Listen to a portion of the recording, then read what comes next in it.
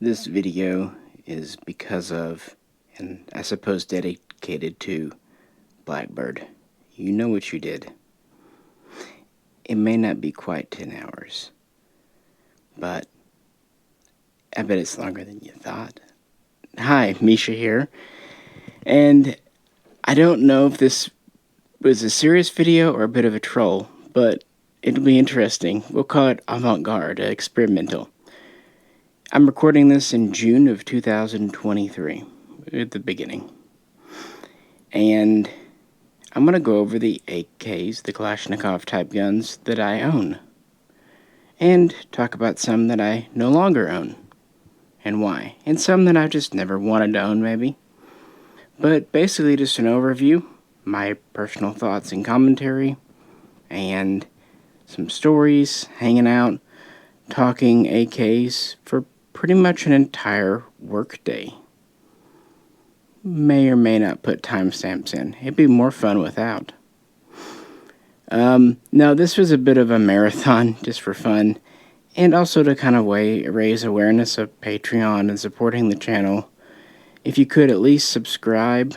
We've got detailed videos on almost all the guns in this video and topics, including magazines and whatnot. All kinds of stuff in history, also plenty of shooting videos, but I'm not going to put shooting footage in this one. I'm also not going to include magazines, I don't think, because those are safe for YouTube now, but this video took so long to make, several days, that it's going to be up hopefully for years. Knock on wood. I'm going to knock on wood. See, I literally did it. I'm a literal kind of person. That, who knows what in 2 or 3 years might change, so we're not going to do mags, we're just going to look at guns, and this is unscripted, unrehearsed, unresearched. This is just me throwing guns on the table and going for it.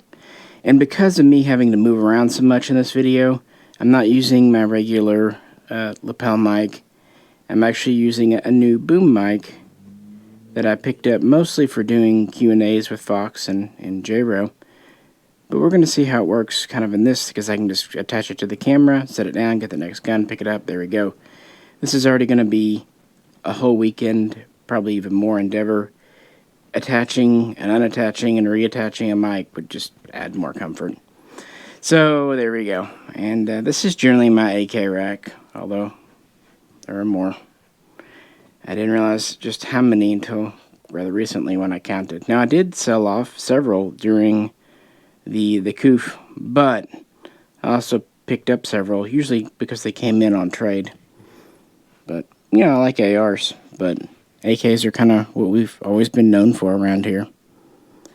So yeah, like I said, please do like, share, and subscribe, and if you'd really like to help support us, just, you know, pledging $1 on up a month over on Patreon. We do Q&As. It really, really, really does help. So I'm going to kind of break this up into countries. And, well, if you're talking Kalashnikovs, there's only one place to start. Of course, we have to begin with the Soviet Union, Russia. And we're going to begin with the tangent. Yep, already starting off real strong. There will not be many non-AK type guns in this video, but I brought out the German MP44 just for a second to once again say the AK was not a copy of the Sturmgewehr. Was it inspired by the Sturmgewehr? Heck yeah. But everything was. If anything, the cartridge, which Kalashnikov had nothing to do with developing, 7.62x39, originally 7.62x41 actually, was more a copy of 7.92x33 Kurz, which itself took inspiration from America's 30 U.S. carbine, 7.62x33. You build upon good ideas. Yes, they're both long-stroke gas piston, but originally, the AK-46 prototypes Kalashnikov tested were short-stroke. The long-stroke did not come in until the AK-47 prototypes, by which time his involvement was diminishing in 1948. The AK is on a solid receiver, originally milled, well, originally stamped and then milled, it's a whole thing. Whereas this was on a bent and welded stamped receiver, very much like, say, a Setme or a Kalashnikov or a G3. The recoil system is its own thing, but kind of like a G3. Nothing like what we see on the AK. Yeah, the magazines look very similar. Again, kind of form follows function. I will not deny that the MP44 didn't inspire, but inspired the AR-10, the AR-15. For example, the way the safety is set, the selector, the mag release, the dust cover. Yeah, to me, they kind of cry out. And there's lots of ways this is not like an AK. Anyway, I've done a long video on this subject with evidence here and there and what I've found in the past. If you would like me to revisit that, do it again in 2023, let me know in the comments, and we might be able to put it on the itinerary if enough people are interested. But with that, let's focus in on Kalashnikov's rifle. My milled AK Type 3, often called the AK47, as I just mentioned. It was technically the prototype name, but we all know what they mean, and that's kind of the point of language. And I fully admit I'm a little underrepresented in this department, especially considering how much I really like milled guns. Part of it is not that I couldn't get the kits back in the day. I could. This is one of the PLO kits that were kind of all over the place from Israel around the turn of the millennium. The problem were receivers. No one that I knew at the time, and even online you didn't hear much about it, were doing re-welds. So you really were stuck with either a US receiver or one of the Bulgarian milled import receivers. Now, the downside of the Bulgarians is they were made for a press and pin barrel, whereas the US receiver could be made to take the original threaded barrel. And that's one positive about these kits. They did have the original barrels, because the barrel ban did not come through until 2005.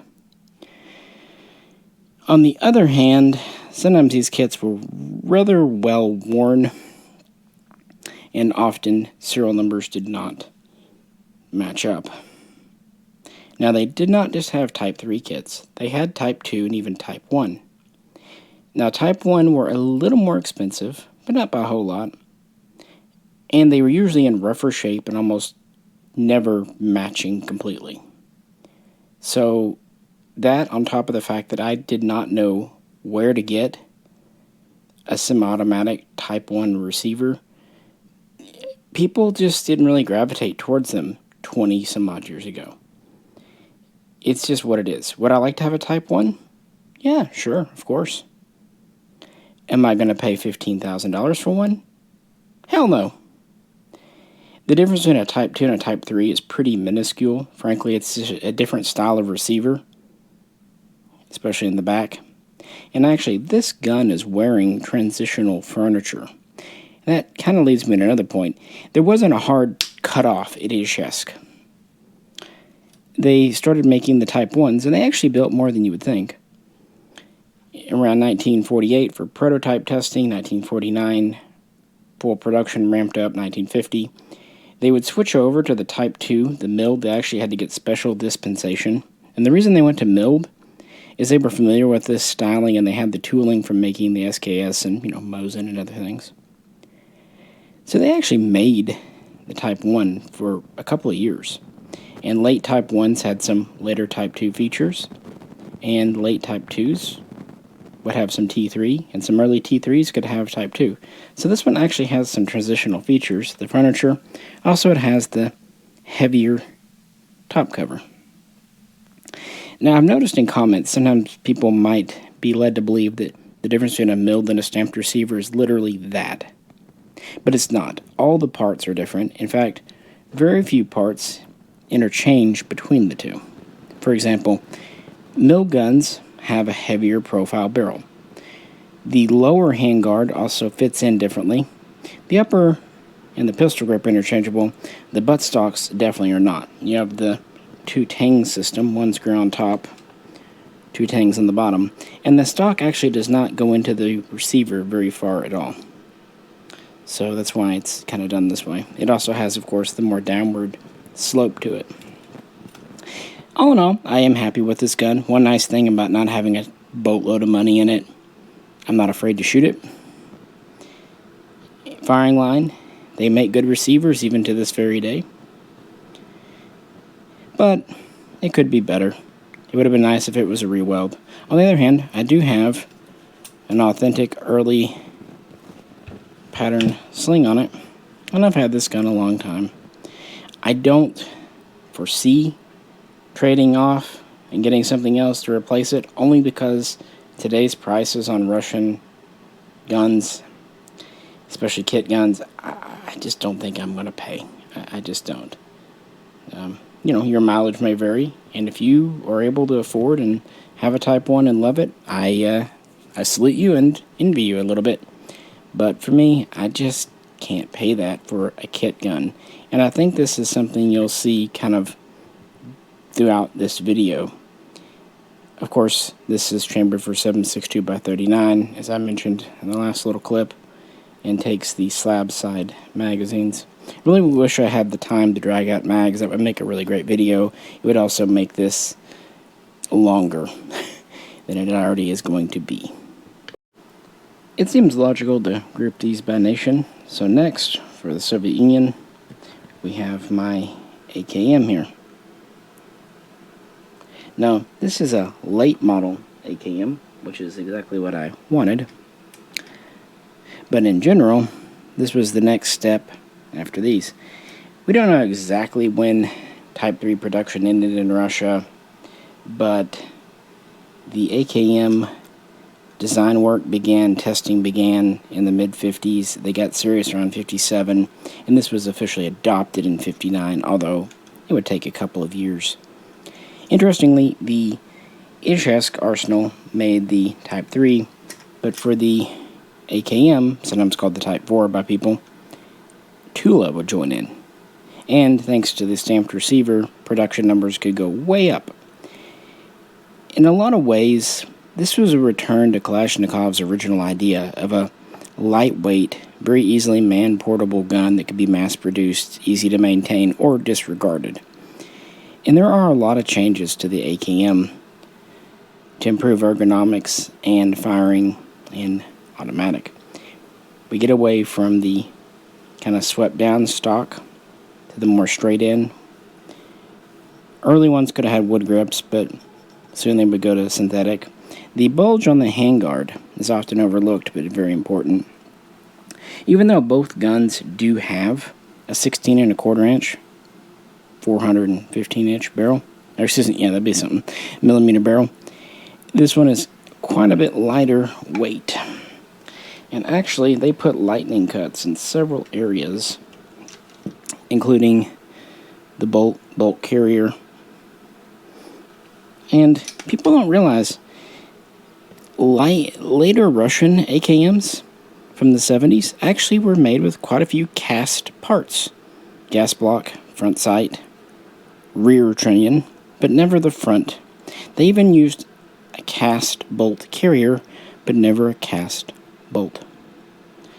Lots of things I could say, but why is this mine? This was assembled from Legion USA. It was part of that kind of special run they did for me quite a long time ago now. And it was started off with parts kits that came over from Russia back when we could still do that. They came from Molot, where they'd been reconditioned original guns, so they were matching and in great shape, and some of them unissued, especially later pattern. Of course, no receiver, no barrel. But luckily, we had a pretty good alternative. For the receiver, we had the Childers or Childers receivers. Not only did these have replica Russian markings, the actual shells came over from Poland, unfinished, 80%, but they were originally stamped, authentic 1mm, on original column block era pattern style tooling. And on top of that, even if we don't have the Russian barrel, this has a Polish barrel actually made by FB Radom, and is as good as you're really going to get. I know today some people pay an insane amount of money for Russian kits with the original barrel intact, and I get it. I do not like US barrels in my guns. However, I don't so much mind an authentic barrel like this. So, yeah, I'm okay with it. This was as good as I was going to get for a Russian AKM, and that's because these were never imported as semi-autos to America. Now, some might say, what about the Saiga? What about the Vepr? The Saiga is not an AKM. It's an AK100 series. The Vepr is definitely not an AKM. It's based on the RPK. Neither are even close, quite frankly. That might sound pretentious to you, and it might have to me at one time, but once you get in, the devil's in the details. When you add up all the differences, that you can really just not ever be happy with the Saiga with wood furniture on it if you want a Russian gun in the collection. And keep in mind, when I did these, retail price was like $1,500 with a bayonet and sling. Not cheap, but yeah, not like today. No, I'm very happy with it. Some have criticized the paint finish. I should say that the AKMs switched from the blued finish on the originals to a phosphate undercoat and then a black gloopy kind of overcoat paint. So, yeah, that's the dealio there. Yeah, this is the best I could really do, and it's a good rifle, and we have recently fired it as well. I'm going to be doing a lot of walking while doing this video, but I signed up for it with my little joke. Going back in time, the RPK. After they went to the AKM, and this was really the plan from the very get-go, but before this, they had the AK as the rifle, although originally the SKS was to be the rifle and the AK was to be the submachine gun, but that's not how life worked out. And the RPD was the light machine gun. So two different guns. Unfortunately, the RPD had its issues. Frankly, 7.62x39 isn't well suited for being in a belt fed to begin with. And of course, that gun was designed with 1940s technology, including a milled receiver, and it was quite heavy at 16 some odd pounds unloaded. And it didn't really offer a whole lot. The magazine, the drum capacity was 100 rounds roughly, and it was a little finicky. So they wanted to have a family here, and that's where the RPK comes from. Kalashnikov's handheld, i.e. light machine gun. This was an overgrown AKM, and it's one of the more successful in this series.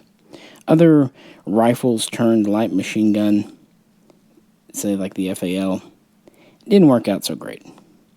And while this one had its limitations, it's proven to actually be quite successful. This was used in the support role, or assault role, or cover role, depending on offense or defense. We have kind of the clubfoot stock from the RPD. So they're not interchangeable, but the pattern, where you could put one hand here and one hand back here to fire in more of a defensive setup. We have heavier handguards, thicker, because we have a heavier and longer barrel. Roughly 23 inches. It is thicker. And it does have a folding, permanently attached stamped steel bipod.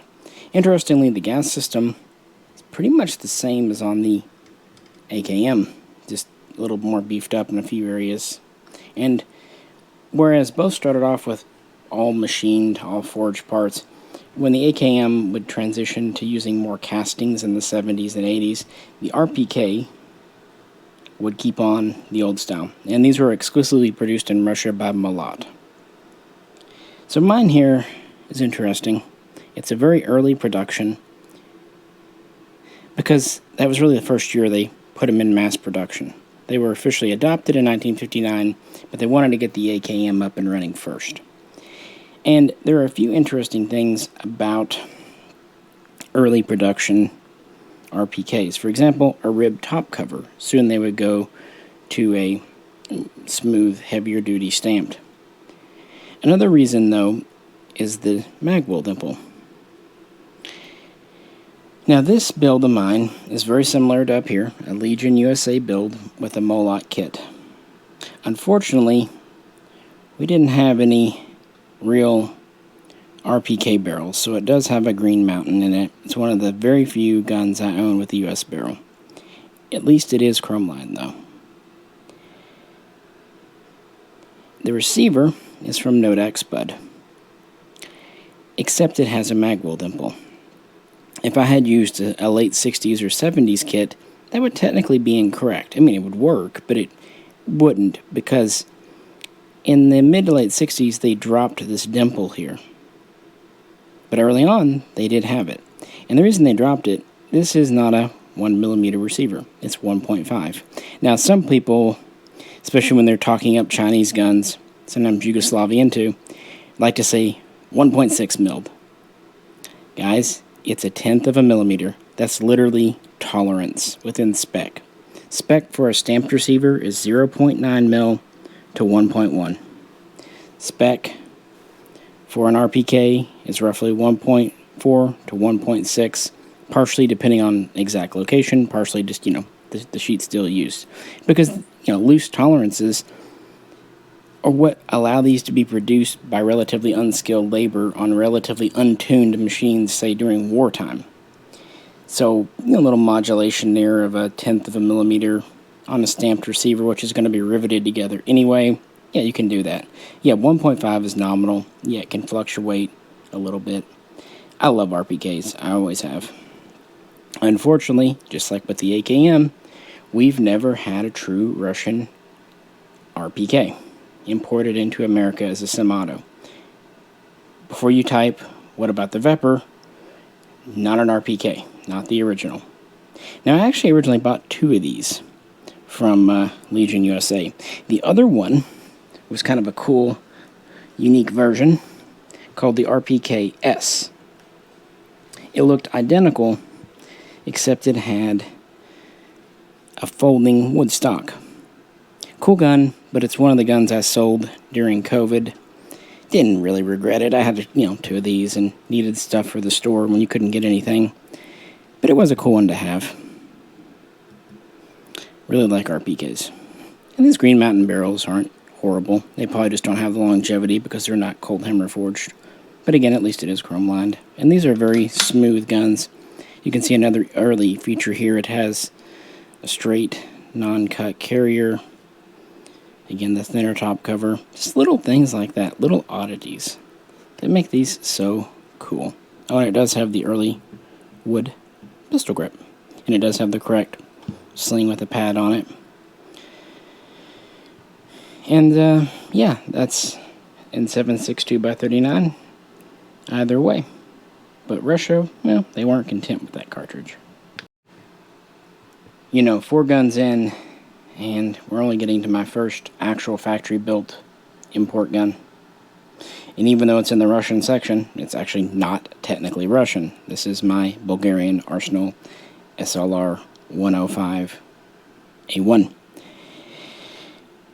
Now, as you probably have guessed, we have never actually had a true Russian semi-automatic AK74 imported.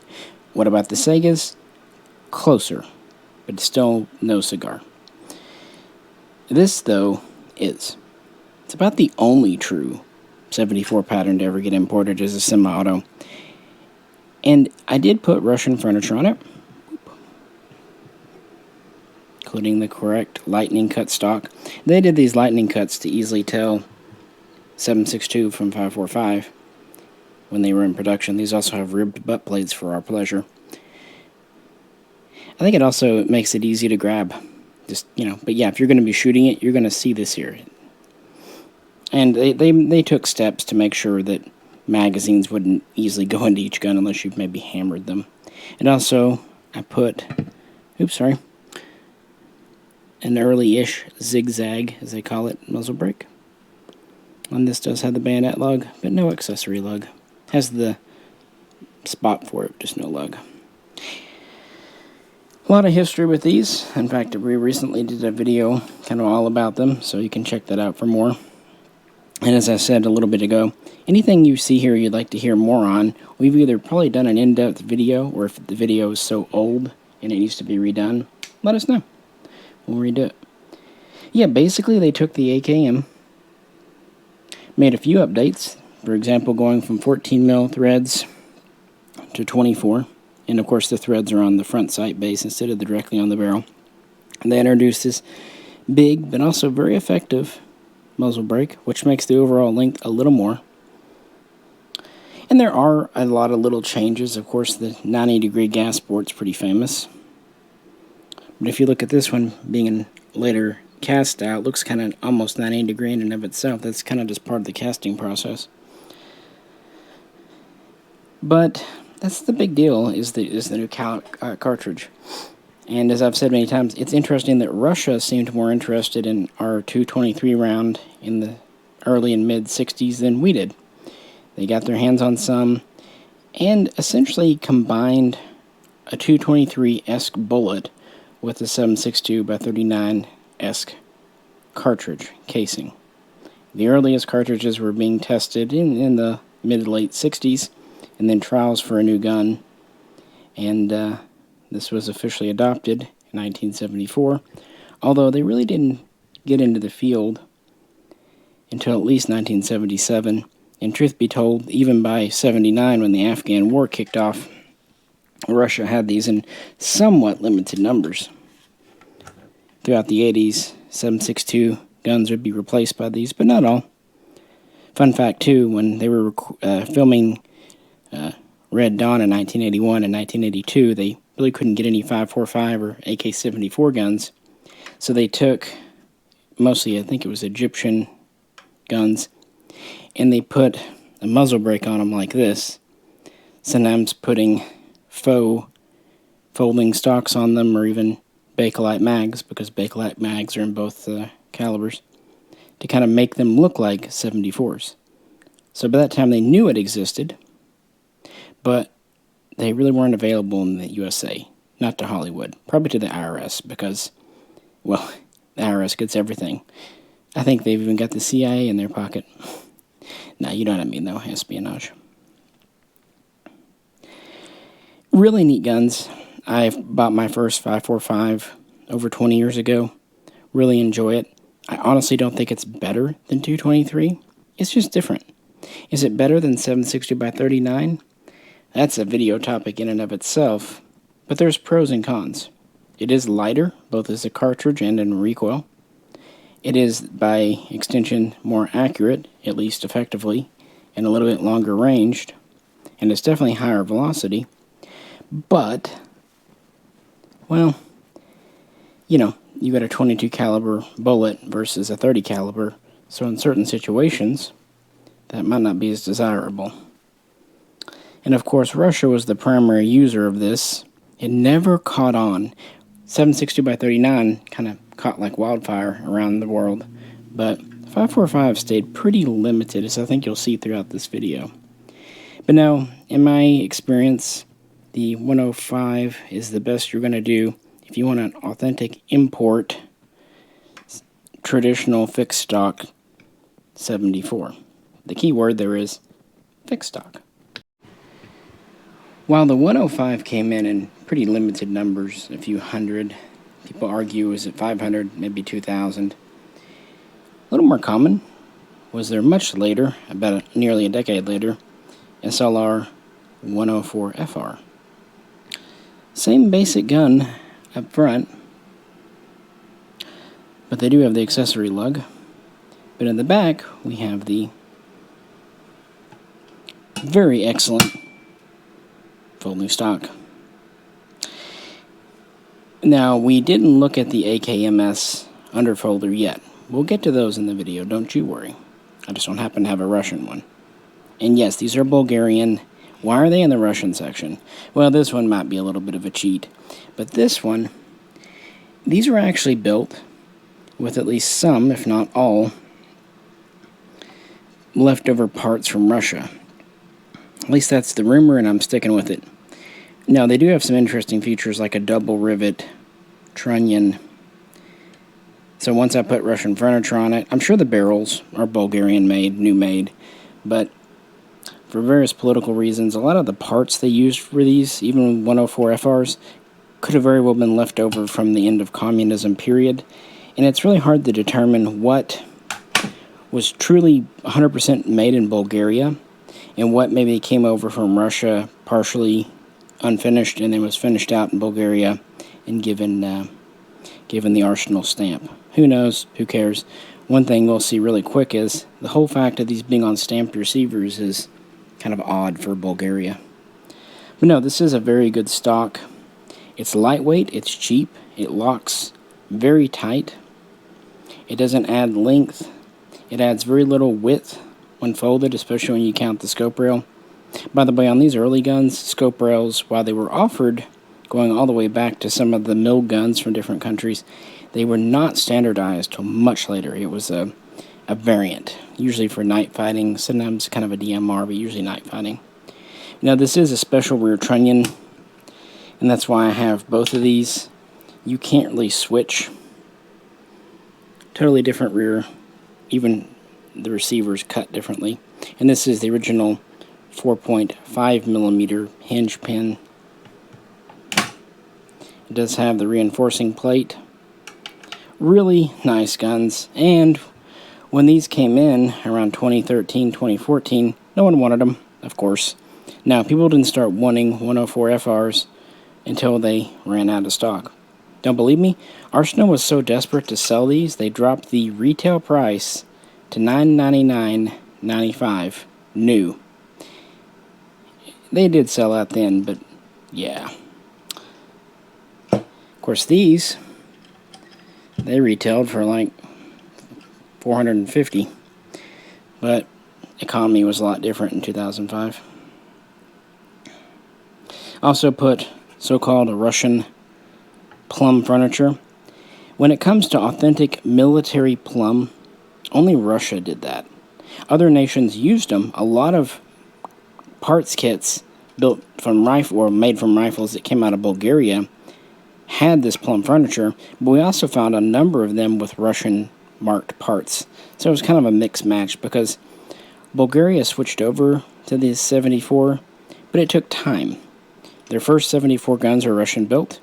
Then they assembled them under Russian supervision with Russian parts. Then they made some of their parts under Russian supervision, and you know, it's a process.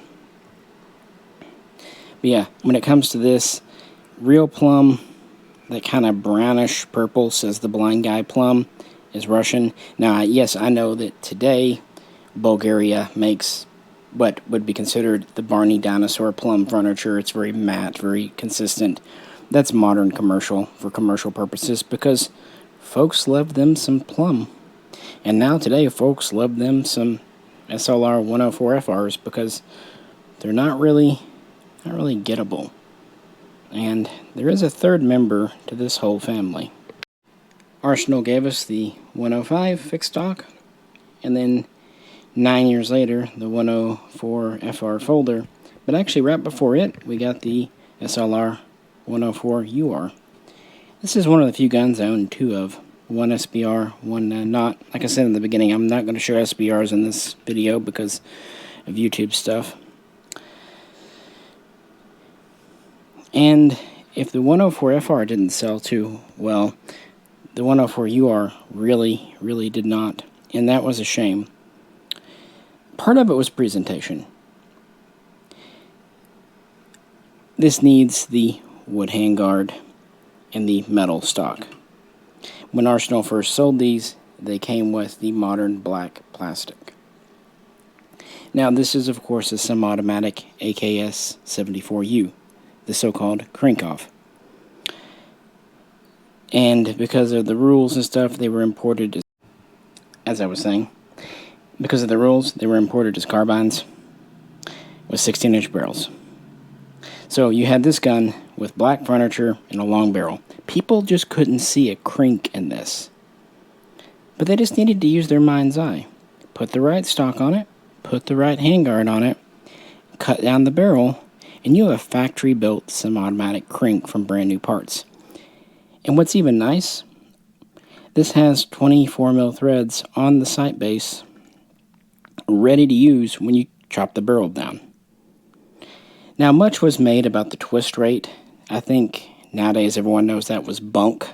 Yes, the Russian cranks did go to a faster twist rate after some service in Afghanistan, but the instances of keyholing were existing but greatly overstated. And even if a gun does keyhole, I kind of have the attitude of, so what, as long as it's not, all over the place. If it's just a little bit or with one type of ammo.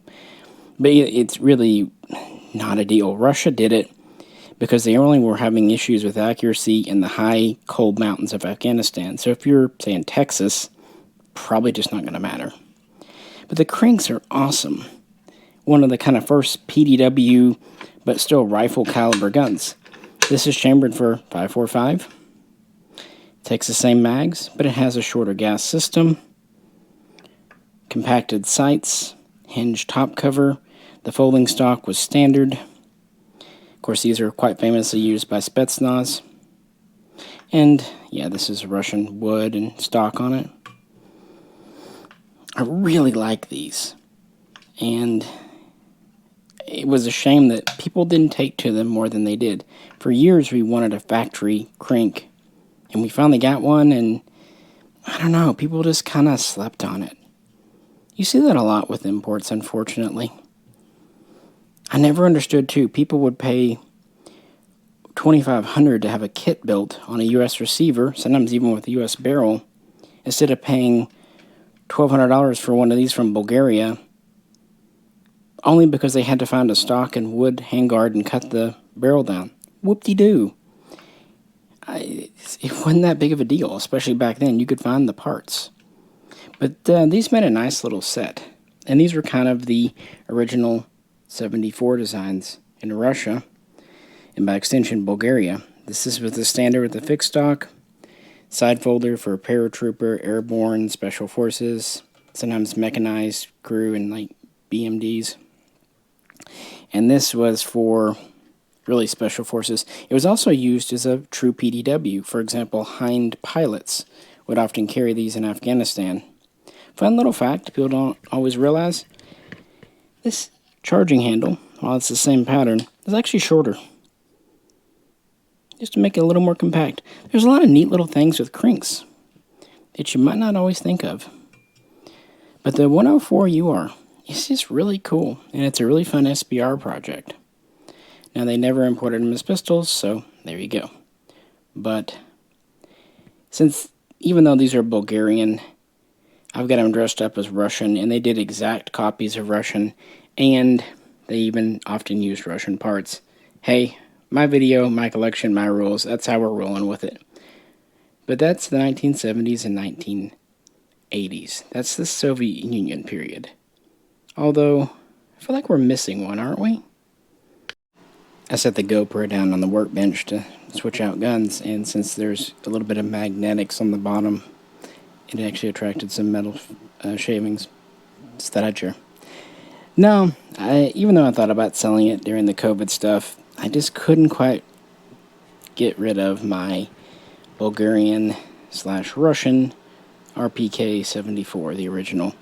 And now we're kind of back to a kit build because, you guessed it, we've never actually had this pattern in, although close. Here's that original kit build again. Here's this one. And these were mostly done, at least on a commercial level, by Vector Arms. But very few of these kits came into America. How many? I don't know. 700 was a number given. I think it was probably more than that, but not by a whole lot. That's because Russia still considers the RPK74 current issue, so they never surplus them. And very few nations use these, much less manufactured these, outside of the Soviet Union/Russia. And Bulgaria is an interesting case study. After really examining the parts that Vector had, and I had quite a few of the guns, because I sold for Vector, and then looking at Vepr from Molot, I am quite convinced that these were either scrubbed and remarked Molot parts / guns, and why would they have done that? Anonymity, to keep Russia out. Or Molot sent, raw parts over, trunnions, receiver shells, and they were put together in Bulgaria. Either way, these started off in Russia, at least parts of them. The trunnion is especially a giveaway. Yeah, it has the arsenal markings, but yeah, it was originally Russian, or at least the forging was. And you could get these in Woodstock, which is what Vector advertised. But I remember when I asked them, hey, do you have any plum? They said, we do have the polymer, but we're not selling it or we're not marketing it because it's got a few scratches. You know, with wood, they could refinish it, buff it out, and they really couldn't do it with the polymer. I said, I don't care. So they would do plum upon request. And I really like plum, says the blind guy. Fixed stock on this. 1.5 mil receiver, again, no dyke spud. Notice there's no dimples, which is correct for the 74s. Same length barrel, although we do have a little, oops, sorry, I keep doing that, little birdcage flash hider. It's actually a lighter weight barrel, only because we're firing 5.45 instead of 7.62. So, 22 caliber versus 30. We have a slightly updated bipod collar. A few other little tweaks to the design. Notice this does have the smooth top cover. Windage elevation adjustable rear. Very few changes. In fact, that was good, Michael. Keep it live here.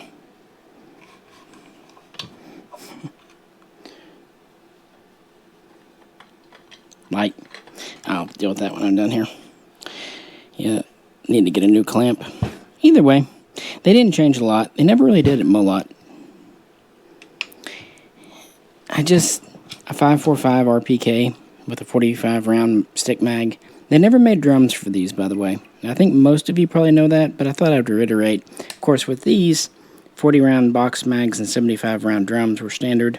Typically, the 75 round drum would be used first or used more defensively. The 40 round box mag more on the move or to reload. But these, they just issued 2 4-cell pouches of 45 round box mags. They also issued speed loaders. Really neat guns. They're a lot of fun. No recoil on this size. And yeah, they just pretty much quickly put these into production with very little fanfare around the same time, maybe a year or two after the original 74. And so we had the really short crank, but we're keeping on with the support weapon, the light machine gun. And as far as my collection goes, that's kind of the Soviet era for me. But, well, what about the Russian era? You know, post-1991. Let's find out. This is one you should know that I would never sell, and if you have one, I would think very long and hard about selling yours. Imported by Arsenal, later Fime Group. This is not Bulgarian, this is the Russian, of course, Saiga, made by the Izhmash factory, which was the name adopted for commercial purposes for Izhevsk around 1992. And yeah, it was assembled in the Legion custom shop, not to be confused with Legion USA, though. A different thing. And this is the SGL 31 variant, meaning it was chambered for 5.45 by 39, and specifically the 3194 with the solid body folding stock. There was also an 84 with the triangular, and then there was a 95 and an 85, which were the same gun but different magazine. This is it. This is a true Russian gun and a semi-automatic facsimile of their current AK74M. Yes, I know there's the AK12 and even newer variants, but for the most part, Russian soldiers have these, or even some still have AK74s. And development actually began in the Soviet Union in the late 80s and was more of a gradual thing.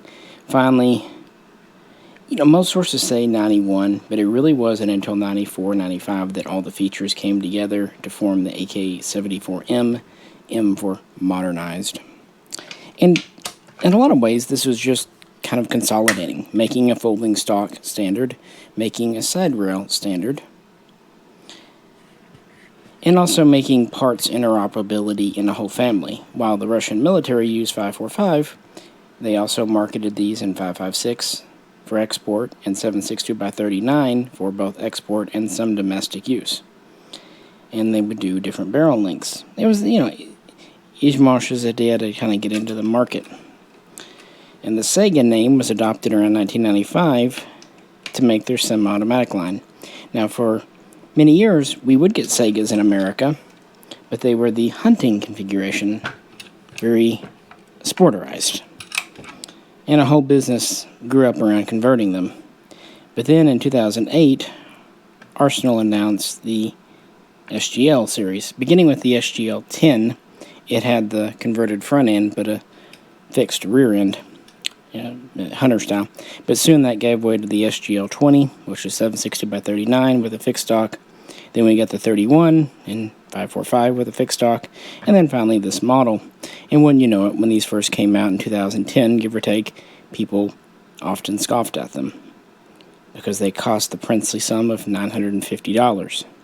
To be fair, back as late as the end of 2008, SGL 21 fixed stock guns in 7.62 were $500. So, perspective. This is really good. Not only are they well-built, dependable, pretty much all the work except for 922R conversion and all that was done in Russia. You get the real folding stock, you get the bayonet lug, the threaded barrel, they take standard magazines. Really the only thing missing is the reinforcing plate over the pistol grip, which, yes, some people go to the trouble of adding. I didn't do that, but I did add the spring-loaded button. But yeah, in military service, the AK74M was the last of the Soviet guns and also the first of the Russian Federation guns. And there are some cost savings on these, but newer manufacturing techniques and whatnot. But there's also some thickening. It's often repeated that the receivers are ever so slightly thicker than an AKM, AK74. Maybe, but not by a whole lot. Maybe 1/4 millimeter at most. They do have the heavier top cover though, and we have a heavier stock hinge. It's a 5.5 millimeter instead of 4.5, and the angle's a little different too. And of course we have the famous bump rivet. All little things to do. Also, the muzzle brake was made easier to produce, and it also fits tighter thanks to a long collar. Remember earlier I said the difference between an AK-74 and an AK-74M may not look a lot at first, but when you really start adding up the stuff, you get it. No two parts are really the exact same.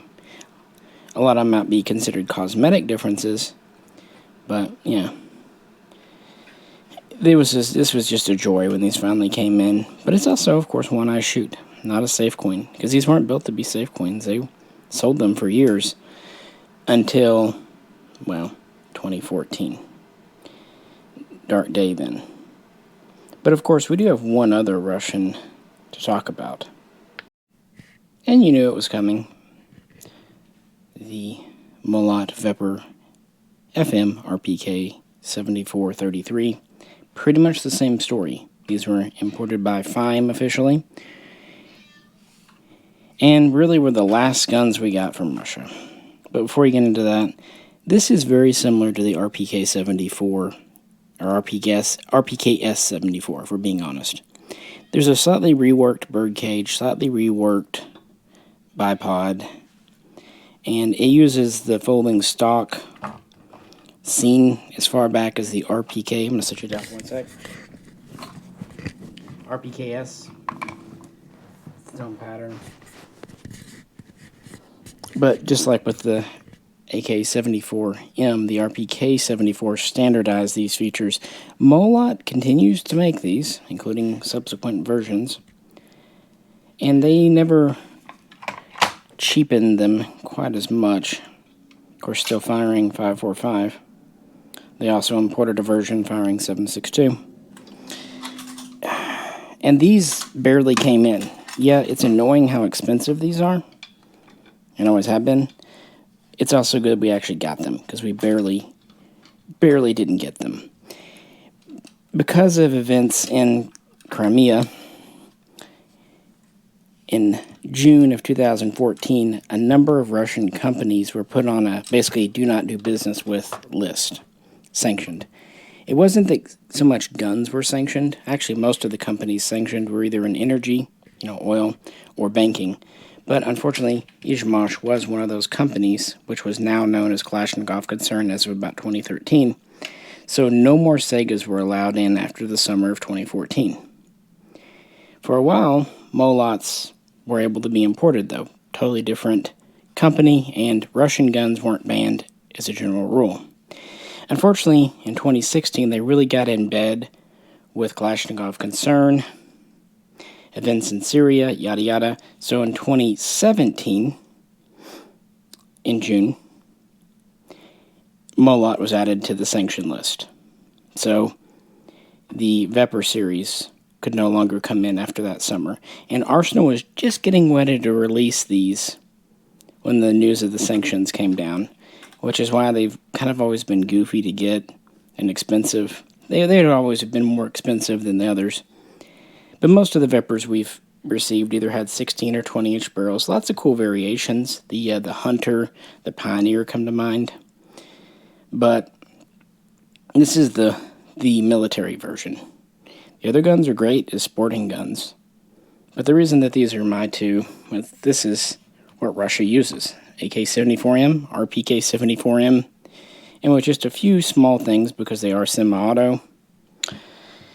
Yeah, they're great. And with sanctions in place for nearly a decade now, and over 5 years now, I don't see them getting lifted anytime soon, because you may not have noticed, but relations with Russia, they haven't gotten any better since 2014 or 2017. In fact, dare I say, they're quite a bit worse. And for some reason, Russia kind of needs all the guns they can get right now, so probably even without sanctions, it might be a little difficult to get semi-autos out of there. But to be fair, back in 1994, a bilateral agreement signed by Clinton and Yeltsin's governments actually was trying to prevent guns like these from ever coming in. So it was a minor miracle any came in at all, frankly. It was a blip on the radar, but a very cool one, and really the only 100% authentic Russian guns we've ever received. In response to the 2014 sanctions, we ended up with Kalashnikov USA, although for a number of years it was touch and go if it would actually ever happen. But it did. And this was their first carbine, the KR9. This is my early one. You've seen it fired recently. We fired it many times over the years. There were talks about importing the Saiga 9x19 carbine, semi-automatic version based on the Vitiaz submachine gun, which actually was a development of the Bison or Bison. But we never got those. We never got Saiga 9s. I wish we had. I would own one, even if it were pretty heavily mucked up, but we didn't. And I wasn't sure what to expect out of KUSA. Now, why is it in the Russian section? This is a U.S. gun. Because they did a very good, very good, almost exact copy of the gun. And the few places they didn't exactly copy, like the barrel, they knew it. They just didn't have a way to really do the barrels economically in America to the original spec. It's still a perfectly fine barrel. But in other things, we have the authentic folding stock with original latch. We actually have the custom sized receiver for 9mm. We even have the reinforcing plate and copies of the furniture. And there's lots of styles of the Vitiaz. This is just one. And of course, this is famously known. They copied it so well that they actually copied one of the Saiga 9's original early issues, which was cracking of the hinge top cover. Of course, easy fix there. Replace it. KUSA has been up, down, and sideways in recent years, but what I can report is, in my dealings with them personally, they've been very polite and fine, and this gun has been 100%. Couldn't ask for more. It feels great, and I really wanted one of these in the collection because there aren't a lot of modern submachine guns floating around, and Russia does employ these. True, mostly police, some special forces, But this is one of their modern guns, which is just a blowback fixed bolt gun firing 9x19 out of 30 round mags. And people paid lots of money to build kits using scavenged Russian parts, and that's fine. But I don't know. This makes me happy. It's a good shooter gun. Will these ever be collectible? I don't know. Weird things become collectible, but I didn't pick it up for that. I picked it up because 9mm are fun, and this is a very fun gun. Even though it's actually lighter than, say, a lot of the Romanian 9mm, for whatever reason, it seems to have less felt recoil. By the way, YouTube, this is a faux. It's just a barrel shroud. It in no way is a suppressor. Just to let you know. And of course, KUSA didn't stop with the 9mm. The SGL3194 we looked at was sold in relatively large numbers, 545 folding stock. Arsenal Fime Group did do the SGL2194 762x39 folding stock, but in very small numbers. I thought about buying one, but even back when they came out, they were quite a bit more money, and I just never did. And those would have been some automatic variants based on the AK103, part of that whole family. Well, KUSA did a replica, the KR103. First, kind of like with the original Saiga SGL2021s, it had a fixed stock, but then they did a folder. And I picked one of these up to examine it, to compare it to my Saiga. We did a comparison video, and I really had no intentions of keeping it. And I guess I really don't, even now, but here it still is. Even though I wasn't really planning on keeping it, it's still here. I just don't feel any urgent need to sell it. It's a good shooter, 762x39 gun, with the modern features. And just like with the KR9, they did a bang-up job of replicating the original. Again, reinforcing plate here. If you really want to criticize, you can say, okay, it has more of a matte finish than the originals, but I will say one thing mentioned with the KRs, they did not have chrome, they had chrome line barrels, but not hammer forge, called hammer forge.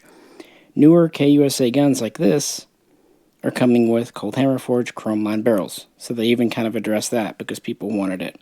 Are these built with some cast parts like the gas block? Yes. So are Saigas, or were Saigas. So that's actually being authentic. Even has that bumper of it.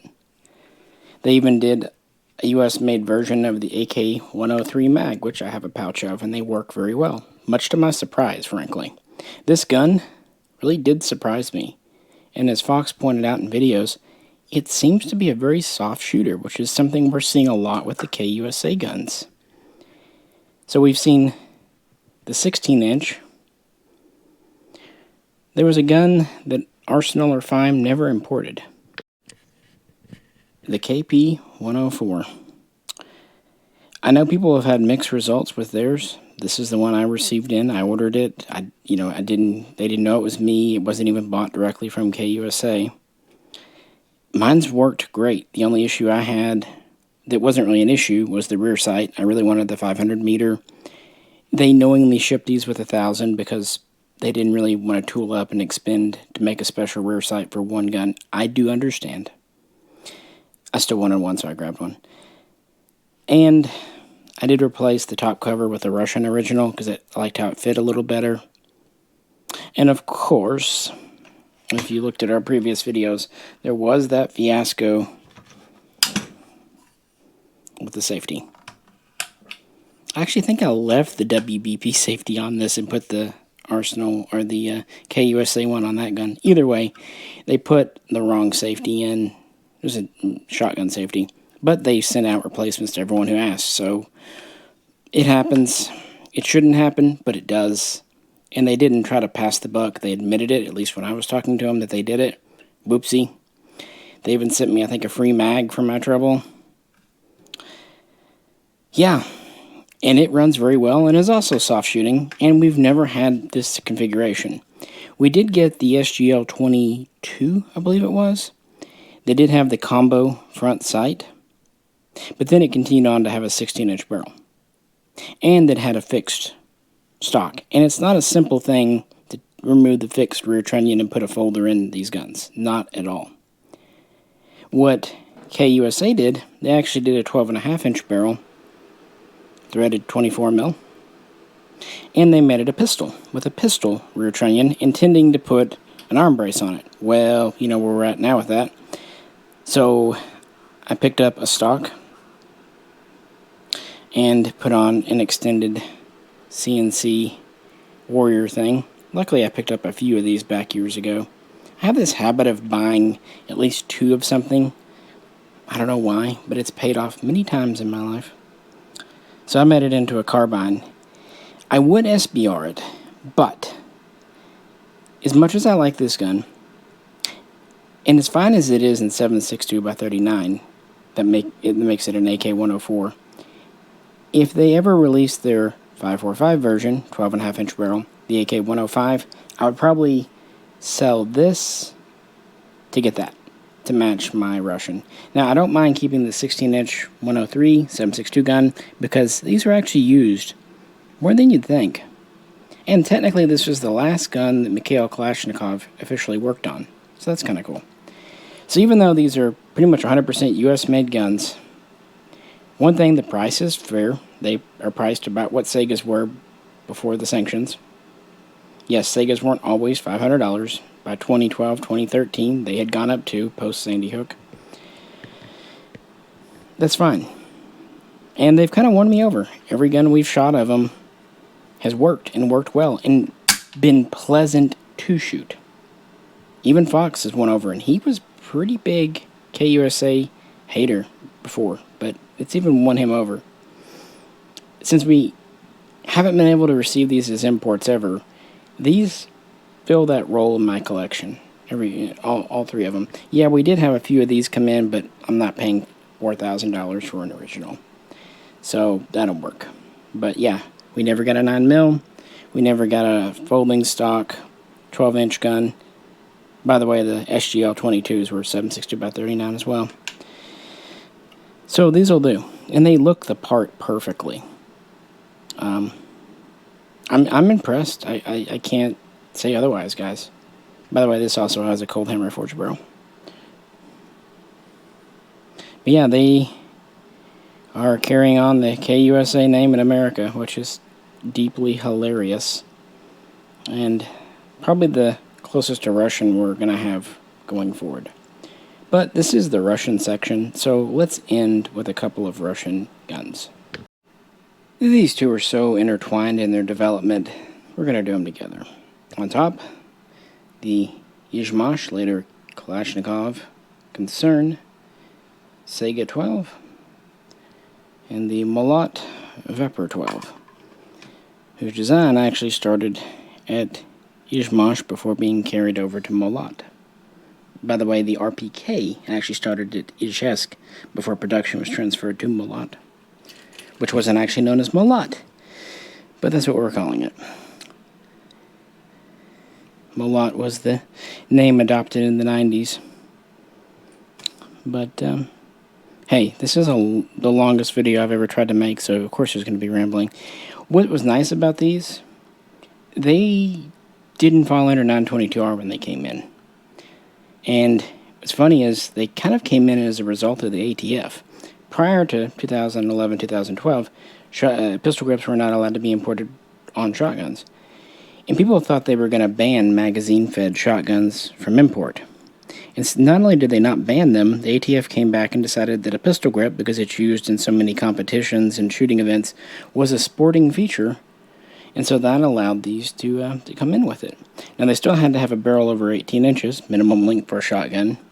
Yes, rifles are 16, shotguns are 18. But the barrels are threaded, again, because it was a sporting feature for attaching chokes. You get a lot more latitude. The standard magazine for each is 8 rounds, but for import compliance purposes, each came in with a 5-round mag, although companies imported, versions. Both are AK derivatives. Really the biggest difference, the Vepr, I'm going to keep doing that. Again, you get it raw here. The Saiga takes the rock and lock mags, as I know you know. which don't sound bad, but on a 12 gauge they actually do kind of get problematic. Whereas the Vepr has more of an AR-ish magwell, which shouldn't be such a big deal, but it is. On the other hand, the Vepr is heavier. It's probably more durable. The Saiga is nice and svelte. There's pros and cons to each. A lot of people want to say the Vepr is better, Saiga is worse. I don't think it's that simple. I would say overall, if you measured them, the Vepr slightly edges out the Saiga. But there's something to be said for the Saiga too. For one thing, it has an adjustable gas valve, whereas the Vepr's is marketed as self-regulating. So if it works, great. If it doesn't, well, yeah. Both of mine do have the folding stock. Of course, fixed stock versions came in as well. And both have been used by Russian military in limited numbers and Russian police in larger numbers. And really took the idea of a shotgun based on a combat rifle from novelty, look at the AR-15 shotguns, to actual legitimate things. And that's what's neat about these. These are actual military grade guns. And the Veprs, we did a video eons ago, Jay and I did, saying get these because they were $800 brand new. And mags were like $50, which was a good deal because shotgun mags are expensive. The Saigas, they were always a little more, including their mags, and these folding stock versions were kind of expensive, which is actually how I ended up with one. No one was buying these, so I got a good deal at Arsenal.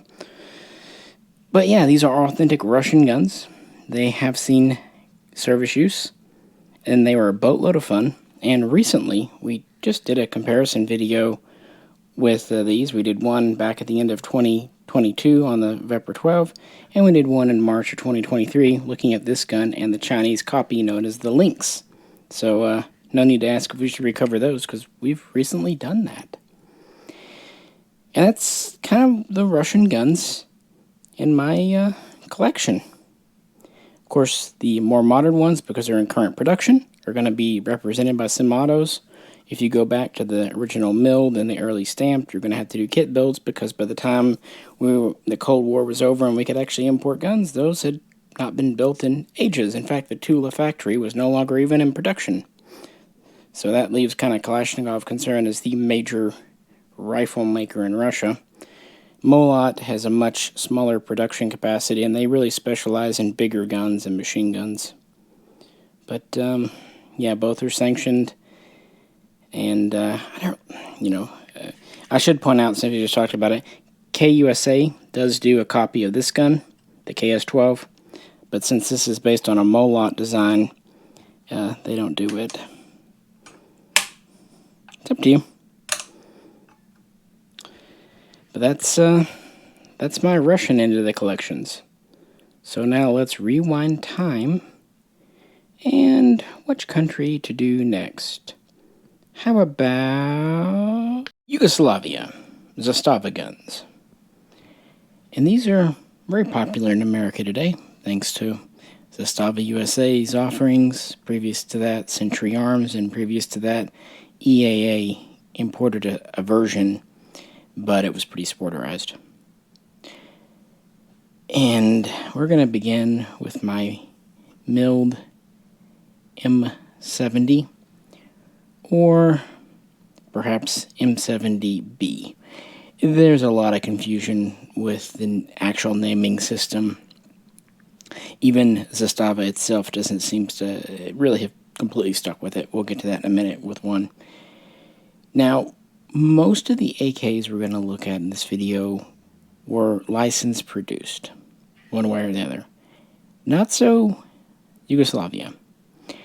Now, in 1959, they did receive, pretty much free of charge, the production line for the SKS from the Soviet Russians, but they never did for the AK47, AK Type 3, or AKM, however.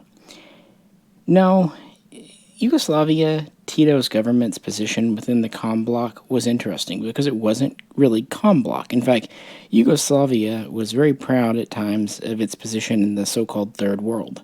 Yeah, once upon a time, Third World was actually something they called themselves, and was complimentary. Anyway, not to get into the history there, but I would suggest if you do like that kind of Cold War stuff, check it out. It's cool. Around 1964, the Yugoslavian People's Army requested an AK, and so Zastava reverse engineered some. And the first were available around 1967. Now, those were the so-called M64s. I don't have one, and they never were really formally adopted. They never were called M64. That's just kind of what we called them. And they were very interesting. Still on a milled receiver, but the tang structure. Rather, the stock would go inside the receiver with one giant long screw through it, harkening back to, well, anything but a Type 3, really. They also were very insistent on infantry rifle grenades with the gas cutoff, so even from the get-go. Now, they did have a 16 1/4 inch medium heavy barrel, 14 millimeter threads. Now, they did give them night sights, which is pretty unique. And they gave them these extended slab side handguards. You can easily tell them because they have 3 vent holes instead of 2. Now, this, like I said, is an M70. Notice the lightning cut. The M64 actually had an automatic last round bolt hold open. And they tried it out, but the problem was that meant the magazines were specific to it, couldn't be interchanged. So they did some simplifications, and they released the M70 without the bolt hold open. Now notice there's no lightning cut on this side. Also notice this has a pinned-in barrel. Some say the M64s were thread-in barrels and the M70s were pinned in, AKM style. Some say the original M70s, the very first versions adopted, still had the thread-in barrel milled receiver, and it was actually the M70B that was the first to introduce the pinned-in system. Also, there was definitely an M70A, for that matter, an M64A, with an underfolding stock. The Yugos really seem to like their underfolding stocks. There are so many differences between Yugoslavian Zastava pattern and Russian. Can't go into it today. The little spring-loaded catch back here throws people off. They're very unique pistol grip. There are wood ones too. This is a relatively early one, as it has a metal ferrule up here. And of course they have the rubber butt plate, and there's no cleaning compartment in here because of that long screw running through.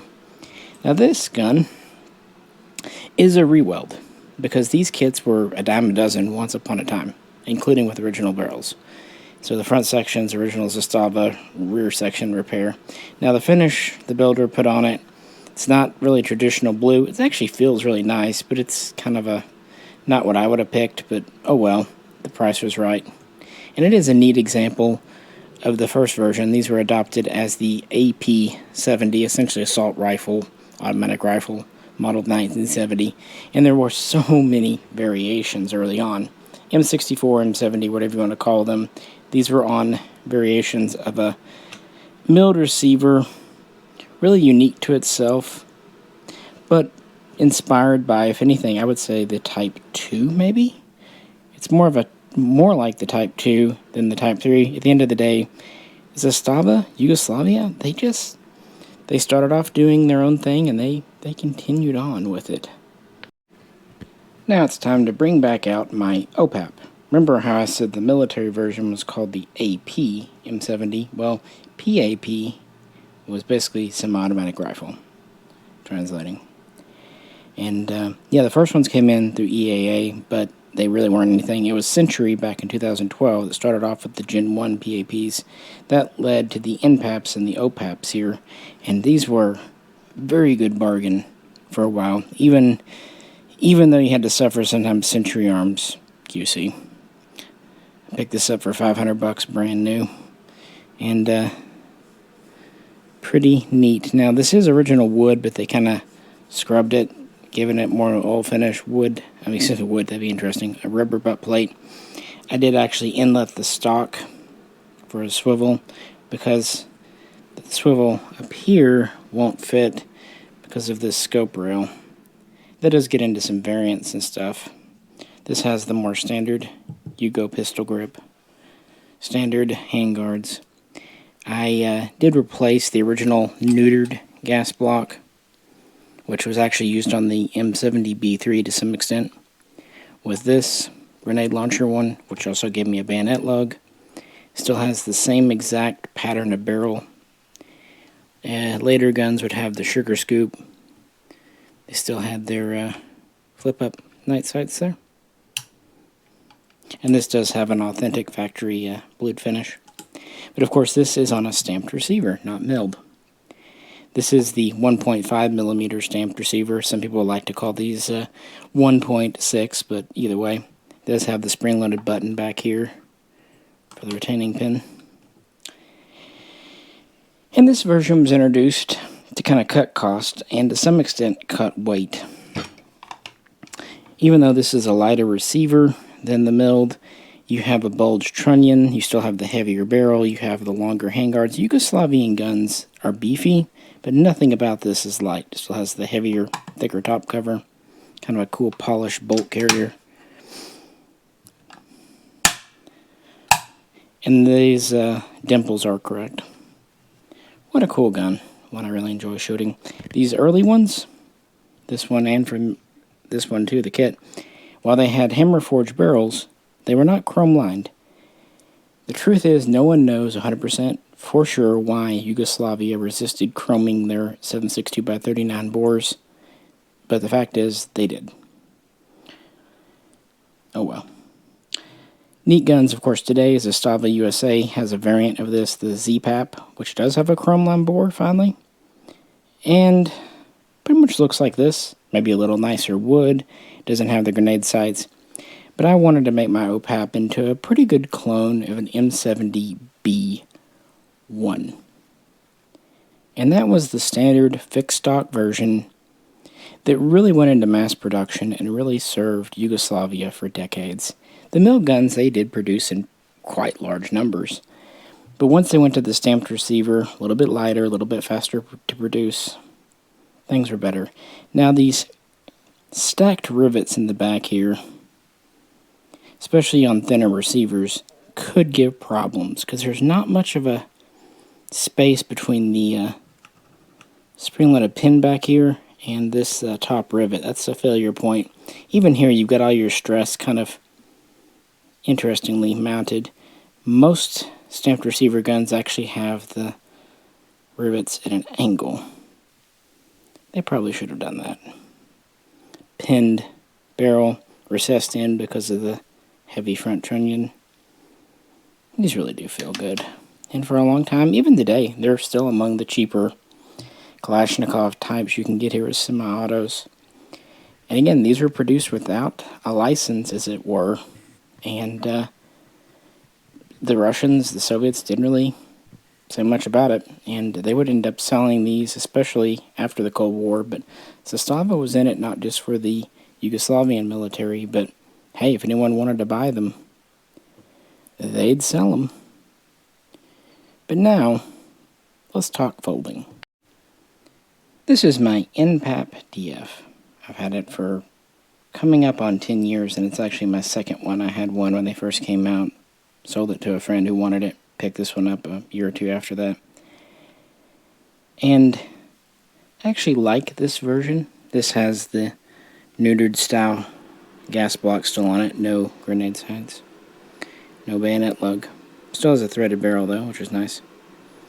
And this is a standard heavy barrel, but this is a semi-automatic version of the M70 AB1.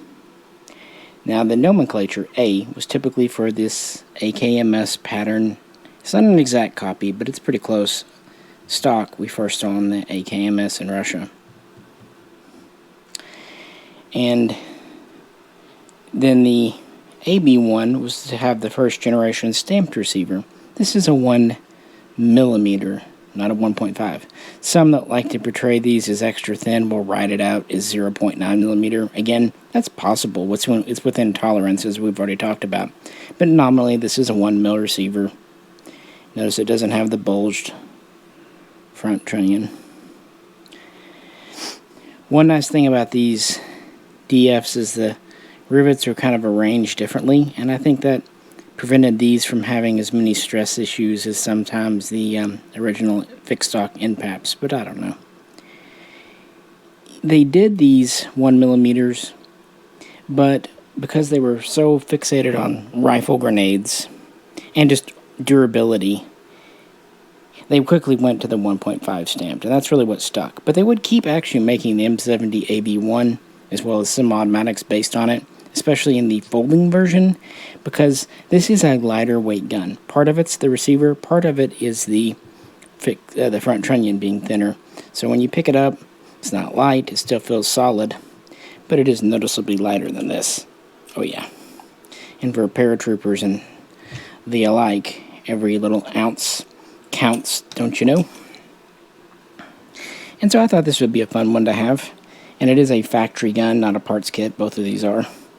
And there aren't a ton of factory folding stock guns available out there today. And again, mine's been very dependable for what it's worth. So, by rights, why would this be an M70B1? Well, it shouldn't, because the 1.5mm version of this gun, which they made plenty of those too, were called the M70AB2.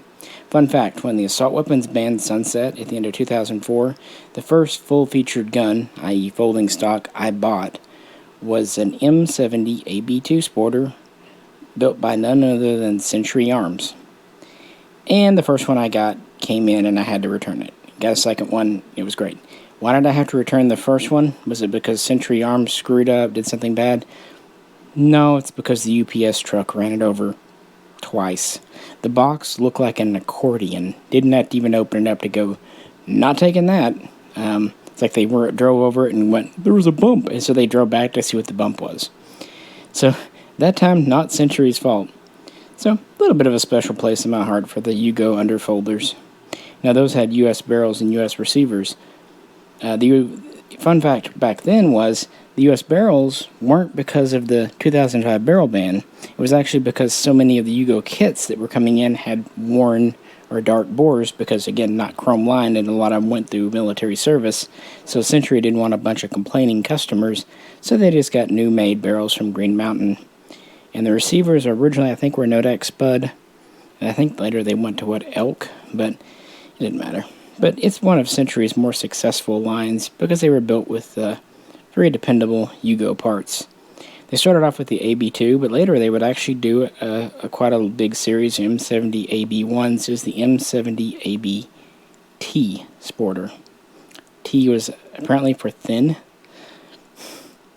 But anyway, for the heavy version, it's the M70 AB2.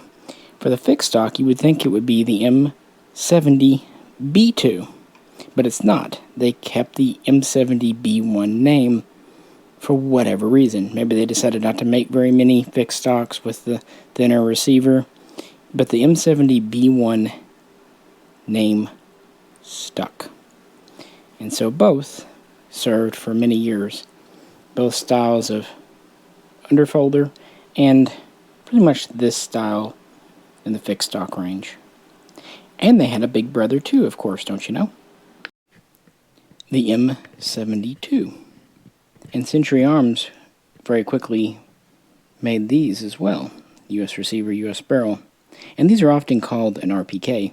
And I think that's kind of giving the gun a bit of a disservice. Again, these are all reverse engineered. And from the back, there's only one difference between this gun, this gun. It doesn't have the spring-loaded button for the grenade launcher feature because, well, no grenade launcher. Now, this is a kit built on a Nodak receiver. It has the original barrel. Once upon a time, these kits were quite readily available. So aside from the receiver, it's authentic. And here, this is actually an M72 B1, which was the name for the 1.5mm stamped receiver. Obviously, being expected to be a light machine gun, a squad automatic weapon, they used the heavier receiver when they went to the stamping. The original M72 was a mill gun. And there actually were some pre-M72 guns, sometimes called the M65 or other things, just kind of by collectors. And there was an underfolding stock. There was an M72A, which was a milled underfolder, and then an M72AB1, which was a stamped underfolder. So it's basically the same rear end. Now we do have a shorter but thicker handguard. And you notice the gas system is more protruding than here. Of course, we have a bipod, pretty standard. We have a different barrel, though, from an RPK. For one thing, it doesn't have much of a taper. It's also slightly shorter than a regular RPK barrel, and heavier, and it has these vent or cooling fins here. Fun fact, Yugoslavia actually did experiment early on with QD barrels for their LMG-derived Kalashnikovs, but they never stuck. Standard front sight, threaded, does have the flip-up night sight, but interestingly, no rear sight. It does have an RPK-style windage rear, though, so I guess that is one technical little difference I should have kind of alluded to. So really, it's a longer, heavier barreled version of an M70 more than it is a true RPK. Part of it is just the fact that Yugoslavia decided to use the heavy receiver and bulge trunnion on all their guns, not just the LMG. So one reason it resembles it less, it uses the same style of buttstock, not the clubfoot. Really nice guns, kit build. Back then you could do these pretty inexpensive. And you know me, I really like RPKs, and since the kits were so readily available and cheap, people have done some very creative things with them over the years. Check them out if you want. And as always, if you'd like to hear more on Yugo guns, we can definitely revisit. It's been a little while since I've done an updated Yugo video, but we still have more to go. Bringing the NPAP DF back out, because it's time to talk about the M92. The Yugoslavian take on a Crankov, or an AKSU. Here's mine. What a cool gun, and very, very fair priced. Century started bringing these in pretty early on in their run, and they were like $600 brand new, and the price would drop from there. And Zastava USA continues them today. And they are similar to a Crank, but also radically different. For one, they're built on the same 1mm receiver as the AB1, and they actually have the same style of buttstock. Now these come in as pistols. I had to install the stock. Luckily, the trunnion these come with is a blank underfolder trunnion, so just drill it out. Boom, there you go. And since I didn't SBR it, I put it on an extended muzzle brake flash hider. I just never thought these looked right, says the blind guy, with a arm brace, and well, that kind of worked in my favor nowadays. So they do have a hinge top cover like a Crank, but it's not spring-loaded. It just kind of flops. They do have a flip rear sight like it. They have handguards that are similar, but again, because this is Yugoslavia, they're longer, and the barrel is longer too. It's actually 10 inches instead of about 8 1/4. And we do have a flip night sight or low light sight on the combo block here too. Of course, these still have the blued finish. They even made their own variant of the Crank sling for them.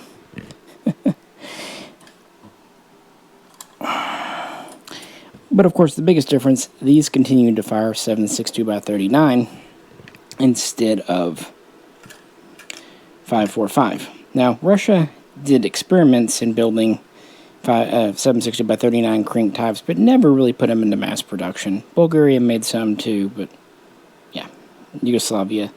And again, it's a little longer barrel, 10 inches, so it's a little heavier, a little bit beefier. And these were used by military special forces, security details, guards, kind of that same role as before. And it's really cool that we have imports of them, because before these came in, kit builds, granted using virgin parts, but still kit builds, were $1,000 plus. So nearly half of what a kit build cost And it was a factory gun with a factory receiver, factory barrel, still not chrome lined on these. And yeah, it says Zastava on it. Pretty cool. These are called the PAP M92 PV. There are other versions as well. Polished bolt carrier. Really cool. I've always enjoyed mine. There were a few people that kind of poo-pooed these back when they were around, but I've never had serious troubles with mine. One thing to point out with these Yugos, since they didn't ever do the bolt hold open device automatically, of course they had the manual hold open followers in the mags, they also put a notch in the selector so you could hold the bolt back yourself while changing mags. Not a great system, but at least it let them be interoperable with standard Russian mags and derivatives. And they would produce these for a long time. This was actually a very late comer to the series, really only being released right before the Yugoslavian Civil War. Before it was actually the M85, this gun, but in 5.56. Now, the M85 and 5.56 guns in general back then ended up being for mostly export, but back in the 80s, Yugoslavia was planning to go to 5.56. They didn't want to do 5.45. So if the Civil War and other unrest hadn't gotten in the way, they might have gone to the NATO round earlier than a lot of other nations in the region. But it didn't shake out that way. That's why the M85 actually came before the M92 here. And there would be full-size, 16-inch versions as well. Well, rather 18, like the M90, M95. But these, while the Yugoslavian military used them unofficially, were never officially adopted. Nope. They would stick to the M70, M70AB2, M70B1, M72 RPKs, and even some older mill guns. And, yeah. That's what we have here. I feel like I might be forgetting some Yugo gun. What could it be? Do you know? Throughout COVID, one gun I was able to hang on to was my Zastava M76 DMR with a secondary degree in being a battle rifle. And I'll explain what I mean about that in just a minute. Interesting gun, though. Now, in the Russian section, I could have included the SVD, the Dragunov, but as we know, that's not an AK. This is, though. It's overgrown, but it's an AK. And it fires 7.92 8mm Mauser rather than anything else. 10-round mag. These were semi-automatic only, and they were typically fitted with a Yugoslavian Azarak made 4x scope, which was basically a take on the Russian PSO1 scope with tritium to illuminate it on a QD rail. It has a similar stock mounting system, but it does have a bit of a semi-pistol grip in the stock. And we do have the oversized grip here for better control. We have traditional Yugo lengthened handguards. We do have a longer barrel, about 24 inches. It is quite heavy. Interestingly, we have an adjustable gas system. And we have a birdcage flash hider and bayonet lug. We even have interrupted threads for presumably attaching a sound suppressor or something. I'm not really sure. Maybe a blank fire device. But these are still built on milled receivers. So even though AK milled production was over in 1976, they would keep making these for these.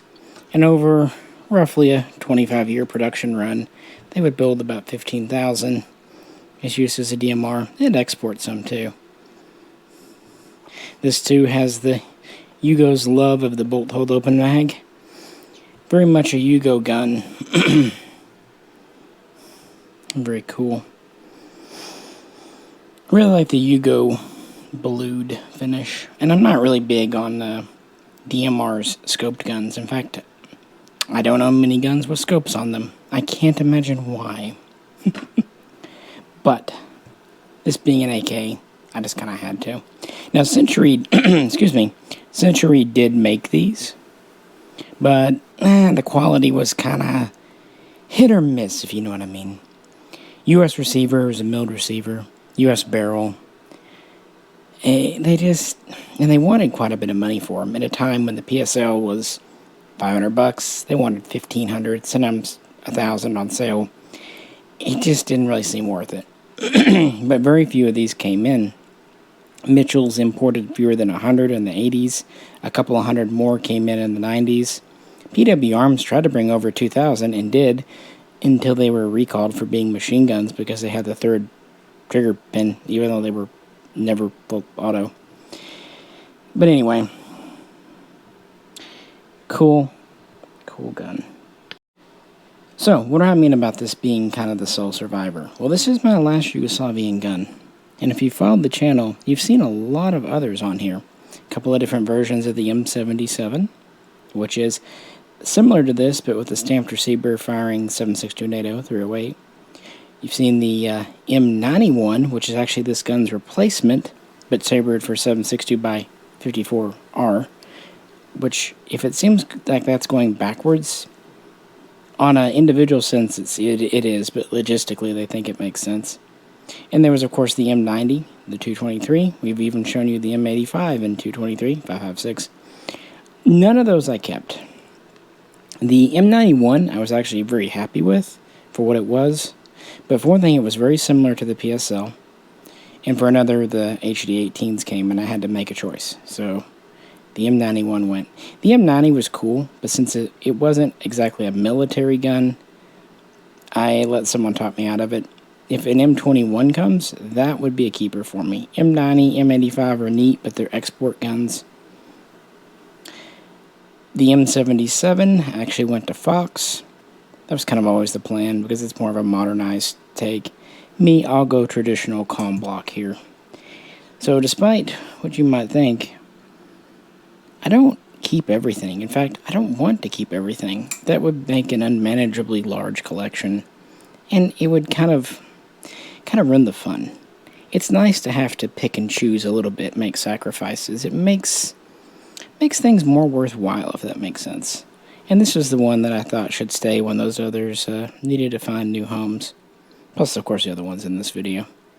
But I feel like this is a good representation of my Yugoslavian collection. But again, if an M21 semi-automatic comes around, I will definitely jump on it. And I have some of the earlier weird Yugo guns, like their submachine guns and their Tokarevs and things. So these guns aren't alone. But I wanted to feature these pretty early in the video. Yeah, we're early in the video, guys.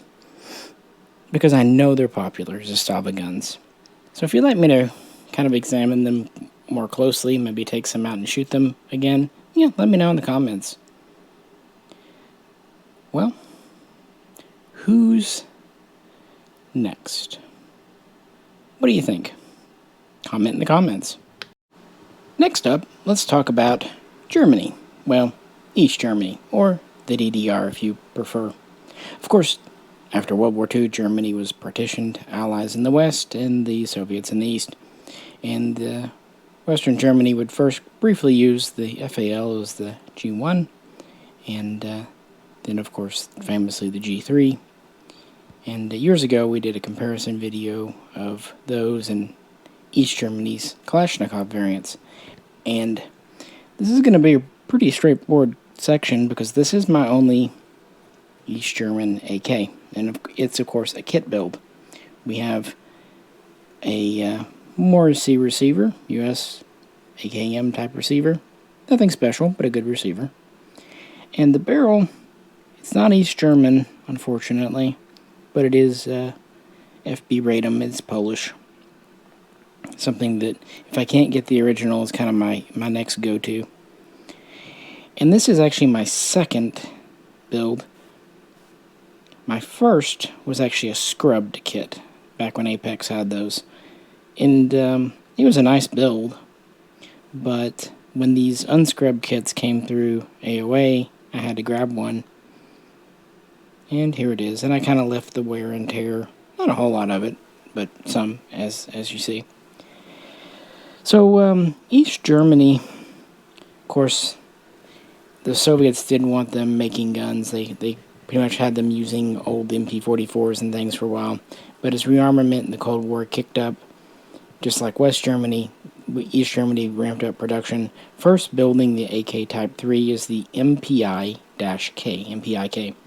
The MPI basically designated as a submachine gun because we have the assault rifle, the storm rifle, whatever category today. But back then, the AK was first thought of as a kind of a big submachine gun. The SKS was intended to be the carbine, the rifle, and East Germany didn't make SKSs, although they're exceedingly rare in America today. So they first made the milled MPIK, and production wasn't off to a great start in 1959-1960. It took them a while to get their butts in gear. And the main difference between it and a Russian was the furniture. They used kind of this beechwood. They also had a buttstock more reminiscent of a Mauser. It didn't have a storage compartment. And they actually carried their kit on their belt, and it used a different sling. But then they started building the AKM variant in 1966 is the MPI-KM, and that's what we have here. This is a relatively early one with a blued finish. And originally they wanted all polymer furniture, all plastic, hollow buttstock thing. But the lower plastic handguards were melting, so they had to revert back to the beechwood style, although they did give it the palm swell. And it, metal-wise, is almost identical to a Russian, with one exception. The front sling loop on the gun is larger, so we can have this style of 1-inch sling without the keeper, the metal little clip. And again, we have a non-trapdoor stock because it's just hollow plastic, because they would keep it on their belts. Otherwise, pretty well standard AKM. And the early ones, yeah, were blued and everything. Eventually, they would go to a paint finish, kind of a phosphate paint finish, kind of a grayish color in the 70s and 80s. And then there would be the MPI M72. Well, there was an MPI KMS underfolder as well. But there was the M72, which was interesting because it replaced this lower wood with a, what we'll call Bakelite ribbed handguard. And it was actually the first to introduce the crutch or wire poker side-folding stock that Romanian guns have made so famous. Also, some Polish guns. What was neat about that stock, it allowed you to use the same rear trunnion and same receiver, and even switch between fixed and folding by just unscrewing the stock and installing it. So, it wasn't the best folder ever, but it allowed a lot more versatility. And they would progress on from there. Now, of course, East Germany was one of the few nations that not only adopted, but also manufactured a variant of the AK74, the MPI M74, and a few kits did come in years ago. I considered getting one and then realized I wasn't quite that insane. They went for crazy money then, even crazier now. I really would like one, but not for that money. If they were real imports, maybe I would have found a way to pay for it, but since you'd have to have a U.S. receiver and probably U.S. barrel, I just couldn't do it. So that's the only reason I have this. And they would continue 7.62x39 production in the 80s, but mostly for export. And there was that weird STG 2003 that IO sold that some people thought was an East German gun because it visually was kind of patterned after an interesting prototype that they had. But actually that was a Romanian gun dressed up a bit. So we've never had a semi-automatic import out of the former East Germany because after 1999 it no longer existed and so on and so forth. And unfortunately a lot of the kits that came in were either scrubbed or missing their original barrels because of reasons. East Germany was actually a major exporter for the Com Block, though, and that's why they were scrubbed. But you almost have to have at least one build in your collection. I should have also done an MPI M72 with the folding stock and Bakelite. I did go ahead and put the Shirker scoop on this one. Probably should have kept the muzzle nut, but my gun, kind of what I wanted to do. And this is incredibly light. Even though it's the standard 16-inch barrel, standard receiver, because of the furniture mainly, This was one of the very lightest AKs in the 60s when it was introduced, and wouldn't be surpassed until sometime later.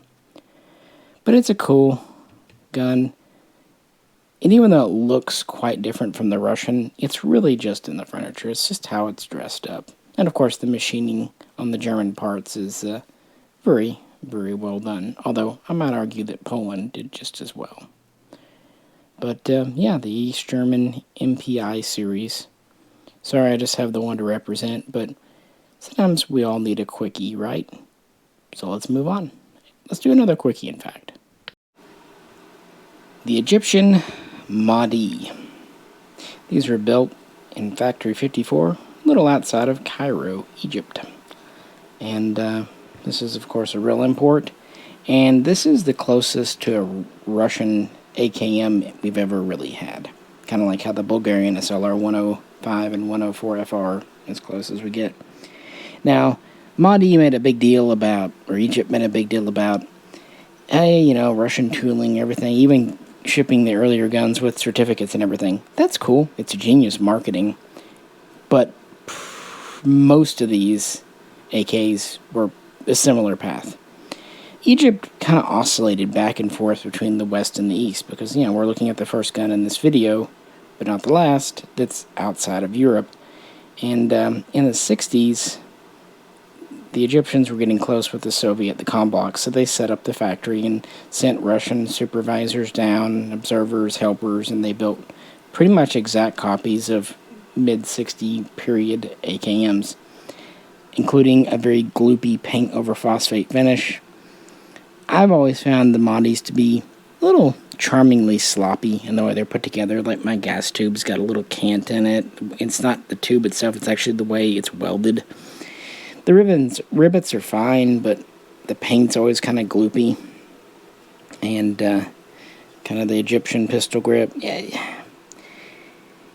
that's what they are. But around 72, 73, the Russians and the Egyptians had a big falling out. In fact, the Russians were forcibly kicked out. And that would start Egypt on a path to where they would actually get closer with the West.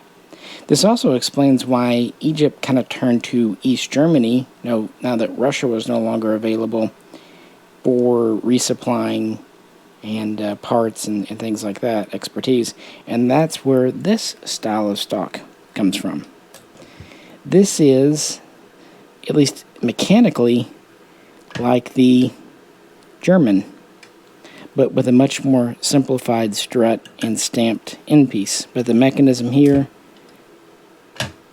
is the same as the MPI M72. So I think that's kind of interesting. In fact, you can see some Egyptian guns with the East German wire pokers on them.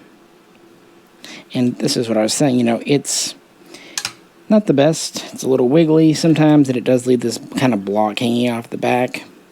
But you can easily put a fixed stock on, and that's really the only variations in Egyptian Mahdi production. They did the folder, and most of them came with a fixed stock. Here's mine. I tend to switch between folding and fixed stock every couple of years. Not really a need for two guns when you just pop screws off. And that's really all they built. Only in 7.62x39. Like a lot of other nations, they did not adopt 5.45. And they mostly produced for themselves, but they had quite a few export contracts in Africa and the Middle East too. Worth pointing that guns destined for export and the police were marked AMR, ARM, but the guns destined for the Egyptian military were named MISR, MISR, which is actually Egypt. Okay, that was kind of the naming system that they used, like Hakim, Rashid, that kind of thing. And they never really changed it. And it works. And these served for decades upon decades. As far as in the USA, you know the story. In the 80s, Steyr imported between $2,000 and $2,500, and they were super expensive back then. $700, which was a lot of money. And they took a long time to sell.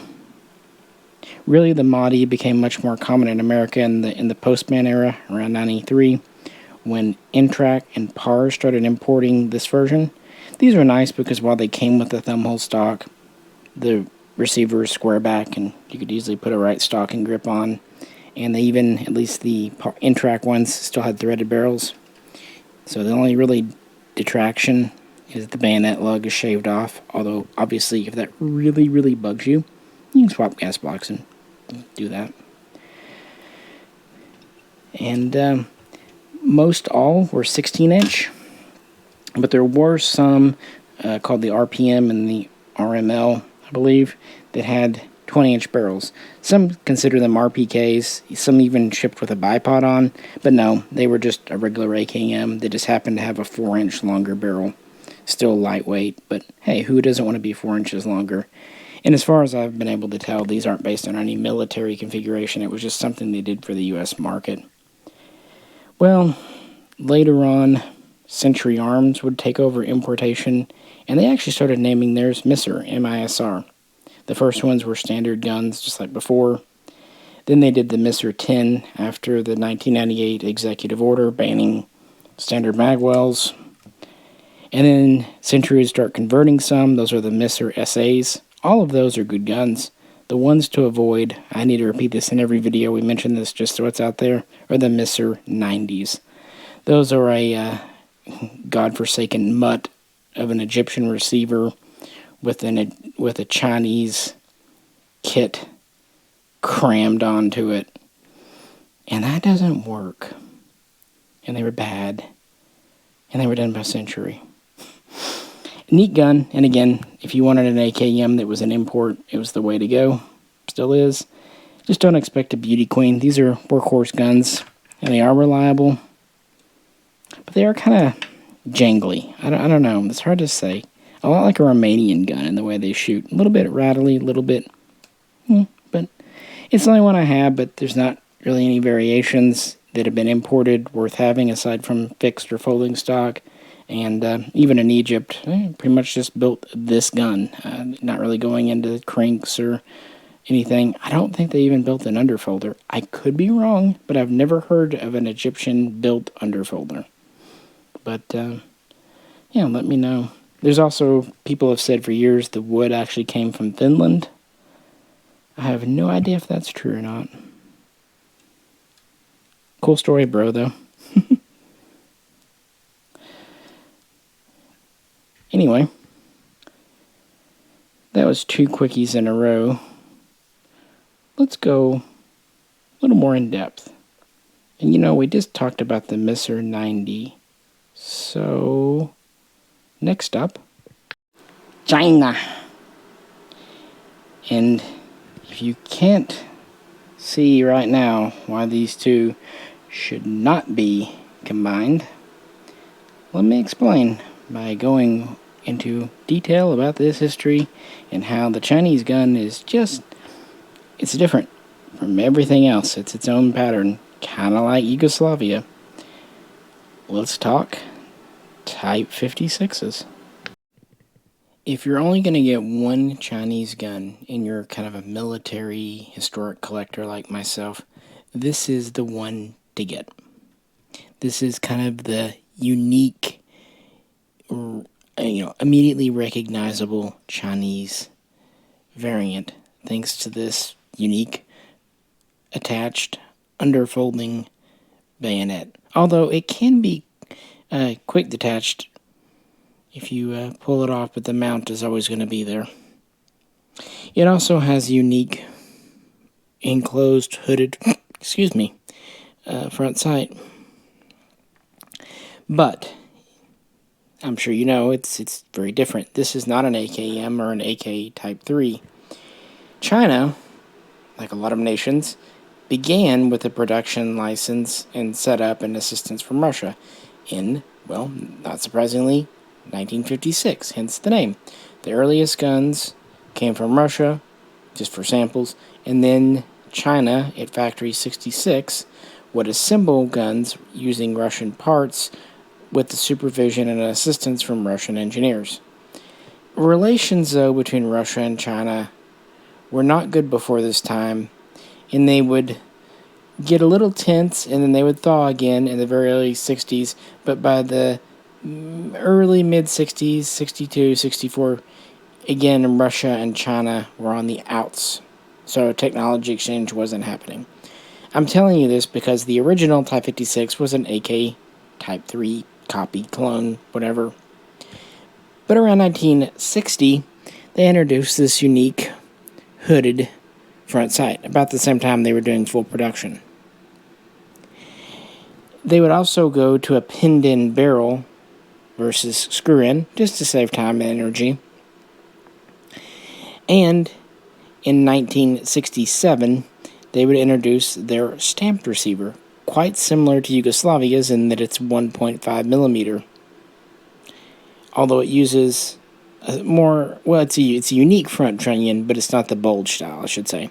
And the reason Yugoslavia and China went to the 1.5 mil receiver is dimensionally, it's a good facsimile for the milled Type 3 receiver. Also, in event of wartime, in event of resource scarcity, because these receivers are thicker than standard, they could potentially use lower grade steel, and or QC wouldn't have to be as tight. Just gave them more flexibility.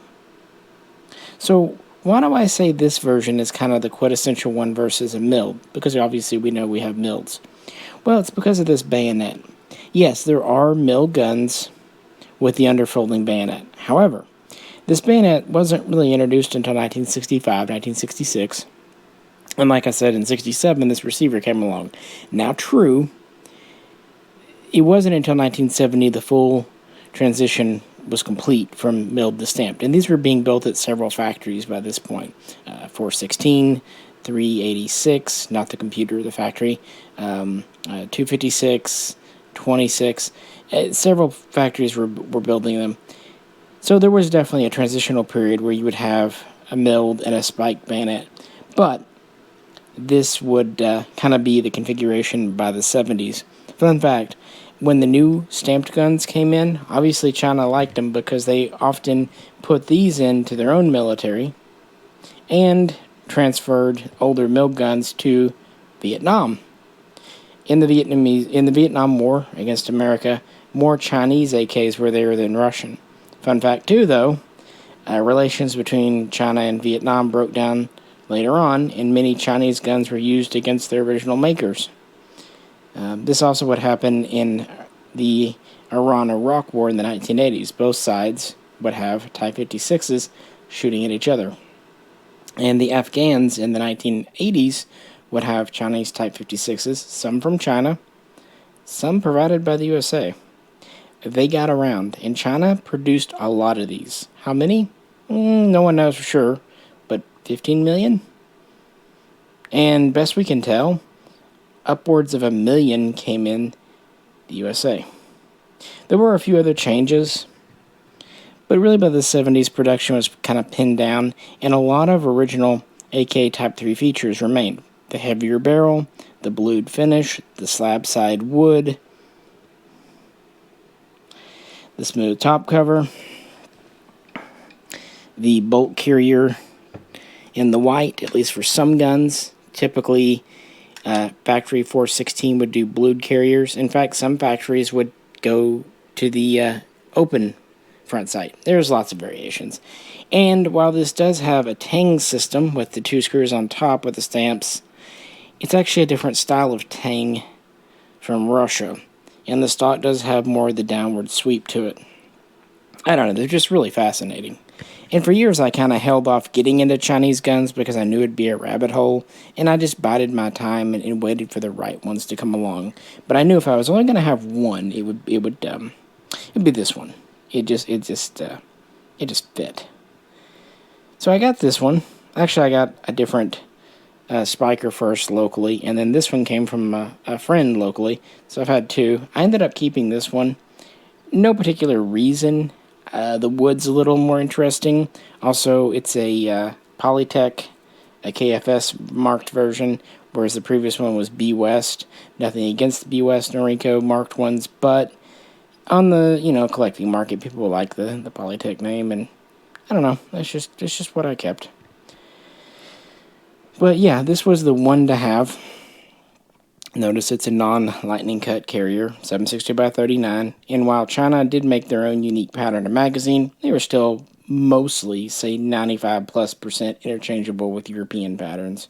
And they got around. Another big customer for these was Albania, who actually used these to kind of make their own pattern. And of course, North Korea was involved, and so on and so forth.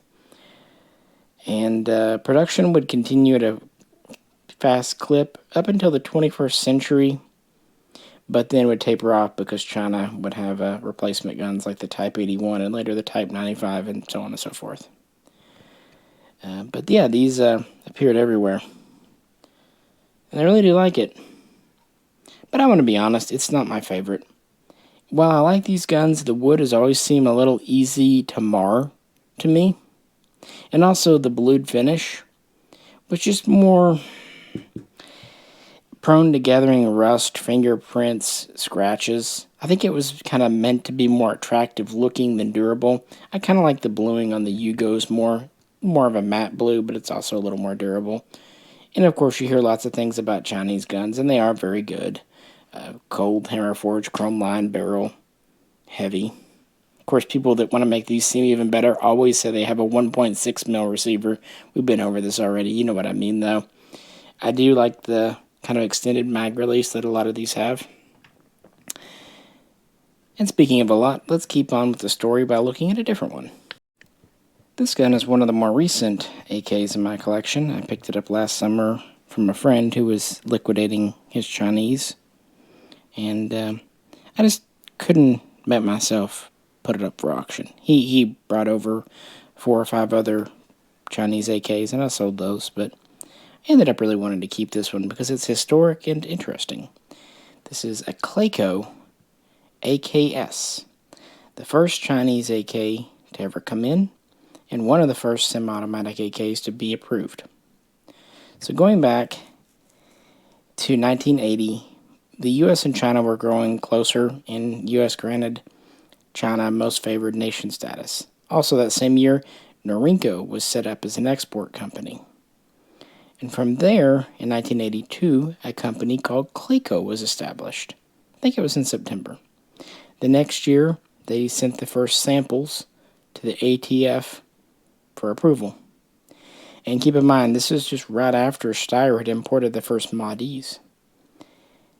And we know that these were on the market by 1984 because there are advertisements in like Soldier of Fortune. It's debated if they made it by 83, but they were certainly around by 84. And they were a failure. Yeah, the first Chinese AKs coming in actually failed. So much so that Clayco filed for bankruptcy, went out of business in 1986, 1987. So yeah, but this is what China gave us. There was a few versions that they brought over. This one has the Bakelite synthetic furniture that China had been working on since the 70s. They also had done some SKS stocks in a similar material. And I think the reason that China went with this style is they wanted their guns to look modern. Just about that time, the AR-15, the AR-18, they were kind of catching on in America. And China wanted to represent something new. Slick. Fun fact too, while the Chinese army didn't use a lot of these, this was kind of the favorite export model to Africa and the Middle East because frankly it was the cheapest. Gone is the underfolding bayonet. We have a AKM style lug. We have a sugar scoop brake. But in other ways, it is the same. So just, new furniture. A little bit updated on the bayonet system. Now, Clayco did import an underfolding variant, and those often have the bolt carrier in the blued versus in the white for the most fixed stocks, and some of them had the open front sight too. So why did these fail? Well, for one, they've got an ugly warning thing on the dust cover, but it's often said that Americans at that time felt this was cheap furniture. So instead of going with wood, as they would later, it backfired on them. Of course, it was cheaper. And I think they just didn't have a name for themselves yet. Chinese products were just starting to come in the American market. Keep in mind, before this, Japanese and Korean stuff was kind of the common thing brought over from Asia to America. So, I wonder if it's any wonder that the rise of Walmart happened at the same time China made more and more moves. Don't know. But no, this is a really cool gun for being the first of the Chinese imports. And again, they were marked AKS at the time. But, yeah, it didn't work out so hot. But they opened the door. I guess worth pointing out was the foundation of Polytech in 1984 as another export firm, and these were imported exclusively by KFS, Kings. And a lot goes into it. Some say that, they were made to be a little higher quality, a little nicer, and, a little more spit and polish. China was happy to oblige. A lot of those were made at factory 416, some 386. So same thing, Norinco, everyone else did. And by everyone else, I meant dozens of importers. BUS, like I said, IAC, SILE, on and on and on and on and on. By the way, Golden State, it's GSAD, Golden State Arms Distributors. They're distributing. That's not the same as Golden State Armory from the 1960s, the ones who brought in the Berettas. Two totally different companies. GSAD wasn't even founded according to public records until 1984. So anyway, all of these are coming in 7.62 by 39, and neato. And they would grow from there. All kinds of variants. And of course, the 86S would be introduced in 223.556. Also around that time, they would change the name, by and large, from AKS to 56S- whatever it is. The Polytech Legends that started coming over, they were called the AK47S. And I don't have a Polytech Legend, although I've owned them in the past, but I have my reasons, and I'm very comfortable for it. But I do have some other Chinese to show you and talk about. From the first Chinese AK with the Clayco to the last. Well, sort of. Honestly, I own this gun because I like the story. This is a 156S-1. Now, the 56S-1, or the original military Type 56-1, has an underfolding stock. Now, this has the downswept angle and the single locking side, like the Russian AKS Type 3. The AKM-S would have the two-sided locking. But it's made of stamped steel, and you notice there aren't really rivets on it, such from right here, like you would see on a lot of others. It's very squared off, but it does have the more downward slope to it, and we have the more sloped rear to the stamped receiver, and we have these very unique two rivets really close together holding the very small rear trunnion in. And those are pretty popular. You see a lot of 56S-1s around the world. Now, the military always used the version with the detaching bayonet. But in America, they did import the double dildo. I mean, the double folder, where you had the folding spike and the folding stock. The reason the military didn't go for this was it didn't make sense. They would interfere with each other, just, too much to go wrong. Plus, weight. The two pieces together were heavy. So for military use, you always had a detaching bayonet. Now, some could be a Type 1 or a Type 2, different styles. This one, though, doesn't actually have its bayonet lug. It was machined off, although it still has a threaded barrel. And it still has the stock, because this was one of those cotton customs guns. I've told the story before a lot of times, but in March of 1989, then President Bush signed an executive order as part of the whole war on drugs thing, banning the importation of assault weapons or assault rifles. And Chinese guns kind of got caught up in all that. It wouldn't really slow Norinco down, because they'd be back by late 1990 with the MAC 90, a ban-compliant so-called post-ban version. But in the interim, there were some guns that were, cotton customs, and this is the result. They basically let them sell them. They added the 1 in front of the name. When they came in, they had a thumbhole stock very crudely put on the back. This was just folded forward. They machined off the Bayo lug, and they put a little tack weld on the muzzle. Otherwise, they're pretty unmolested. You see this with other guns too, like the HK911. But I like the story, and I found this really inexpensive. Basically, the seller was selling it like it was a Mac 90, and back then Mac 90s were $900-ish. So why not? You know, the only thing it doesn't have compared to a true pre-ban is the Bayo lug, and again, it actually started off as a pre-ban. And since I'm not a big fan of underfolders as a general rule, I don't have a lot of them. I thought, well, the Chinese underfolder is so iconic. It'd be nice to have one, and it is a nice old gun. Probably if I had to sell any of my, one of my Chinese AKs, this would be the one to go. Not because I hate it, but because the others are just so cool. So now that we've got wood, let's put on a rubber. Well, I mean plastic. We'll bring the Clayco back out so we can talk about this one. Now this gun with the Bakelite synthetic furniture would have been called the Type 56-3 in the military for select fire, or 56S-3 for semi-auto, leaving the -2 here.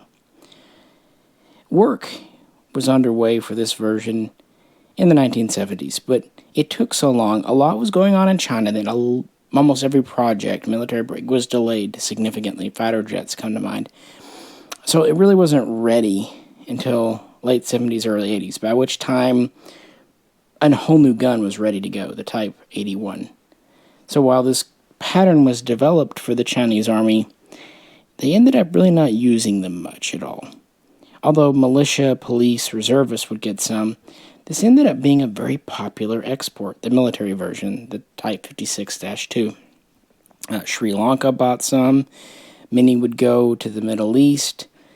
Finland would actually pick up a large number, calling them the RK56. And we have the synthetic furniture we've already talked about. Some would have the Type 1 lug, like mine. Some had the Type 2 sugar scoop. There were at least 2 major pistol grip variations. But really the star of the show is this quite unique side-folding buttstock. And yeah, if I only had one Chinese AK, it would be the Spiker. But if I had a choice for a second one, it was always to be this, because it was, again, uniquely Chinese, identifiable. Mostly because of this very unique stock here. Made of metal, with some Bakelite here. It houses a cleaning kit, and it has a very unique rear trunnion. And Bakelite grip, handguard. But I never thought I would probably get one, because the prices were high and they always rose, because I was not the only one wanting one of these. Now, I could find the Polytech ones, but I really wanted the Norinco. Now, my perfect one would be a Norinco with the Type 2 lug. Well, this is a Norinco with the Type 1. But other than that, it's exactly what I wanted. And by that, I mean it wasn't perfectly mint in the original box. It was a shooter-grade gun. No box, wear and tear. That's what I wanted, because I'm a shooter. And I saved it. It was a refugee out of New York from a fellow FFL. And I told him, I said, we both know what these are worth, but I can give you this amount. It wasn't insultingly lowball, but it was, He said, let me think about it for a day. Okay, cool. And I had said, for what it's worth, I want this for myself. But, what do you want to do? He called back and goes, yeah, you got a deal. So, it happens. Again, it wasn't insultingly low, but, it was. So, I ended up getting one that suits me quite well. If you're a purist, if you're a mint collector, this would not be your gun. But for a shooter like me who likes military-style guns, it works. Even though this wasn't used much by the Chinese military, but because so many other nations use these, namely Finland, I just really wanted one. It's fun to shoot, but I'm going to be honest, it's nothing special to shoot. The stock is metal butt plate. That's not terribly comfortable. It's a very short length of pull. And this gun is relatively light for a Chinese gun. And it is a little recoily. It's not horrible, but it's not the softest, smoothest shooting gun ever. But that's not really why I picked it up. I just thought it would be neat. And, yeah. And I don't have it out, but, you know, again, full credit to Chris Bartacci for sending me a quote-unquote Bakelite mag to put in it. Because when I got it, I just had a standard Chinese steel mag. While many factories in China produced AKs for decades, they really started to wind things down in the late 90s, early 2000s. And in the last few years, they're really just assembling guns only at one factory, often using existing parts, just making handfuls here or there. And these are absolutely not for the Chinese themselves. They're for export customers who still want one. But by and large, its day is over. They have newer things that they've moved on to a long time ago. But the story in the U.S. ended 25 years before that. Like I said, in '89, there was the all-out ban on assault weapons. China easily got around that and imported mass amounts of MAC 90s and NHM 91s and so on and so forth between 1990 and 1994. But April of that year, they caught doing something in an American port they weren't supposed to do, so they were very quickly and swiftly sanctioned. And that put an end to Chinese rifled bore guns immediately. Interestingly, smoothbore shotguns were not sanctioned. This is why we are able to get things like the Lynx AK type shotgun out of China still. But all rifle guns have been banned. Coming up on 30 years next year. So that was it. Some kits started coming in.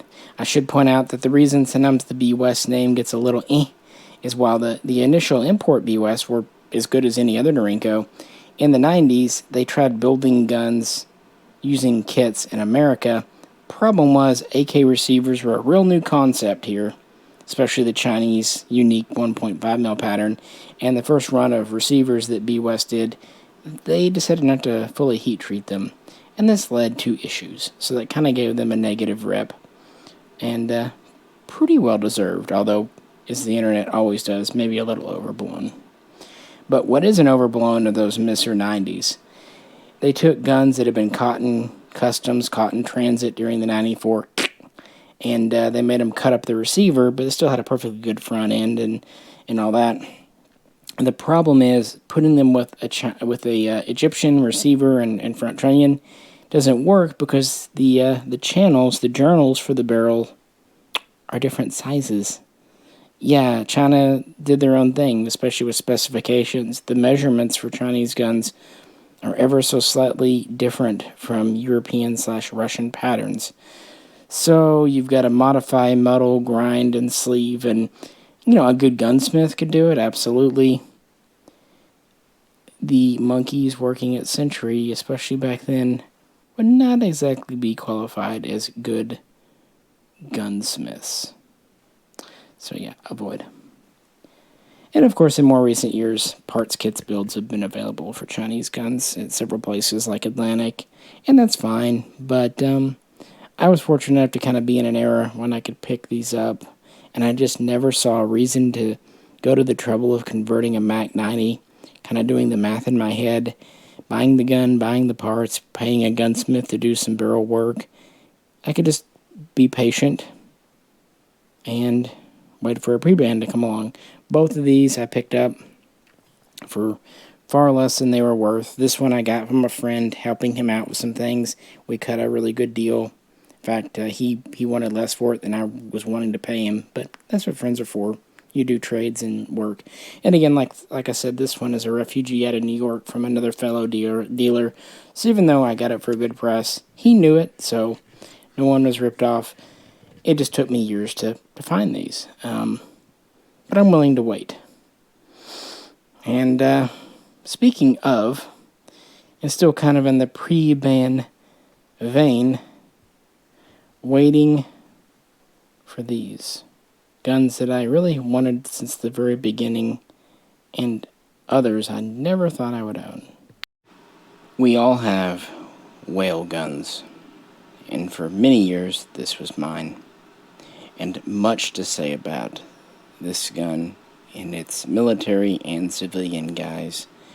And I will say it was one of my first kind of early research deep dives into a Kalashnikov variant.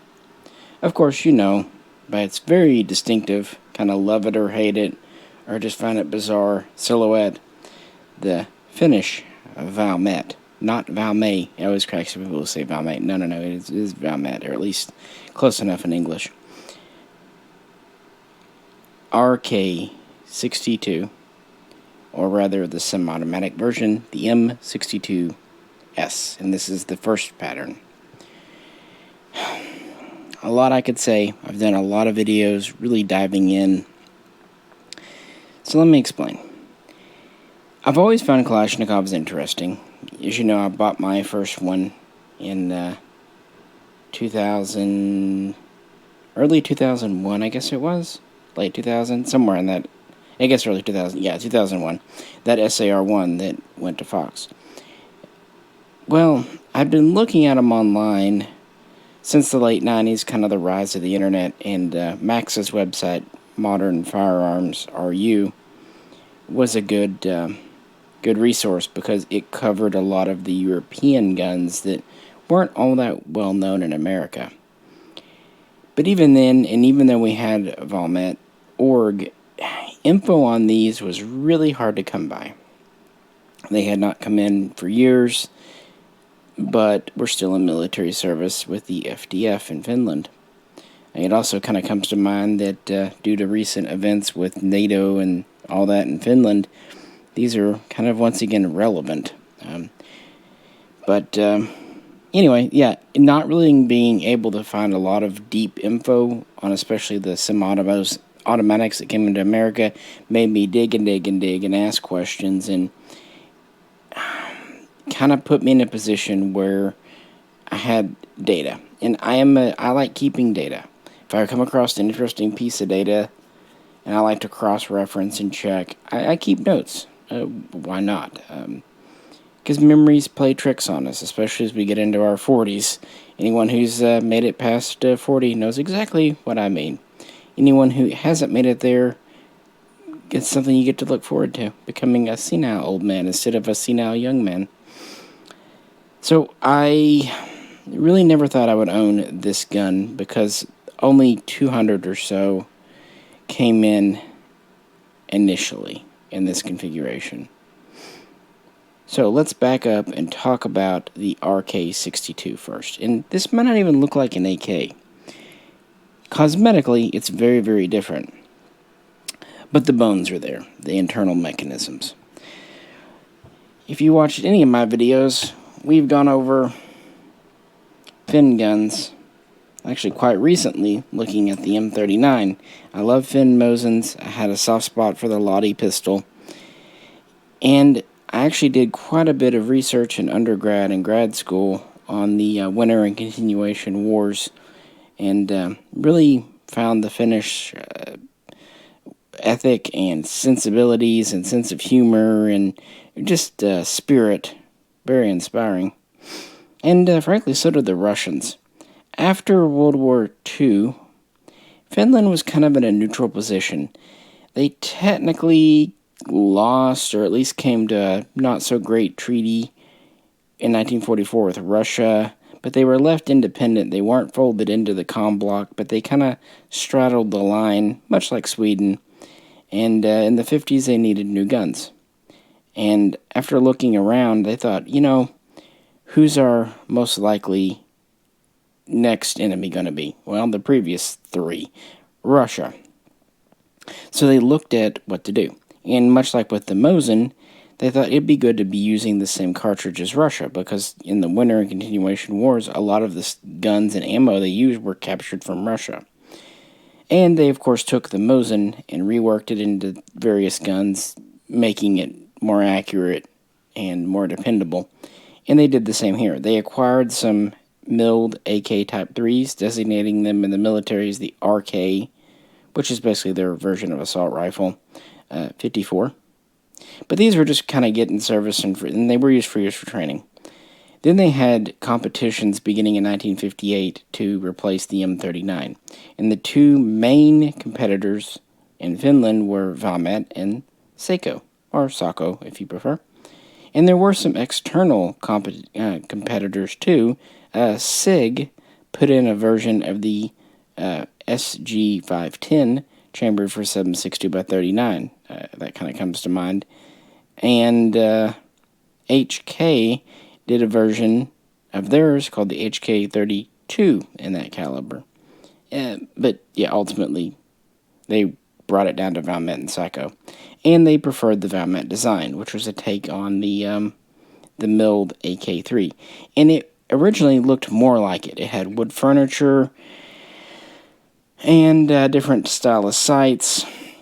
It led immediately to the M60, which was a pre-production version of this. The M60 was the first to introduce furniture similar to this, but it still had the older style sights. And actually, originally, the M60 didn't have a muzzle device as such. The M62, which was adopted as the RK62, was the product improved version. And kind of the final improvement came when they added night sights as a standard.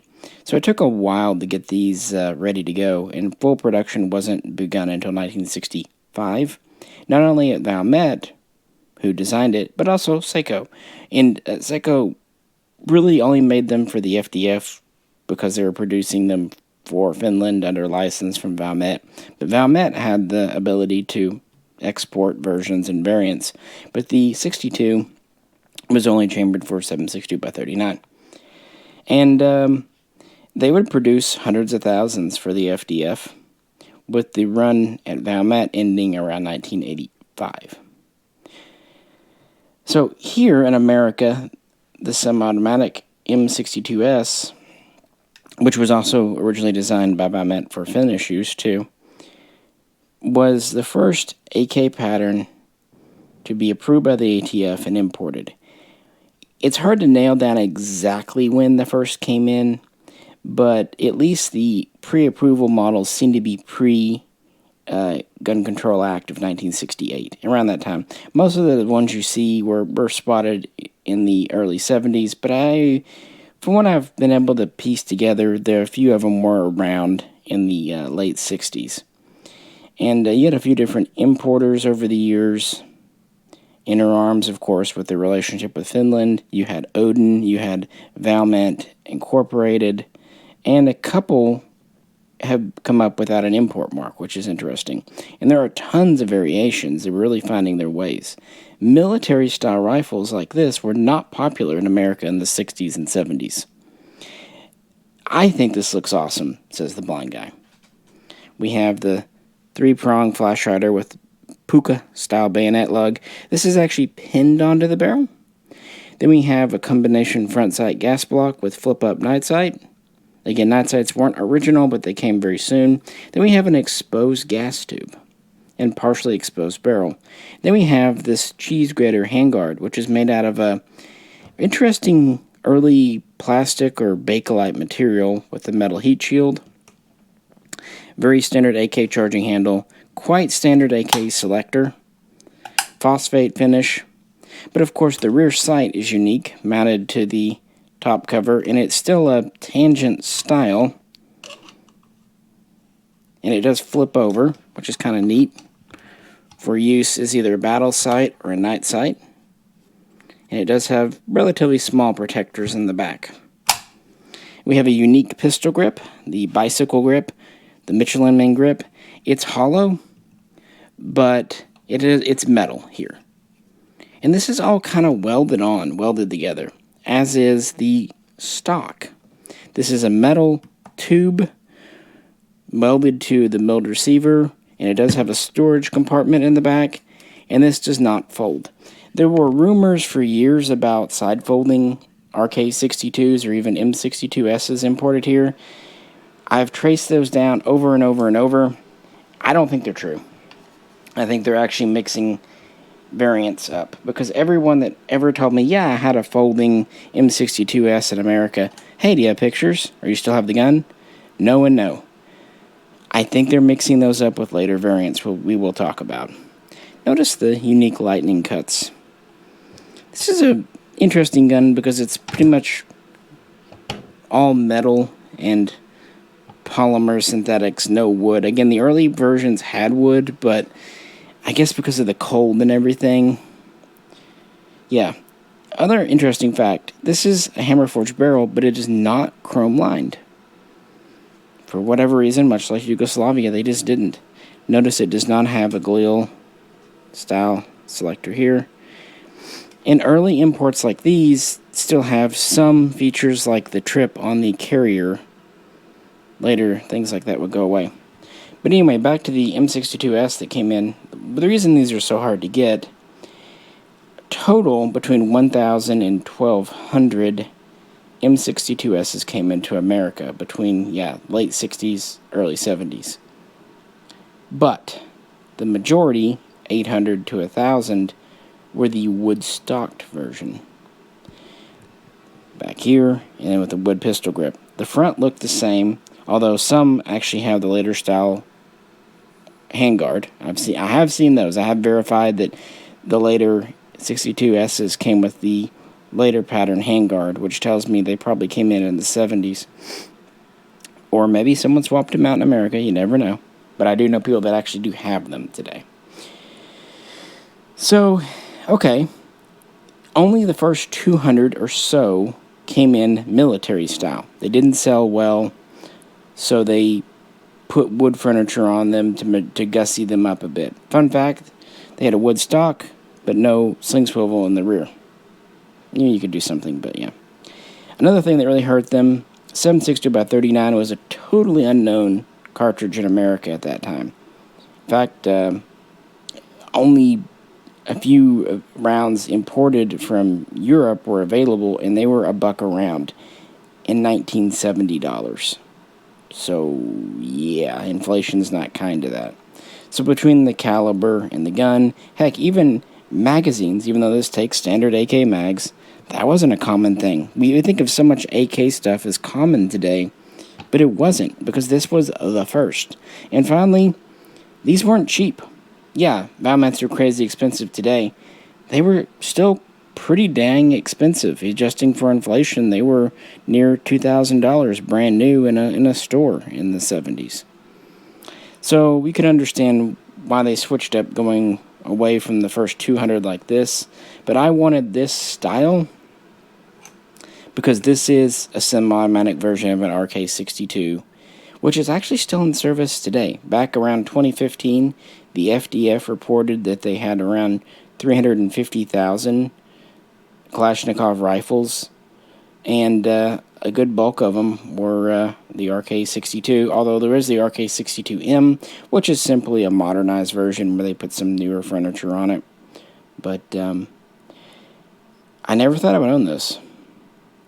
And I'm really glad. It's one of those guns that still tickles me years later that I have. And I didn't want one new in box, as I've said before. I wanted one. This one's in good shape, but I wanted one with a few scratches that I could go out and shoot. Now, is this my, common driver, common shooter? Heck no. But I have been thinking Fox needs to try it out. But if I'm being completely honest with you, it's nothing special in the shooting department. It's fine. But while I found the forearm pretty comfortable, it's got a few sharp edges, the pistol grip's kind of weird, and the stock is not the most comfy, especially for your cheek, although there is a kind of rubberized plastic cover over it.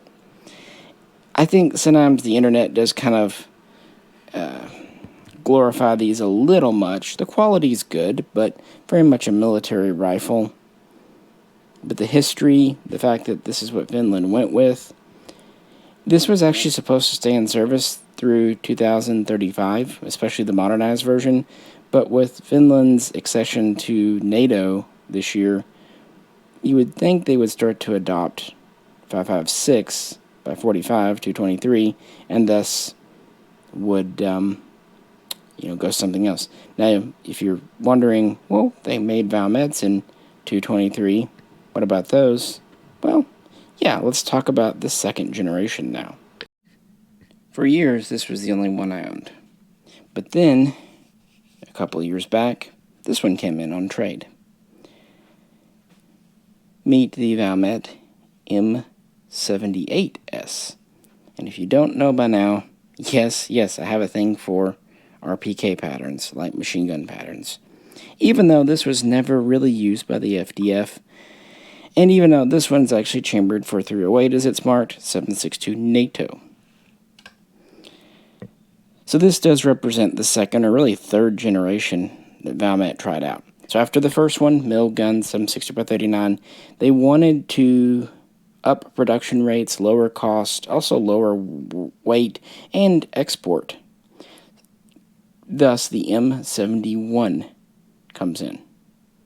Now, it was trialed by the FDF, designated as the RK71 for the fixed stock, or the RK71TB, TP, Tango Papa, for an underfolding variant, so AKM style.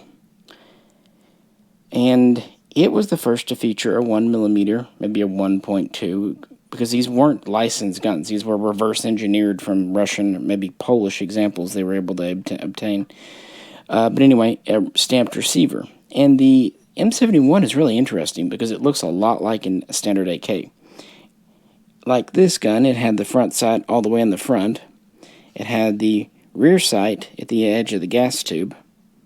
And then it had a smooth top cover. And the M71 came with plastic furniture, stock, handguard, etc., and a pistol grip like this. The problem, whatever plastic they used, did not age well. It is exceedingly brittle today. It was brittle back in the 90s when I first discovered these. Now, the RK71 was chambered for 760x39. We never did get an M71S in that chambering in America because the M71 was only briefly imported. But we did get the export model, which was chambered for 223, as it was known at the time, 5.56 NATO. And neat guns. I've owned a couple, but over the time I sold them. I really think it's a neat gun, but you have to have a wood stock on them. But they were kind of the first effort at both a different caliber and a lighter weight gun, but they went a little too lightweight. Thus, the M76, that was the real big one. That was a whole family. That was the rifle version of this. The M76 continued on in 7.62 by 39 and 7.62 NATO for the first time, as well as continuing on with 223. And the M76 initially had a reinforced stamped receiver, so think roughly 1.5 mil, but it had many more rivets and weld points. And they offered them with fixed wood stocks, polymer stocks, fixed tube stocks, and for the first time we definitely know about side folding stocks. In both directions, left and right of all things. There's so many variations in the M76, even different barrel lengths here and there. They even did some in 222 Remington for Indonesia, I believe it was, and a few of those made their way over here. Neat guns, and the Finnish agreed. They actually did adopt the stamped version as the RK7276. So it looked like this, and I did actually own a semi-automatic version, but with a stamped receiver, and it had the updated handguards and updated pistol grip.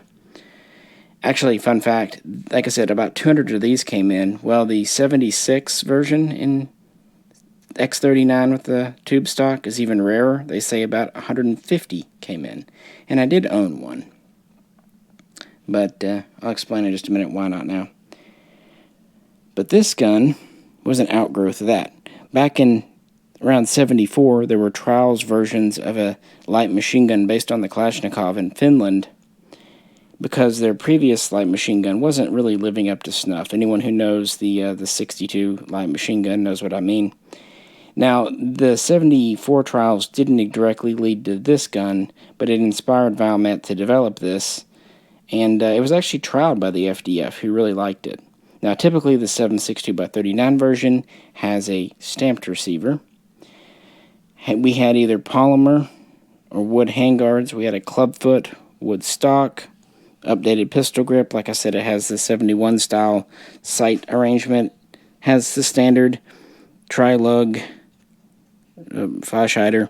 We have a longer, heavier barrel. We have a pretty cool folding bipod with spring clip to retain it. And of course we have a carry handle that's spring-loaded. Russian RPKs never had a carry handle. Now, where did the MILG come from in the series for the 76 or the 78? Well, the first runs were the stamped receiver, but later they would go back to the MILG, at least for certain models and variants. But you notice it's a different style of MILG. It forgoes the lightning cuts, even on the underside. So it's actually a little more streamlined, because in the 80s, production was a changing. Flip this over. That one is, obviously you notice there's a sling on this. The M76s did install a rear sling swivel with the wood stocks. Also, these had plastic butt plates, and these all cracked too. And I've seen metal replacements. I don't know why you do a plastic butt plate. Just whatever plastic Valmet was using just was not right. Again, really, I like this gun. Now, this is my second M78. Talking about why I sold others, since we're kind of doing story time. I was really lucky. You've heard this story, but, you know, we're hanging out. Years back, I think it was about 12 years ago now, I used to go on kind of little road trips and visit various gun shops. And at that time, I lived in my hometown. I had moved away, had come back in 2009 when I got married, yada yada. So we were hanging out there, closer to family. Caught around in a store, actually in the town I live in now, but that time was an hour and a half away, that I didn't frequent too often. They had a couple of Valmets. Couldn't believe it. You didn't see these around. It's one of those guns that if you ever saw a Valmet around here, it was high up on the wall in the gun shop, not for sale. You know those gun shops? Or, at the very most, it was there, but just ridiculously priced. They had them. And went in and checked them out, and one was an M78, just like this gun. Identical to it, although not quite as nice condition. Still pretty good, though. And one was the smoothest, like, glass M76, also in 308, I'd ever found. It had the wood stop but polymer handguards. That one actually went to a friend of mine who still has it, thankfully. But, man, that was the smoothest gun I'd ever really felt. It was great. But both were milled, both were 308, very clearly a set. They wanted $1,500 for each one. What will you do for the pair? $2,800. And they'll throw in extra mags. And mags for the 308 versions, maybe not quite as rare as the 223 mags, but they're not easy to come by. So an extra mag for each gun for a total of 4 was great. Now, fun fact, Valmet mags, especially for the 308s, are all over the place. There were different styles and different patterns. Even though both guns were milled receiver, they technically took different mags. One would fit the other, but loosely, and the other wouldn't fit one at all because it had the reinforcements. So it's a whole thing. I've talked about it in previous videos. I digress. But, okay. And the power of cash. Gave him that, went out on my way. And didn't exactly have the money then, but I scraped it together, traded some stuff off. I always had something I could kind of hawk with a friend if I needed money. Like, hey, hang on to my MBEL FAL, loan me $1,000, I'll pay you back. That started my thing. And I remember getting home with those and sitting with my brother, watching a movie, and just sitting on the floor and just playing with the guns. Just amazed that I owned a Valmet and just studying them. Remember, I'm blind, so I can't look at pictures. I knew the history of the Valmets, but until I had one in my little hands, I couldn't really know a whole lot about it. But they weren't really what I wanted. But they were great. And I loved that this was an RPK. So I started trading around. Ended up with a couple of M71s. Got a couple of folding and fixed stocked M76s and 223, and kind of used those as trading fodder to get my first M62, which was a Woodstalker. And I thought, you know what, that's pretty close, at least the early Valmets. You can see some training photos with Woodstocks. I knew that the chances of finding a tuber for the money I could afford were pretty low, but then I did. And I remember this came in, no, I back up. The Woodstock M62 came in Christmas Eve. This one came in later on, but I let the Woodstalker go to the same friend who got that 76 and 308. And that's what I did. I traded up every time, swapping around, going. My folder went to a buddy in Hawaii, kind of going around. And what it did is it let me kind of own and shoot and play with each variant for a little while before moving it on. The only one I never bothered to pick up was the M82, which was the bullpup in 223, 556.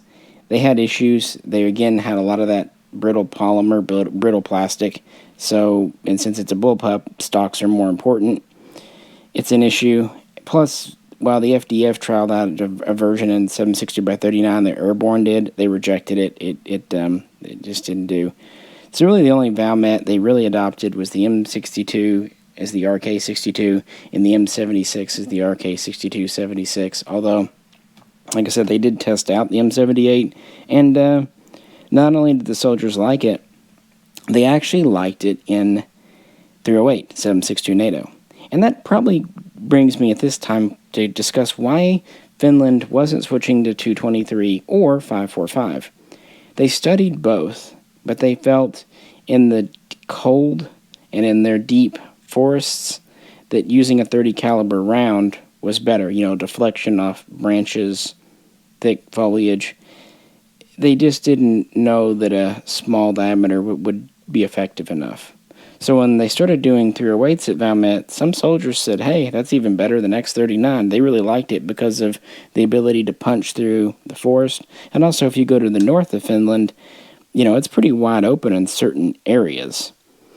Back to the Winter War, you know, that Finland did quite well in the rural areas and whatnot, but in the cities, that's where Russia kind of won the war. But, yeah, I traded most of my Valmets off when we moved in 2014. I kept two. I kept this gun and the 76 tube stock X39. I was going to keep those two, you know, an early and a late. Then, right after we moved, not even a month later, we were in a car wreck. Obviously needed money. So I had to sell my M76. Now, I don't regret it. You know, family and needs come before guns. I just wish it had not come to that. But I'm glad I had the gun to sell. Otherwise, we might have had to go into debt or something else. Still, if I could have, I would have kept it. The reason I did sell it, it wasn't a lot different from this gun. Stamped receiver, slightly different pistol grip handguard, sure, almost the same stock. Bigger rear sight protectors, things like that, little product improvements. My M78 was long gone. As much as I enjoyed it, I was trying to just specialize in X39 military guns. So for years, I was down to one Valmet. That's just how life goes, guys. But yeah, then with all my Swiss guns, someone asked me, I didn't propose it, if I would be willing to trade one of the 5.53 300 Blackouts for an M78 in good shape. Yeah, and I did. He was happy, I was happy, and I just couldn't bring myself to sell the gun again. I mean, maybe if we had another emergency, this might be something that would have to go just because it isn't military. Certainly between the two, it would be the one I'd have to let go of first. But I would prefer if that just doesn't ever come to it because I love LMGs and I like having a late model Valmet to talk about with the simplified receiver. Because, you know, in '89 we talked about Bush's EO. Well, that didn't matter to Valmet because they really stopped manufacturing around 85, 86. Then they kind of sold off the remaining stuff, assembled using remaining parts. Their firearms division was closed by 1988. That was it. Now, Seiko was still going. Nominally, they were still making RK62s for the FDF. In reality, I think they were mostly just servicing and repairing guns through 94. But then in 95, we got the RK95 TP, which was an updated version with actually quite a few Galil features. Now, there were only a few built for the military, about 20,000.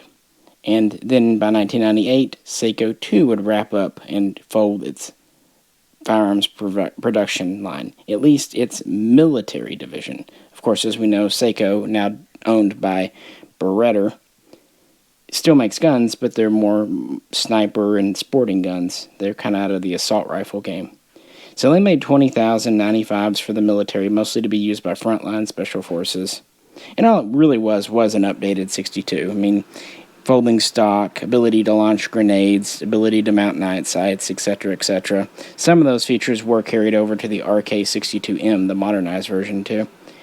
They also made a small number of semi-automatics called the M92S. Unfortunately, by the time these were made in the 90s, the 89 ban was full in effect, and they never were imported here.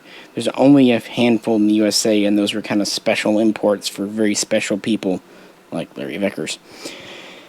That's one of those guns that's, I guess, a new white whale for me. I'd love a Saiga M92S. That said, they're not identical to the military gun, and I know me, that would bug me. I like guns like this that are everything military except for full auto. So even though I'd love a 92S, I have a feeling its civilianized variant would kind of bug me. Now this one, the M78, is, if they had adopted a light machine gun version, what they would have had. This is not a slant receiver, by the way. That's actually just how the thing goes. If you look under here, you can see it comes back. Just, yeah, thought I would share that. But now, relatively heavy gun, but maybe not as heavy as you think. And interestingly, even though this is a cheaper receiver to make, I've always found the M76 milled and M78 mills to actually be smoother than the M62s. One thing is the phosphating on these early guns is more of a military kind of coarse. This is more of a commercial phosphating that is more polished underneath. So these are very smooth, very nice guns, and we have shot this one. And it took me a while, but I at least found a couple of extra mags for it because I only got one with the gun. So I really just, it's a thing. Like I said, 350,000 Valmets were built. They also picked up some Type 56-2s from China. They even picked up some leftover MPI KMs or MPI M72s from the former East Germany. What Finland did with both of those, the Chinese and the German guns, is they put them into reserve. They didn't really use them. They weren't sure they were durable enough for their needs. Even most of the RK62-76 stamped guns were just kind of put into reserve or for special forces. So really it was the milled 62 that's kind of been the workhorse for 50 years there. And it'll be interesting to see with the joining of NATO if it continues on. But my point was too about 223, even if they wanted to have 223 Valmet, they can't. Firearms production at both Valmet and Saiga for military purposes is effectively over. They'd have to start it back up, and that probably won't happen. They'll probably do something like Estonia did with the LMT and just, buy something from America. Well, they're not going to buy it from Britain because, Of course, there is one other option. They could buy it from a company that is related to this gun. And a gun that I usually don't consider a Kalashnikov, an AK, but most of you do. So I will acquiesce this time and bring it out. Moving from the cold Arctic North, we return to the deserts of the Middle East for the Israeli IMI Galil.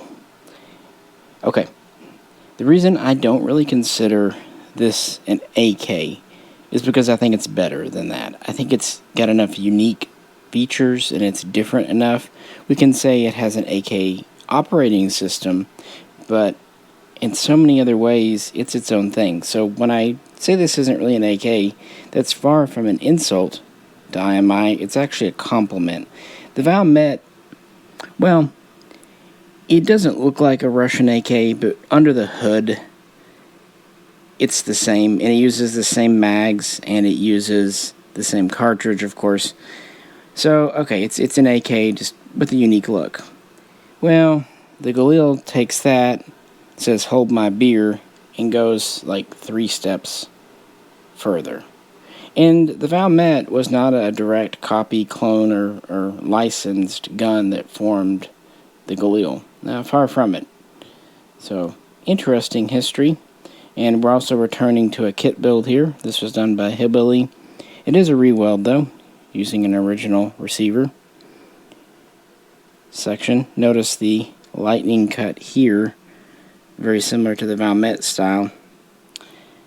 Your pre-band semi-autos don't have lightning cuts. They're the slab side receivers. So, let's dive in. And we're going to start off with the original purpose-built variant, the ARM, with the 18-inch barrel.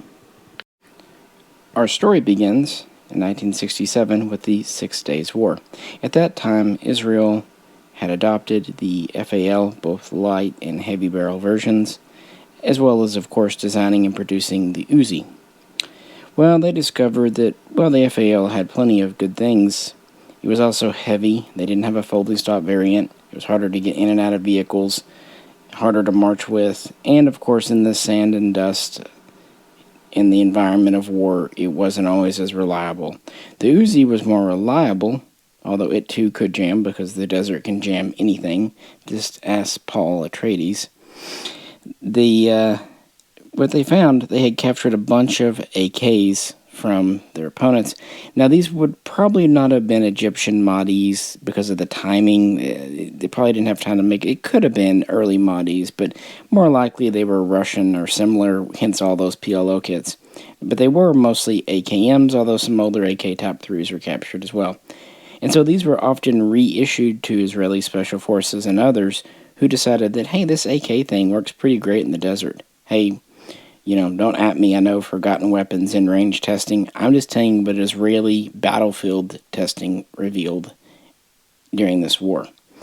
So the idea was, well, maybe we should do something AK. And so the IDF pretty much put out a request, first informally and later formally, for a new gun.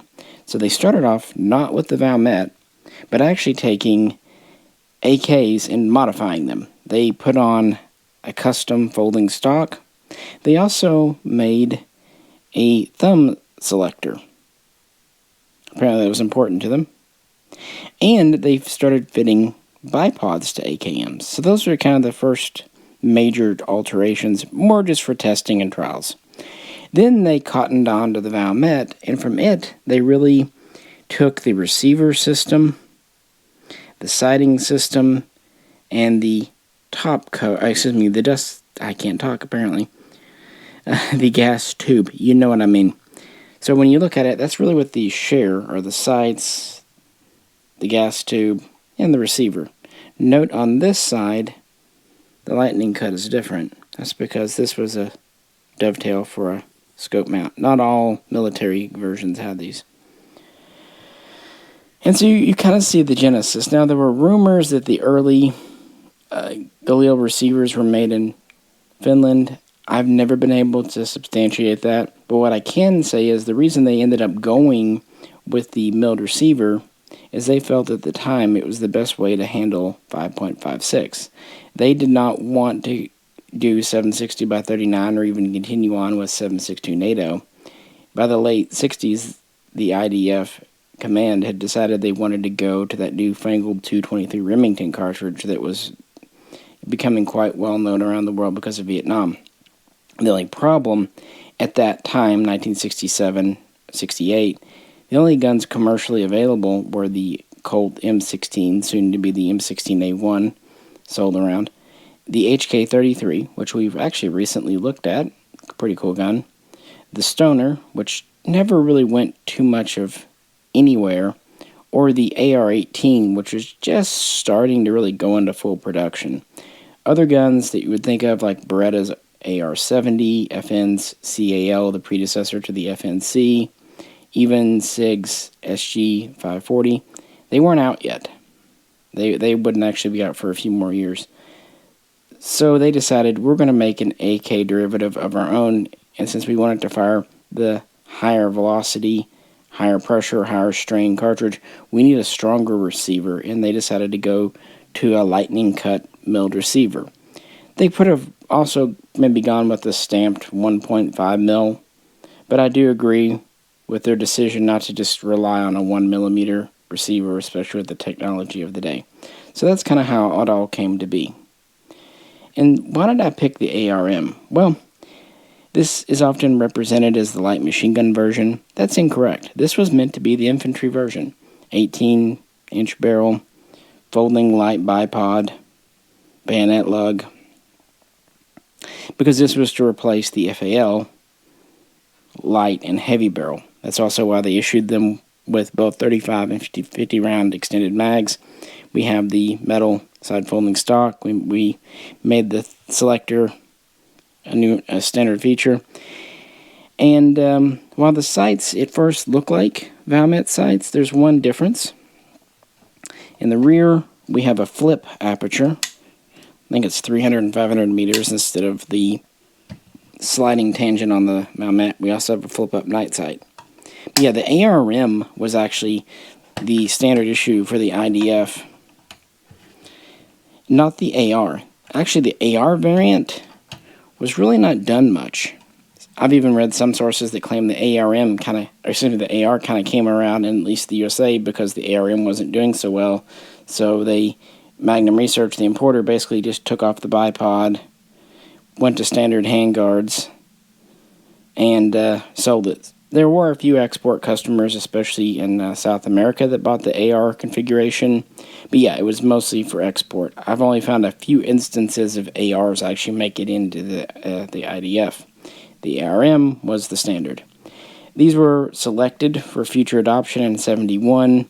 Production was set up in 72, and by April of 73, the first ones were making their way into the IDF, which means some were available, not huge numbers, but some were available for the Yom Kippur War in October of that year. And so the Galil's future was looking quite bright, and early reports were quite favorable. But why did the Galil really only last in Israeli frontline service for about a decade?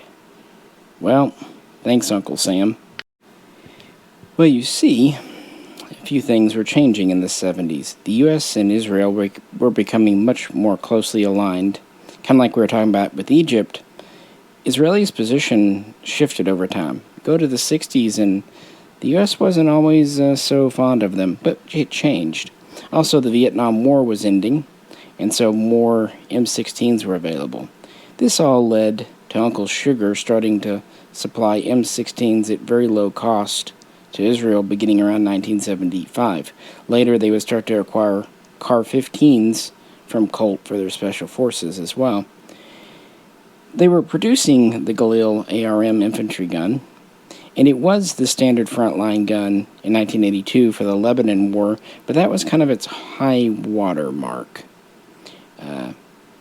Later on, it would actually get replaced, and so pretty short-lived. However, the reason the Galil is so well known, a lot of other countries, especially unaligned or third world, again, that wasn't a derogatory term at this time, really liked it for its combination. And again, it was one of the earlier 223 offerings on the market.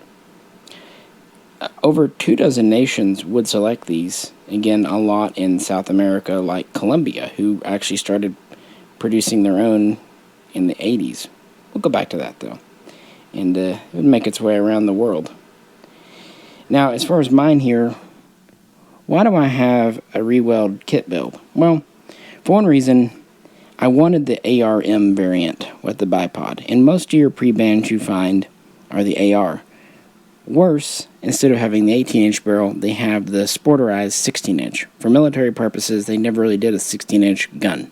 The reason they did a 16-inch pre-ban was so that a bayonet or grenade would not fit, to make them a little more sporting.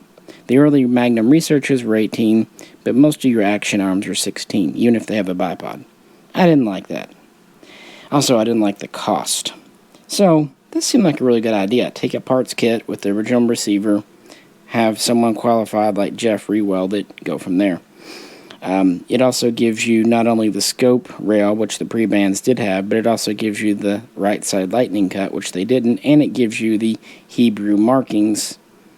And this one does have the earlier style curved or whale-tail stock. The handguards are wood, although they're painted, which happened quite a bit. And there are a lot of variations of bipod, also variations of bayonet lug. Some didn't have one at all. Some had it on a separate ring pinned in front. And like this one here, some had it cast as part of the sight base. Just thought I'd point that out. There were even some variations on the flash hider. This is the M16 style, although it's unique, but there's also a ported style and so on and so forth. And of course it does have the upswept charging handle to make it easier to charge from different directions, and we do have a folding carry handle, although unlike the Valmet, it is unfortunately not spring loaded. Really neat package, durable, and considering it was replacing the heavy barrel FAL and the light, it's not a bad weight to the gun. But sometimes a full-size rifle isn't what you need, and IMI had you covered. This is one of the weirdest and rarest guns in my collection, although not most valuable, because sometimes rarity doesn't automatically equal value. This is my South African Vector LM5, and we'll talk about it, but let's first talk about the SAR variant, the carbine variant of the Galil. It had the 13 or 13.5 inch barrel. It had about a 1.5 inch shorter gas system, tube and piston, and it was the one that actually had the non-bipod handguards that when they made the AR, they took the SAR handguards. These were the original two variants, ARM and SAR. ARM for infantry use and also could be used as a light machine gun in a pinch, and the SAR as a carbine to use by paratroopers and airborne, but actually it was the Israeli mechanized, motorized infantry, the tankers. The Israeli tankers made the SAR famous because it hung on there a lot longer. And it was pretty popular. It was a good export too. It really saved weight, balance better, and, well, 13 inches was short, but at least it was longer than Colt's Commando, which was 11.5 inches. Recently did a video on the Commando too. So that was pretty successful.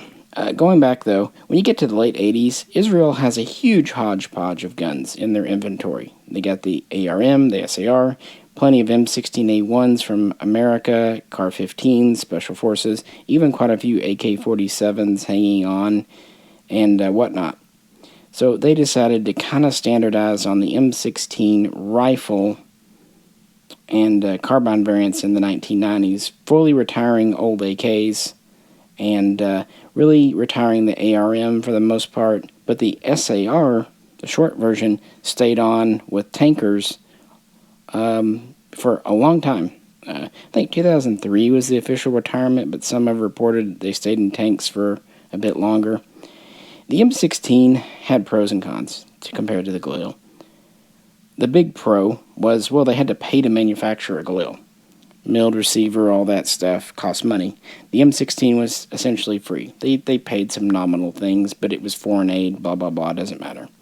But on top of that, the Galil is a lot heavier than the M16. They also found the Galil to be less accurate than the M16, especially the 18-inch version. On the other hand, the Galil was more reliable, especially when it wasn't able to be cleaned, and overall more durable. So it actually makes sense that infantry would retire their ARMs first because they routinely maintain and clean their guns. But tankers, because the SARs were kind of just stuck in a rack in the tank and maybe not visited often, they weren't always as well maintained. And so It was one of those guns, you didn't really need it until you really needed it, and you needed to be able to grab it and go. So it made sense. Also, the Galil was shorter because of the folding stock. You know, AR-15s, you can have a collapser but not a folder. And the 13-inch compact version was a nice, it would fit a lot of places. So, again, explains why it hung on as long as it did.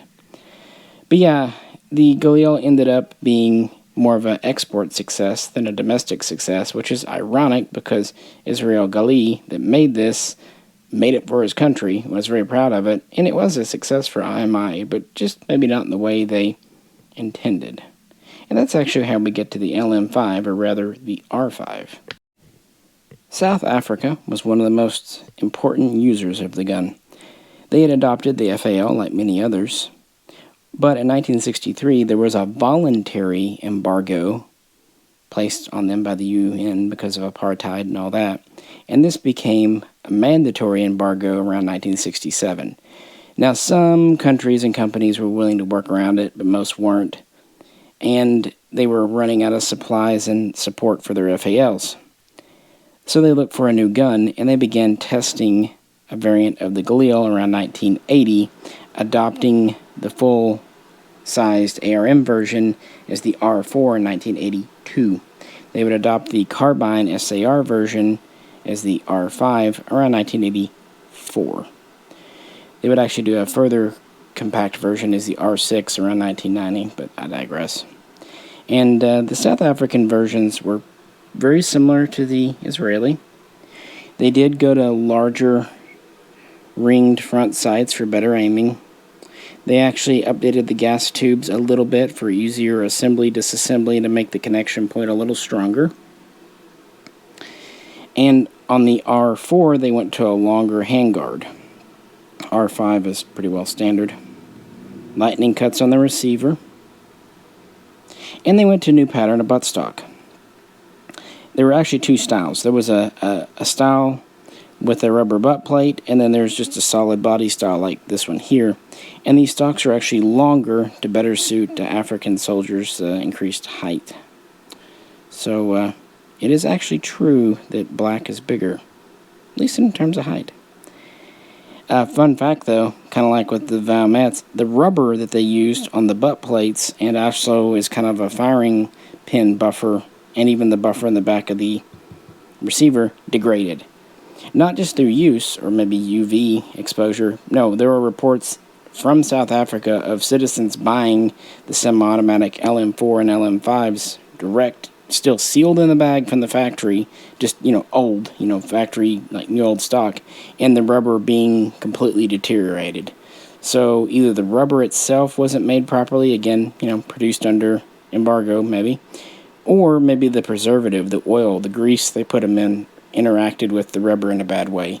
I say this because I've seen this myself with some American surplus stuff. I'm thinking of the M14A1 rubber and stocks that didn't store so well. Either way, yeah, the rubber didn't hold up, so gotta replace it. This gun actually originally came with the rubber butt plate stock, but since the rubber completely fell apart, I was lucky enough to get a standard polymer butt plate stock. Again, still South African for it. Some of these also just use standard Galil stocks. But yeah, South Africa built a lot of these, about 420,000, and they're still in service today. In fact, around 2016, Littleton Engineering, the successor to Vector, not Vector in Utah that used to exist, but Vector with a K from South Africa, also not Vector, the gun maker for paintball guns. Yeah, the Vector name's used a lot. They received a contract to update the existing R4s, R5s, and maybe even R6s. So it stuck around, and South Africa even exported some of these. So this LM5 is an interesting piece in my collection because it's a failed project. An import company known as TNT decided, Springfield's having a lot of success bringing over M-Bells and whatnot to compete with the FN-FAL. You had the SAR-3 competing with the G3. Well, let's find something to compete with the Action Arms, previously Magnum Research, Galil. And so they turned to South Africa, Littleton. And in 1985, they brought over, I don't know how many, no one knows for sure, but 10 to 20 samples, first to get ATF approval, also to show off at trade shows. You know how it goes. And, they were going to bring these in and make them an alternative to a Galil. And I understand it. They're well-made guns. Very nice. Very nice. Unfortunately, October of that year, the Reagan administration signed an embargo against South Africa. So the project was canned, meaning that there's only a handful of these that came into the USA before it didn't happen.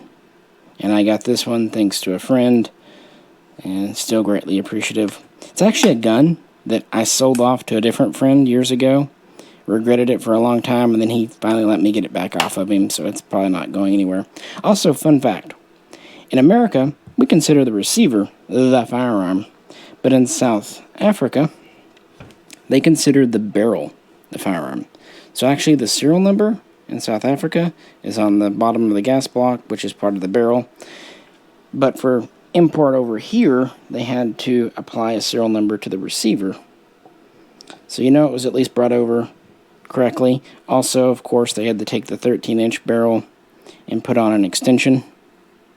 Just a tube with some slots and some ports on top, but it gets it to 16 inches.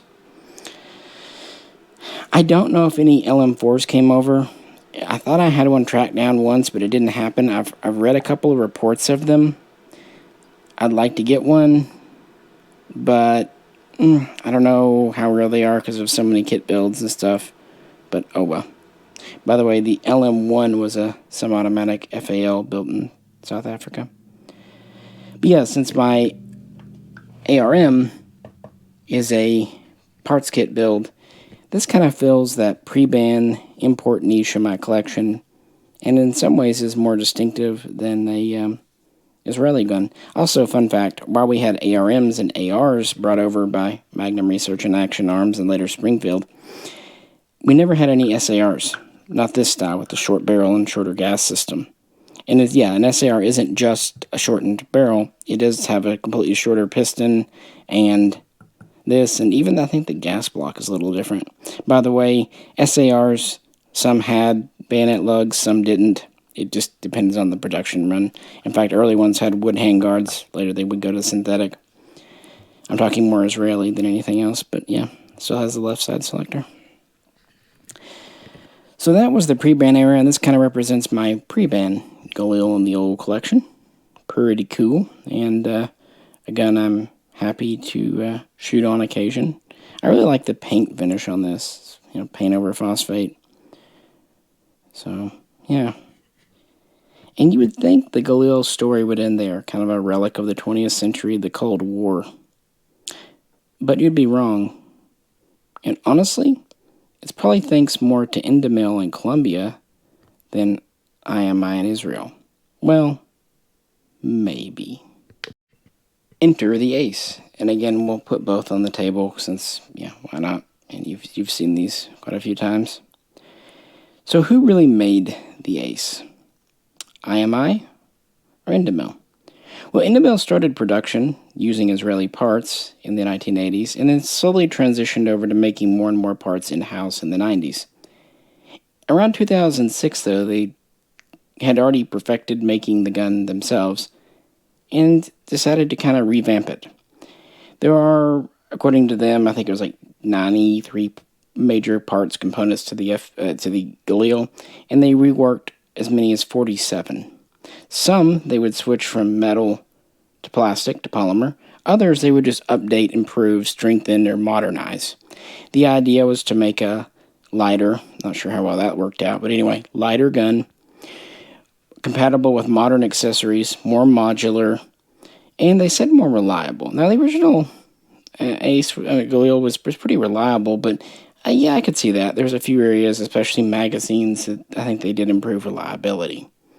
And this project seems to have been more or less completed by 2008, which is when IMI unveiled the earliest pre-production Galil ACEs. and the first semi-automatics came into America in 2015 and were promptly recalled because while they were not full auto, they had a third pin in the lower, whole pin complete. And I did have them, and got that phone call from, really it was IMI, they're IWI USA. They were really great about it, they really were. So yeah, oopsie. But the gun, the ACE, was pretty successful, has been and is. Over a dozen countries have purchased it. Some, like Chile and Vietnam, it's become their standard issue gun. Others, like Colombia and I think it's Indonesia, have picked up some in limited numbers for special forces. So it's interesting to see this gun modernized. Now the IDF does not use it, except there is a sniper version that looks like they might be picking up finally, but that's neither here nor there. I will say that when it comes to the Galil ACE, the go-to person that I know that really just is fascinated and has researched these is actually Sammy the Dwarf. So yeah, shout out to you, 18 hours into a long video, but he's kind of the guy to go to for Galil ACE information. Because like me, when he doesn't know something, he studies it and studies it and studies it. But unlike me, he can actually look at pictures. Damn it. So these are mine. Why did I pick these? And you know what? ATF, blow me. Be it the select fire or the semi-auto, the Galil ACE is a whole family. Lots of versions. I think there were 8 or 9 like standard versions. Of course, they continued on making them in 5.56. And in the 5.56 line, you either had the standard version, like here, that takes updated Galil mags that work with a bolt hold open. Oh, sorry, wrong gun. You know what I mean. Or the N version that takes NATO mags, i.e. Stenag mags, AR-15. And they do them in several barrel lengths. Now this is the 8.5, some say 8.3 inch barrel, whatever. And what's interesting is this is really just an evolution of Israel's micro Galil, or MAR, M-A-R. Now Israel had been working on this since the late 80s at the very least. And the micro Galil is fascinating too because there's so many variations.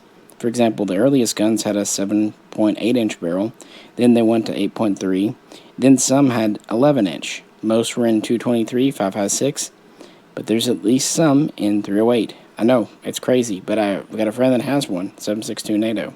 Some are even done in 7.62 by 39 as kind of a test batch. The charging handle changed a lot on the micros. Originally it was standard, then they made it a horizontal, and then they went to this left side style, complete with FNC type dust cover. Some micros even had a bolt hold open feature like this that worked with modified Galil mags. Really, it's mostly in the follower. And they went to this interesting combination front sight gas block, different style on the micro. So when Endemil says that they made the changes, I do believe them, and like the polymer lower, the new style stock, maybe the new handguard. On the other hand, they're combined with work that we know was going on in Israel for the micro for a long time. Notice even though this one's a carbine, it uses that micro style front sight base and charging handle. So yeah, these are my 2. I've had all the variations in the store. Why did I pick these? Suck my buffer tube, ATF. Well, this one is the smallest version, the 8.5 inch barrel in 5.56, and it's the Rock and Lock version. I thought it was interesting. This is basically the most modern variant. The last versions of the micro Galil, which I found micro Galils before, looked very similar to this, just with the metal lower and different style handguards. Honestly, you could probably take this and make it into a micro clone with the right parts. We do have a continuous pick rail on top from the gas tube to here. The rear sight is removable if needed. And folding Yeah. Now the standard stock folds. It also adjusts for length of pull, of course, and has a removable cheek riser for an optic. This has a Vepr light on it. Pretty standard. So that's the Rock and Lock. This one is the 7.62x39 carbine. I picked this one because, while it's not exactly what Vietnam adopted, their version is different. They did have some like this, and they did adopt the carbine in the 7.62x39, so it's as close as I can get. I picked this one because quite a few special forces and police in South American nations use the shorter version. They also do a 13-inch version, as I'm sure you know, that's like the SAR. I didn't end up picking up one of those up because, well, I've already got, my LM5, so good enough. And I really like the 308 Galil ACE. I really, really do. And Jay kept one, and back when we were still shooting together, I just would shoot his. It was a nice gun for what it was. I probably should have kept one. But, I really like the guns. They're reliable, they're fun, they're well built. And considering what pre-bands go for, the fact that we have true import Galils again, even if they're in the modernized ACE form, is great. Now, the pistols come over as pistols, that's it. The carbines have to be dinked with a little bit in America by IWI USA, but that's okay. It's better than not having them. And of course, because they are available and they were as low as $1,000 brand new, people didn't want them. Oh no, I want a traditional Galil. Yeah, cool. I get that. These are available now, but those people will be wanting these in 10 years. We even see it now. These are both Generation 1. When the Generation 2 was announced, a lot of people were going to sell their Gen 1s and get a Gen 2. But then they actually got their hands on the Gen 2, and now, as always happens, now that the Gen 1s are gone, for the most part, and I know that there were still 308 Gen 1s, people have decided, no, wait, the Gen 1's the better one all along, and they're bringing crazy money.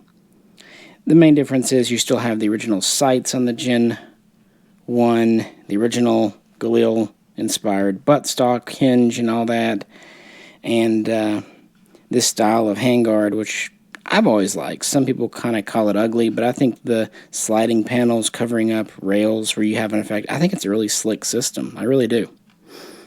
Threaded and all that. I think the Gen 2 is too little Galil, too much AR-15. If you want an AR, get an AR. I don't know, personal opinion. So this isn't a Gen 1. This is actually what I consider a Gen 1.5.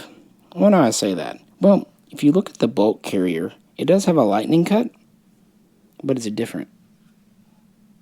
Also, look at the receiver. There's a lightning cut here, not here.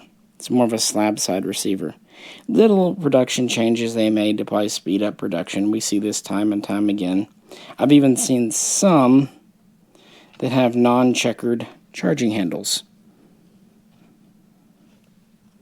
Yeah. No, I'm very happy with these, or at least I was happy with this one with the brace until that happened. So what I'm going to do now, I may just throw a stock on it and go that route, or wait it out to the courts do what they need to do for us. But that's annoying because this is one of those guns that actually looked fine with an arm brace, unlike, say, the M92 we've already looked at. Yeah, the ACE looked fine as a braced pistol. Didn't really bug me at all.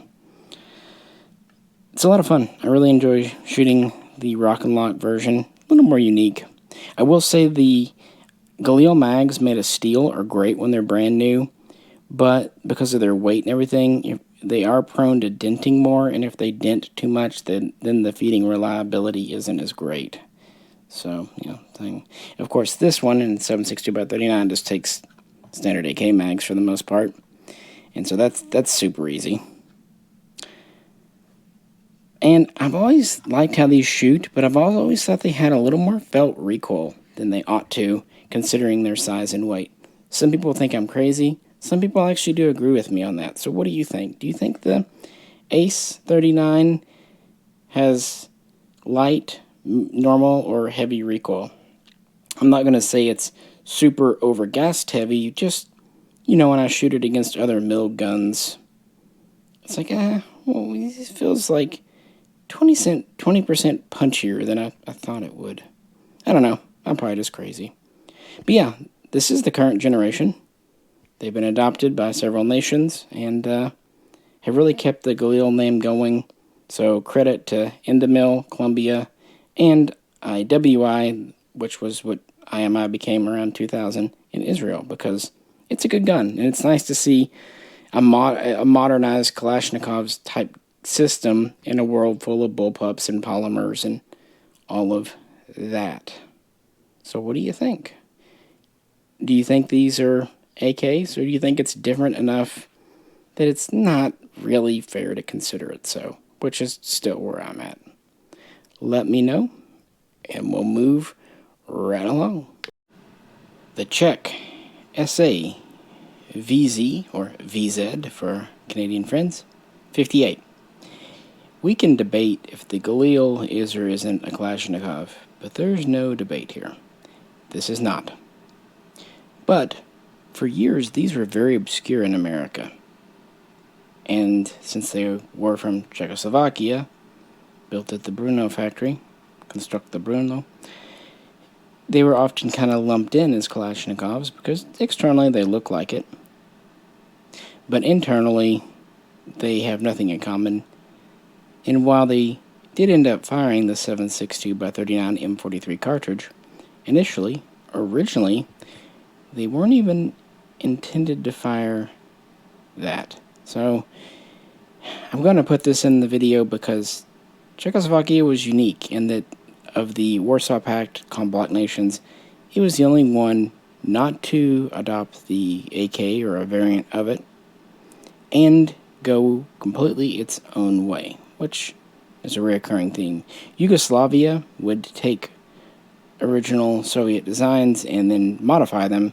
Czechoslovakia was just original through and through. So, what do we have here, and where did it begin, and why am I including it in this video? Well, last thing first, I'm including it because I want to. And because I really like the gun. Both mechanically and shooting, and my history with it is quite detailed. It's another one of the guns I deep dove into, because again, they were quite obscure here. In fact, when I was getting into guns, bought my first few Kalashnikovs, the only way to get a semi-automatic version of these was to get one from Ohio Ordnance Works, OOW, who were building them from parts kits. They were not imports yet. The very first D-Technic imports did not appear until 2006, early 2007. So anywho, development on this really wasn't much behind the original Kalashnikov. Work started around 1950, 1951, at a time when the communists weren't fully in control of Czechoslovakia yet. And originally, they wanted it to be an open-bolt, kind of submachine gun-sized thing to complement their VZ52 self-loading rifle. And the VZ52 fired a unique 7.62 by 45 CZ cartridge, and that's what this was originally chambered for, the CZ515 prototype.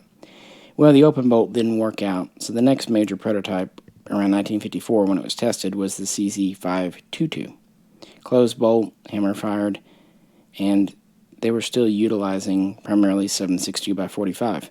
And tests were pretty good. Not only did it impress the Czech brass, it actually impressed some Soviet visiting dignitaries.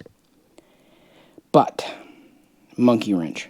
Just the next year, the Soviets decreed that all members of the Warsaw should adopt 7.62 by 39 M43 as their standard cartridge. They really wanted everyone to adopt the AK, but Czechoslovakia resisted. And they won that battle, but they ended up having to go with the M43 cartridge.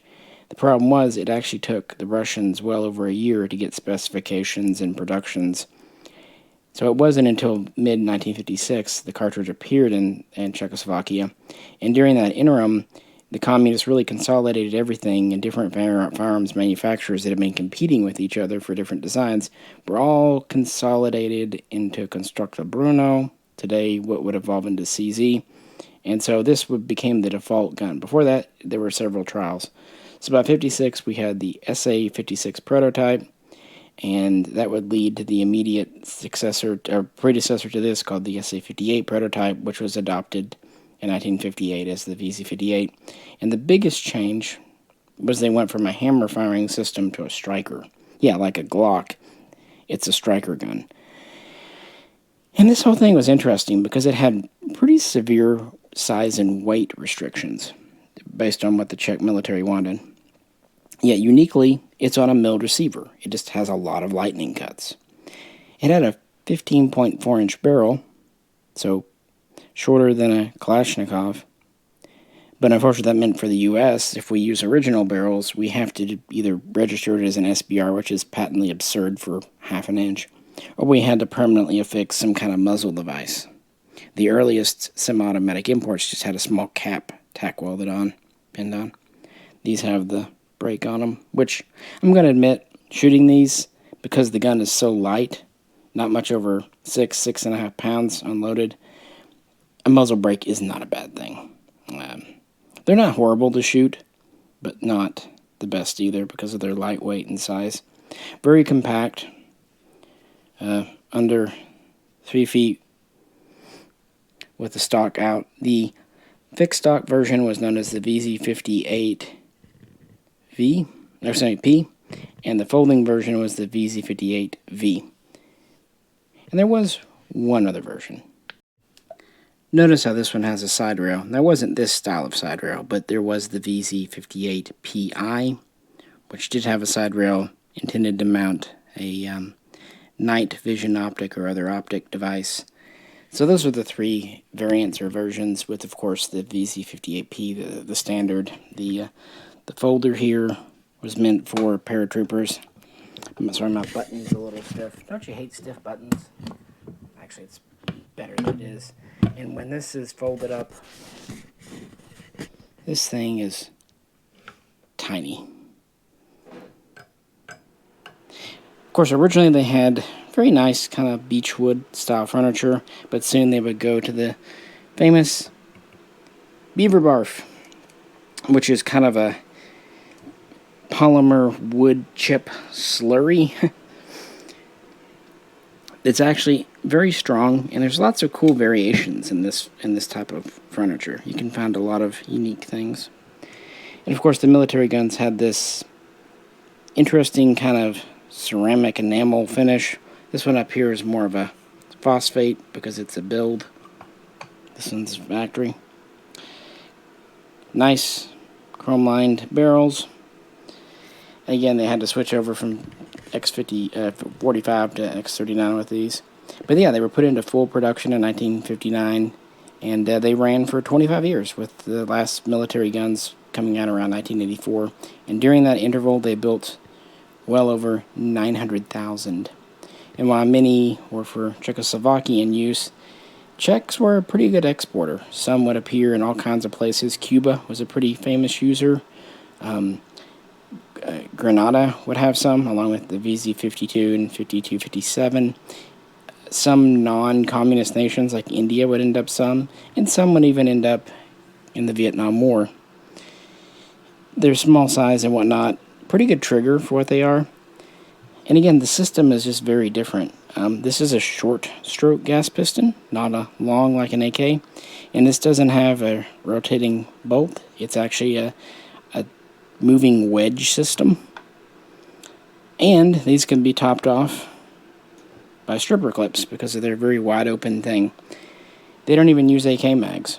They have their own lightweight mags, but one nice feature of that is they actually have a working bolt hold open device, so the Yugoslavians would have loved that.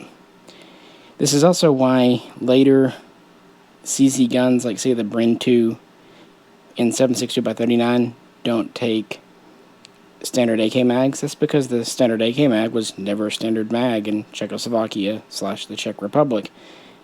So that meant that they were free to make Brin 2 mags in X39. It also was why they have bolt hold opens. If they had made them take AK mags, they would have not had a bolt hold open, and they probably wouldn't have been as compatible with an AR-15 kind of style magwell. But yeah, my experience with these goes way back. I picked up one of the very earliest D-Technics and had to convert it. I've told the story. This is a D-Technic marked import. That's why it doesn't have a bayonet lug. And this is one that Checkpoint assembled using an original receiver and a parts kit here. And D-Technic would be renamed Czech Small Arms CSA, and they're still sending guns over here today. And frankly, Checkpoint USA was always kind of the prime importer. Yes, Century imported the very first ones, and some were imported between 2007 and 2009 under the CZ brand name, but those were actually handled in Tennessee by the Checkpoint USA company anyway. You had some Tennessee guns labeled, but Checkpoint's kind of always been the go-to, and still are today. And these still are being imported, just in small numbers. D-Technics, Czech Small Arms, actually got the production rights and materials from the Brno factory, CZ factory, who wasn't really interested in them, and so they've been doing it for a while. They're just a relatively small outfit, but they still run machined receivers. Most of your newer guns are going to have a 16-inch barrel because it's newly made, because they started to run out of good quality surplus barrels, and those, as far as I know, are still made by Walther in Germany. Lothar Walther, not Karl Walther. But, yeah, there's all kinds of cool variants. These are only two I own. I kind of wish I had a reason to own more, but there just aren't that many variations. They considered making an LMG version and some other derivatives. There's a pistol version, but those are all pretty much commercial, and I'm a military collector, so at the end of the day, a folder and a fixed stock, that's kind of how you go. One other fun thing, it's totally simple and easy to change between a folding stock and a fixed. They don't have specific receivers, just, screws. So you can pop that off, switch between them, and go from there. Very cool guns, and definitely not an AK, but part of the Kalashnikov kind of influenced part of the world, and it's kind of important that Czechoslovakia is the only nation to really have its own gun. Other nations certainly made their own derivatives, but yeah, this is unique, and it would stay in service for well over half a century, not even really being replaced until 2011 when the original 805 Bren came along. Even at that time, it took several years in the Czech Republic to phase it out, and Slovakia even held on to the VZ58 longer. Some still are probably in reserve today. And just as anywhere else, while some people took to the new 556 Bren, other old-timers were lamented not having these. And of course, to end with, these became very popular in Canada, because while the AK was banned, the VZ58 wasn't. Well, at least until, 2020 or 2021, when things changed again up there for our northern friends, and this kind of became verboten itself. But yeah, for a long time, you can easily tell a Canadian version, because it'll have an 18.5-inch barrel to comply with their minimum length laws, and I don't believe those were chrome-lined. There were no official, Brno CZ-produced semi-autos, but the D-Technics are where it's at, because they got their data package and parts and everything. And early imports were pretty much all original parts, just with a semi-auto receiver, semi-auto trigger, and with a device pinned on the barrel. And, of course, there's always the Century VZ 2008, which came around 2009, and was very affordable, and not a bad quality. But I will say, if you like the Century parts kit build, which was a U.S. receiver, U.S. barrel, and with the kind of gritty Parkerized finish, try handling an original import. It's pretty dramatic. It's kind of like a clone HK versus an original, things like that. The originals are just a smoother gun, and definitely a better trigger. One thing I'll say is the Century guns triggers were bleh. These actually are fine. They're military triggers. I'm not going to say they're match triggers, but they're fine. So, just wanted to stick it in the video, because next we're going to go to one of the largest sections of my collection outside of, say, Russia and maybe one other. So, buckle up, get a snack. Romania, from the Kuger Arsenal. Kuger, the name that the whole internet loves to tell you how to pronounce, and then someone else tells them they're wrong, and then they can pronounce it a different way. Kuger, Kugier, Cougar, Kugier, Cougar, I don't know, it doesn't matter. How about we call it MILF? Anyway, It's actually a city in Romania, or the former government arsenal. It's actually still partially government-owned. And it's had several names: Romarm, Rat Mill, and there's been several divisions in places. It's a whole thing. Let's see how long this takes, though. And here, we're going to start off with a Wasser 1063, or rather, it should have been called a 1065, because I no longer have an example of a fixed stock, because that went to Fox, as you saw in the April video. But, yeah, this was probably my very first AK deep dive as I was learning about these, and Romanian guns supplanted Chinese guns as the most common semi-automatic AK types in America some years ago. For a long time, the Chinese definitely ruled. Hundreds of thousands of those came in, whereas only thousands of other guns. But these days, after 25 years of importation, yeah, they're the winner. And several companies have imported them, although mostly it's been Century Arms. But as far as military service, Romania used the AK Type 3, the MILD. They called it the PM, for basically, loosely translated, machine pistol AK. But they never built them in-house. They might have refurbished them, added their own stuff, but they were Russian guns. However, when the AKM was released, actually Romania was one of the first nations to put it into production domestically. Hence, it was called the PM63. Sometimes you go long for them, and it's the PM model 1963. And some have reported trunnion dates, actually even earlier, say 62. But yeah, they immediately were put into production. And originally they were very close to Russian AKMs, but they had a blued finish instead of paint over park. And a few other kind of interesting features. They had wood grips for the first couple of years. And up until 1967, they actually had the palm swell handguard. Yeah, the famous Romanian dong really didn't come around until about 1967. So that I'd point that out. And eventually phosphating would come in, but they would still continue to do bluing. It was usually a salt blue. Otherwise, we have a cold hammer forged barrel, 16 inches, 14.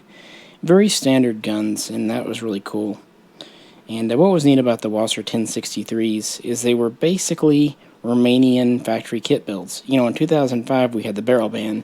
One way around it was to do the building in Romania and send them over. It also cut costs, so even though you could have a new semi-auto receiver and a new chrome-lined hammer-forged barrel, many of the other parts were original, including the underfolding stock on this one. And these Romanian guns had a unique underfolding stock. Well, kinda. The underfolding version was adopted a short time later as the PM65. And it, while it was on a stamped receiver, actually used the original AKS Type 3 single-side stock with the noticeable downward slope to it. It also had the kind of detinted butt plate, which I found pretty cool. Flipping her over, notice there's no latch on this side. Now this is the early pattern used up until about 1972, give or take, that is fully machined like the Russian. After it, they would go to a simplified machined underfolding stock. And eventually they would even introduce a tubular kind of stamped style, sheet steel style, that is kind of interesting but also quite flimsy. And Romanian guns had interesting pistol grips. Other countries had the inverted checkering, but Romania really used a lot of it. And since this was built from military parts, you can see that the bolt carrier is that original bluing.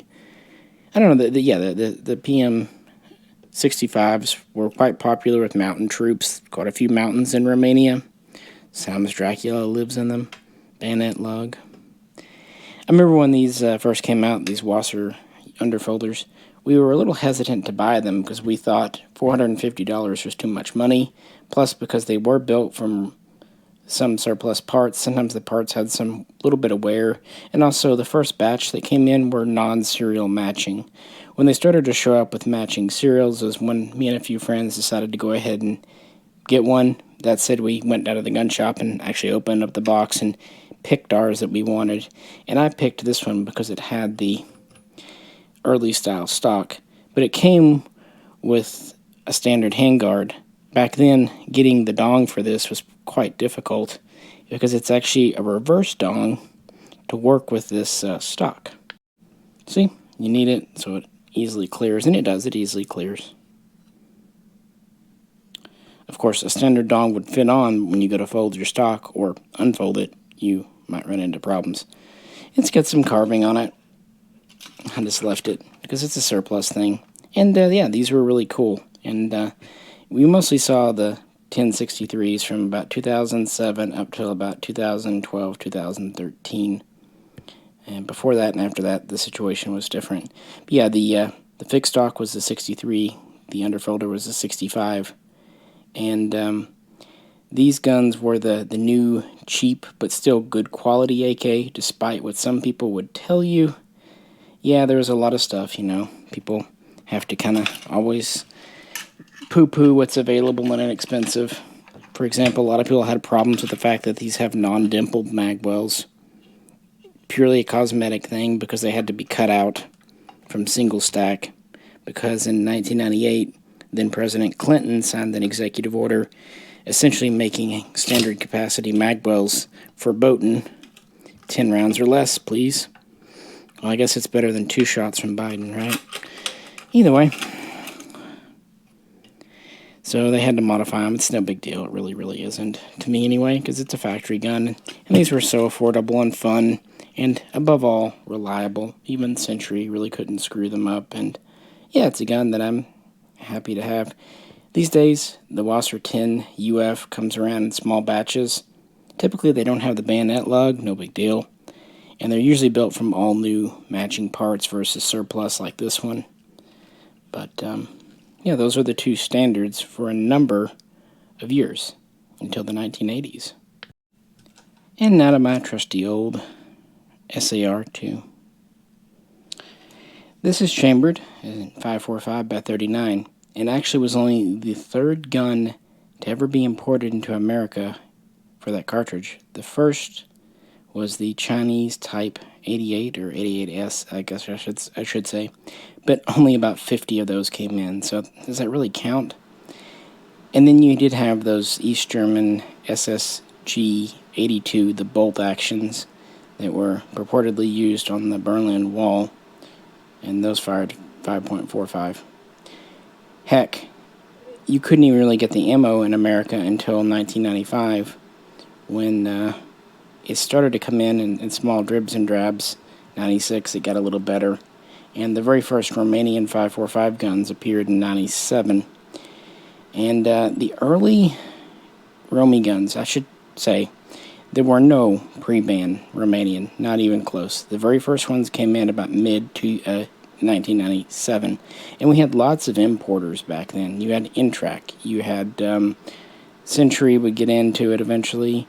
You had DIG, Dominion Investment Group. I'm wanting to say that IO got in pretty early too, and that's why there are so many names. Romac, WUM, 991, 992, all that stuff, and Mark II was another name.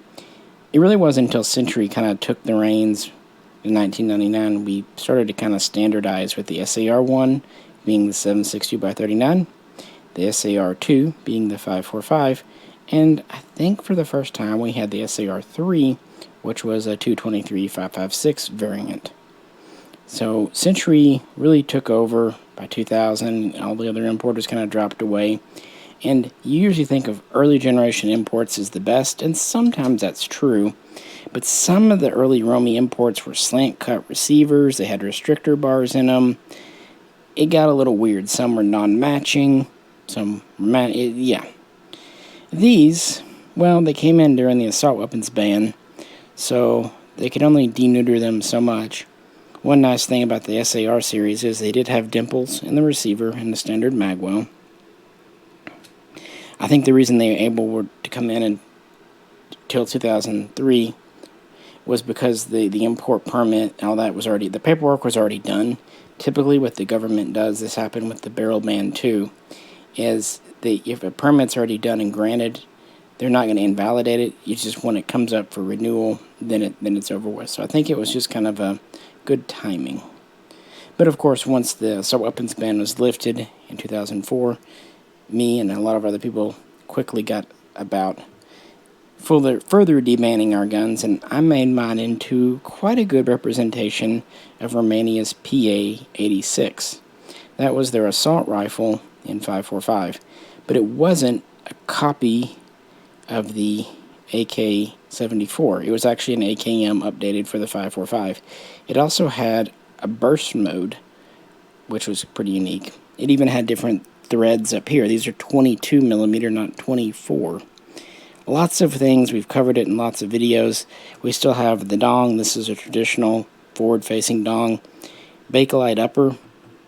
And originally these are Bakelite lowers, but they were found to be a little brittle, so they went back to the wood Bakelite grip. And this is the push button style stock, which the Romanian military used, along with this new pattern of green sling. We have it here, and this was their solution. We already talked about East Germany and Egypt, this style of using the same rear trunnion. Went to an upswept charging handle to easily not interfere with this stock. In theory, you could have a fixed stocked PA86, but as far as I know, pictures only ever show them set up like this. And for the relatively low recoil, especially with this big honking brake, yeah, the stock's not too uncomfortable. And believe it or not, this is still standard issue in Romania today. They've tried to switch over to newer guns, 5.56 caliber, but the money just hasn't been there. They have bought some for special forces and whatnot. I should also say that the Romanian Navy has a variant of this with a non-donged forearm because the Navy, the Marines, frogmen didn't think they needed it. Probably a good call. But yeah, even though these are probably not being produced and haven't been for a long time, the Romanians still have them. Now, the SAR-2 was the first. This gave way to the Wasser-2, but that was discontinued along with the Wasser-3 around 2013, meaning that 2014 till present, Century has pretty much just focused on the 7.62 by 39 variants, and really that's kind of what Kuger itself has done. While the Romanian military wanted the PA86, Kuger was always a pretty important exporter during the communist era and after the fall of Ceausescu's government. And export customers really just weren't keen on 5.45. Now, they did try doing 5.56 versions. I've sometimes seen that called the PM97. But one of their earlier efforts was how I have this pretty standard Wasser. This is a newer production Wasser. Well, I guess not too new now, but, you know, set up in what Kuger called a PM90. They were trying to kind of make it seem more modern. But really, it's just the same gun. These are Romanian palm swell handguards. They use the folding stock from the PA86, although it has the lever style release, which is primarily meant for export, and it's kind of a simplified version of the East German style. And then they made the sugar scoop brake a standard. That's really it. They just kind of rebranded and ever so slightly reworked the PM63. The big difference just having the folding stock. And tried marketing it. Now, if you've heard the name AIM, AIM, that's the export name for the PM63. And typically the AIM would have the palm swell handguards. The dongs really weren't put on exports. The PA86 export version was called the AIM74. And folding stock versions were usually called the AIMS, AIMS. So, yeah, PM, blah, blah, blah, typically meant Romanian domestic military use, and then aim was typically for export. And I don't mean semi-automatic export necessarily. I mean, select fire. And of course, there are the famous Romy G rifles, which were Garda, Civil Guard guns, which were basically just PM63s that had their full auto trigger groups removed, but it could be put back to full auto if ever needed, which is why they're not importable as such. I should say that the QG Arsenal started off doing things the original way, and then they started using more and more cast parts in the 70s and 80s, just like Russia and others. There was a kind of a sharp downtick in quality around 82 because many of the skilled laborers at the arsenal were let go after a strike and labor disagreement, and the people that came in to replace them just really didn't know what they were doing. So if you look at a 1982-83 gun, they still work, they just tend to be sloppier. And over the decade, things would get better and better, and then you get to the late 80s, and they're pretty much back to the same quality. They were serviceable, much like Egyptian guns and, frankly, most Russian domestic guns. These were not built to be pretty. They were built as a tool, a garden hoe, a hammer, an axe. And we had lots of variations, too. So again, this is a standard PM90 configuration with the 16-inch barrel folding stock. And here we have my Wasser 1063 KR, which is a PM90 short rifle. This was about the third major development in the line. The first kind of shorty that QG produced in limited numbers was the PM80, followed by the PM84. The difference basically being the caliber.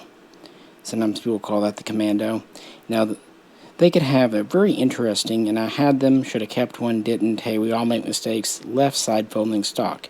But it was an internal hinged block, so it was non-interchangeable. And it was very thin. It was basically like an underfolding stock cut in half and folding to the side. Weird, look it up, they're cool. But with the PM90, they used the standard right side folding stock.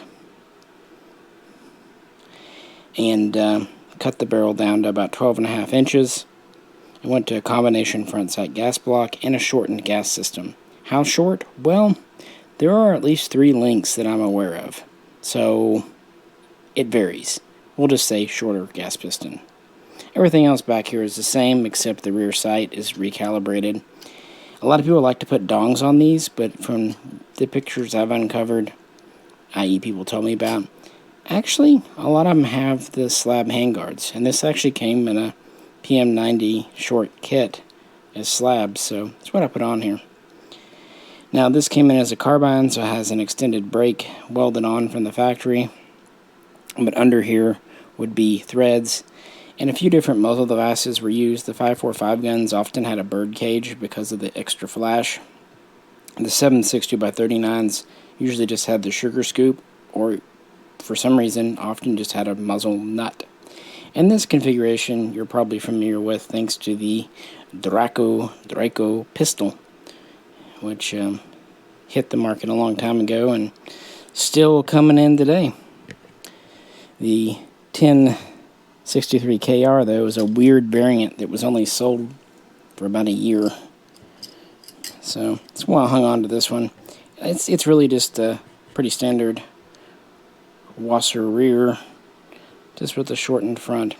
But it is lighter, and it shoots really well. I've had this one out many a time, but that was their kind of carbine.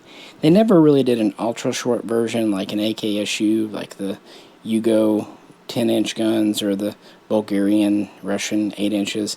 This is about as short as they went. Now, I know, there's the mini Draco and the micro Draco. Those are for export. Ditto for the Romanian 9mm. While the PAK, the PAK, and the NAK, the NAK 9s, we've had really good reliability luck with. They're not made by the QG Arsenal. They're actually made by Novo Module, and they're a commercial export product. So good, but they don't really fit in my collection. That's why I ultimately replaced them with the KUSA KR9 we've already looked at. But a neat little package, and several variations have come in. There's the Wasser 10 Paratrooper, there's the NH10, There's the, RH-10. There's the M10 that Colorado Gun Sales brought over, typically sold as DIY kits.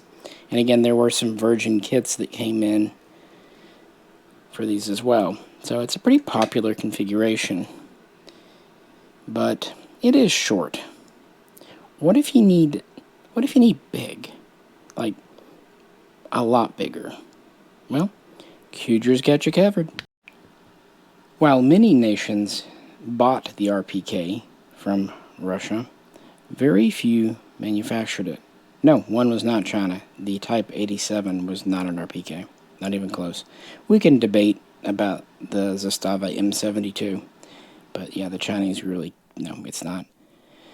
But not only did Romania purchase the RPK, they obtained a license to build them, making them really one of only a handful. Adopted as the PM64 light machine gun or handheld machine gun, these are in production by 1965, chambered for 7.62x39. And originally they were pretty much exact copies of Russian guns, although the very first ones typically had rib top covers and standard rear sights instead of the special one. But as time went on, they would kind of put their own mark. For one, the bipod. I think this is really cool for the Romanian. They introduced an adjustable leg bipod, something that kind of wish Russia had done. The adjustable bipod first appeared in the mid to late 70s, but it still used kind of the Russian-style barrel coupler. And then in the 80s, they went to an extended style that also had kind of a cutie screw thing here. Yeah. And they made some other changes, kind of going along with that. And while the first ones were fixed stock, eventually the PA86 folding stock made its way to them, as did a special version of the dong. Now this is my AES-10B, and Century called these the Paratrooper. They imported the fixed stock version. In a perfect world, I'd have one of each, but can't really do that. And it's unique. These are all dated 1989, at least all the ones I ever had. And they were in 7.62x39. Probably one of the final runs, because by that time they were going to a 5.45 LMG. Yeah, making Romania very unique. They're almost the only other nation to build an RPK74, except much like with the PA86, it was more of a reworked RPK for the smaller cartridge.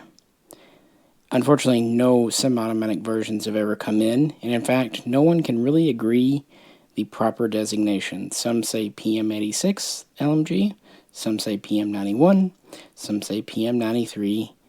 I don't know. Whatever. It's unique to me that they made one, and the reason I put, and this is a 30 caliber flash hider on here, is because the 5.45 versions have it. They also often had a Bakelite upper handguard. Just thought I'd share that. And there was a fixed stock version in 5.45, but somewhat uniquely, it had a flip-up folding butt plate for better control.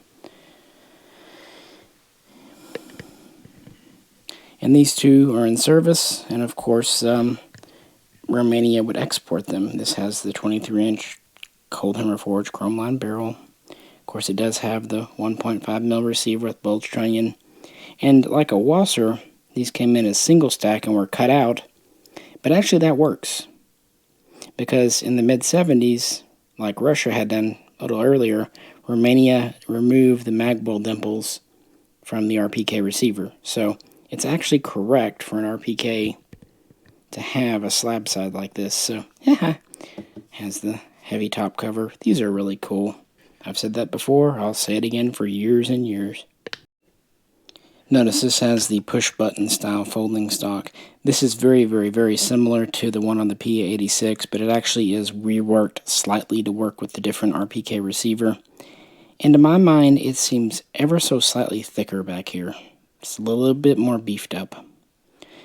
An interesting point on these AES-10Bs is this carry handle.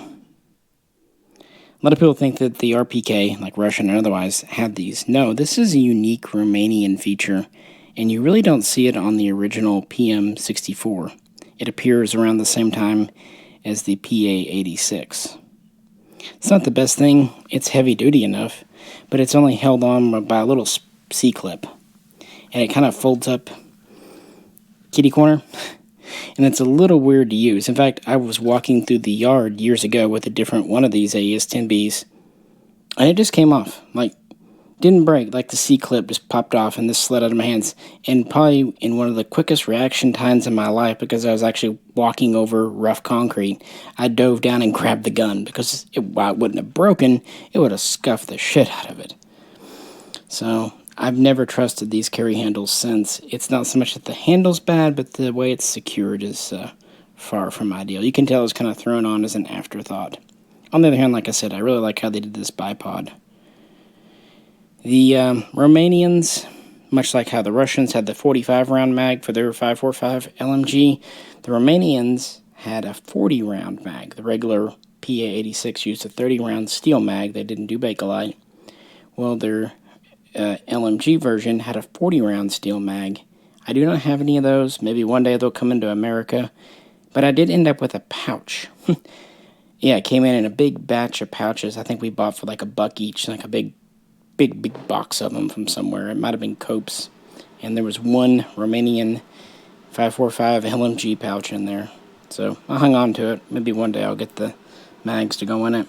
But yeah, these paratrooper versions are pretty unique with the folding stock and front dong. And I kind of kept this one because it's the most Romanian of the PM64 family.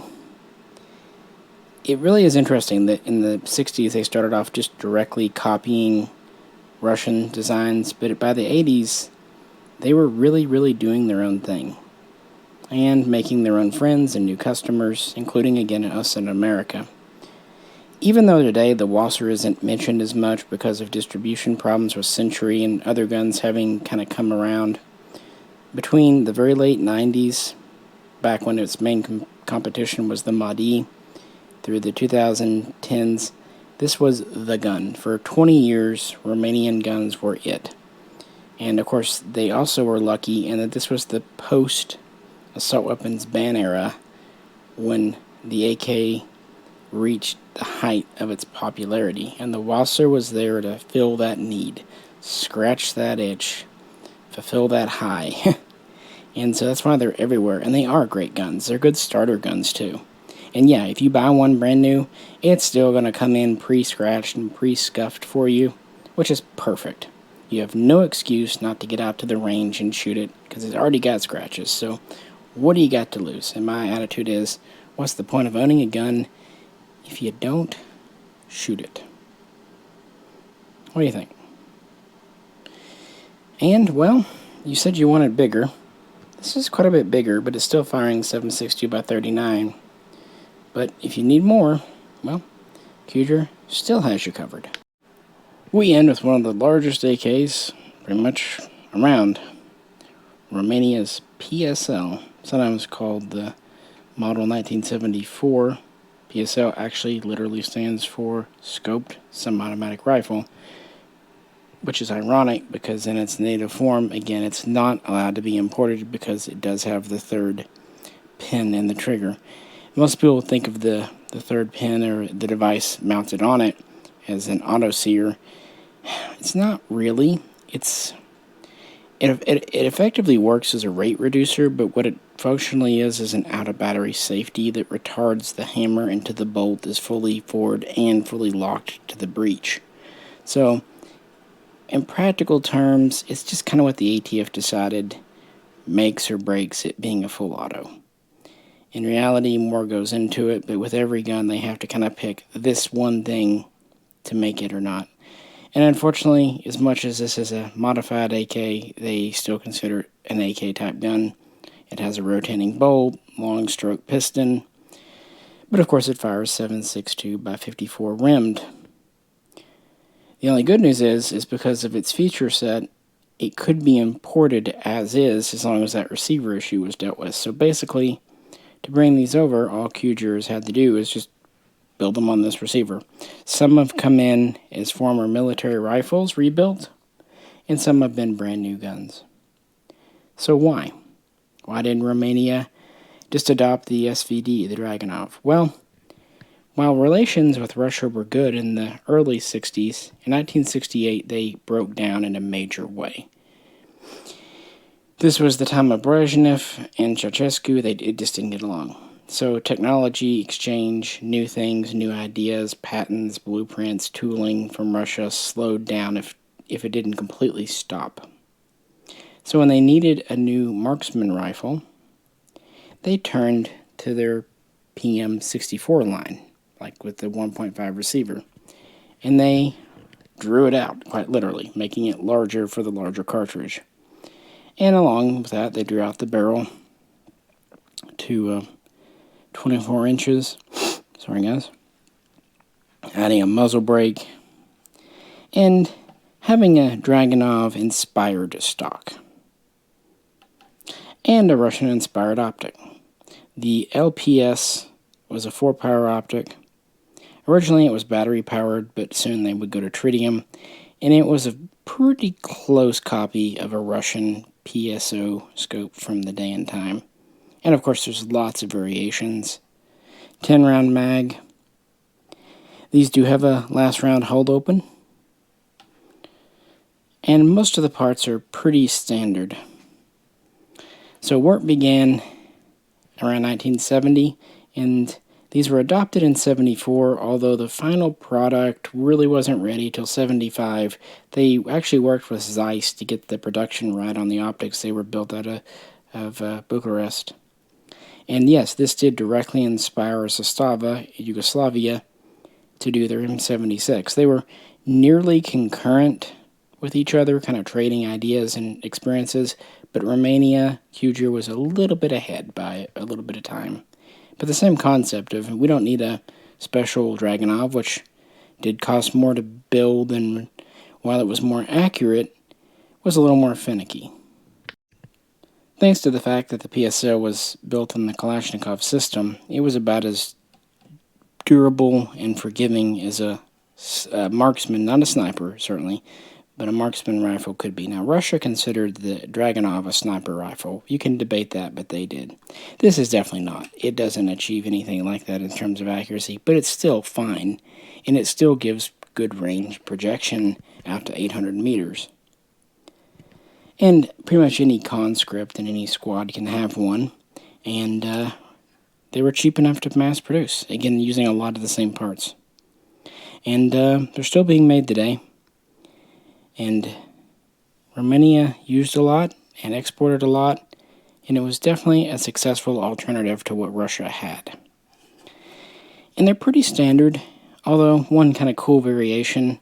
Typically the Romanian military variants had a fixed muzzle brake that was pinned on, but they did do a variant, it's been said, for African contracts, but anyway, some came in with a removable brake, spring detent, and 14 mil threads underneath. The benefit to a fixed brake is maybe potentially better accuracy. The benefit to removable, well, for one, you can clean your muzzle better. For another, you can attach a device like a blank fire. They did have a bayonet lug, which is funny, but then again, so did the M76 and the SVD, standard AK bayonet. And then a little bit of unsupported barrel, no cleaning rod under it. And then we have a long gas system, big piston. We do have iron sights in case the scope fails. And one fun feature, we have a steel butt plate, but it has a bit of spring loading to it. A little bit of recoil absorption. And we do have a built-in cheek rest on this here stock, but it's only really good if you're a right-handed shooter. Again, these were semi-automatic only, but they had to be modified. Early on, the first ones were called like Romac 3, I think that was Century. IO imported these as the SSG97. TGI imported them as the FPK. So the name was kind of variable. Later, Century would start calling them PSL 54C. And the FPK would become the FPK Dragunov. And of course, you do have to consider, are they 100% import? Or were they assembled here using virgin receiver shells, using other parts? Or were they assembled here with the US receiver? And over the years, sometimes third pinhole receivers slipped in, That happened to Century. They had to recall them, cut them up, and that's when these got really cheap, when they sold off the guns built from the kits. And then after Century did it, several years later, well, Classic did it too. Well, technically it wasn't Classic, it was PAC USA that imported them, but Classic was the one that sold them with the third pin, and those had to be recalled as well. Because, like it or not, and of course we don't, those are the rules. Really neat guns, and these were always cool to me, and for the longest time they were undervalued and underpriced. You could get the full kit with 4 mags, mag pouch, scope case, tools, cleaning rods for $6.99 retail. Or if you didn't want the scope, $5.99. And then just the bare bones gun with 1 mag got as low as like $4.50. Typically those were on the US receivers though. Of course today the good times are over, and prices are, $2K and up. I think part of it is the earlier guns were often built from existing communist era parts, so all Kuger had to do was just a new receiver and assembly. But as those ran out, they had to start making all new everything, and that does get costly. But it's also just economics and kind of where we're at. But as the running theme goes, a lot of people just don't appreciate something until it's gone, and I'm no different. We all kind of have that hubris to us. This one here is not a Century. It's an RPK import, and it's actually a buddy of mine's. He used it to win actually a couple of different shooting competitions. It's a very good shooter, but he had to sell it because, needs bust one day. And I said, yeah, I've kind of been wanting to get another one in the collection, having sold mine previously. And I just decided to keep it. I know it's a good shooter. It's in good shape. Looks the part, and I don't know, it does add to my AK collection. Because of my situation, I don't collect sniper rifles, and I don't have very many DMRs, but I can get away with this because, well, technically it's just an overgrown AK, and that's not a bad thing. In fact, some folks, like say Rob Ski, really have positive things to say about the newer generation of PSLs that Century is bringing over. At least he did a year or two ago. But overlooked, but now pretty cool. Of course, these days they do have some competition in the market from Zastava with their M77 PS and their M91, and even the HD18 out of Hungary. So, but for a while, this is kind of the way to go. And it does kind of complete this set of Romanian guns. And they're not super heavy, about 10 pounds. They're kind of spindly. But, yeah. And for a long time, mags were very inexpensive, and I think now they're not, because nothing is. But, definitely wraps up my Romanian collection. I do miss my SAR-1. Fox said he spray painted it. I'm not sure if he's kidding or not. Well, best to move along. Next up, let's talk about the Kalashnikovs from Hungary, or Hungaria. It's funny, I said in the last section, people always corrected me on Kuger, but when I used to say Hungaria, that drove people crazy, even though, again, it's a regional pronunciation and spelling thing. Yeah, just thought I'd point that out. The internet, it's always right, you're always wrong, deal with it. And the funny thing is, we are all the internet, so we're all guilty, we're also all victims, so, what was I saying? Oh yeah, AKs. Hey, we've been going for a while. And actually quite a few of my Hungarian guns have appeared quite recently in various videos, but this is a, challenge type video, so let's start here with the SLR 100H, which is a semi-automatic rebuild of the Hungarian AK-55. Hungary was one of the first nations to license produce the original MILD. Not a whole lot of nations built the MILD, at least not compared to the later AKM.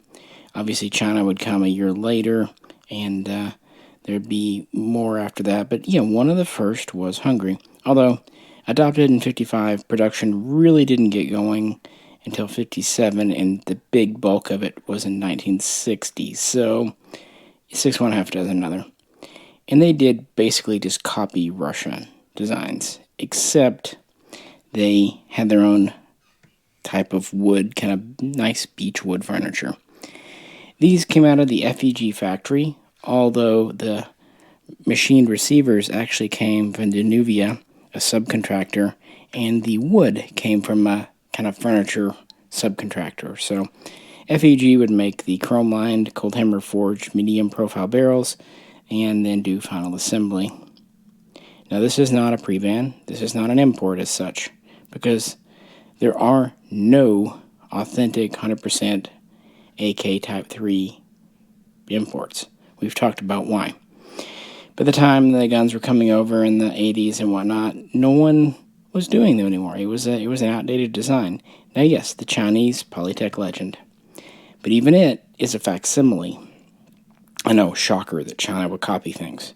But just like they copied the Winchester or the Ithaca or the 870 shotgun, really their AK Type 3 was a copy. They didn't so much try to make it a Type 56 as they did a Russian. It's fine.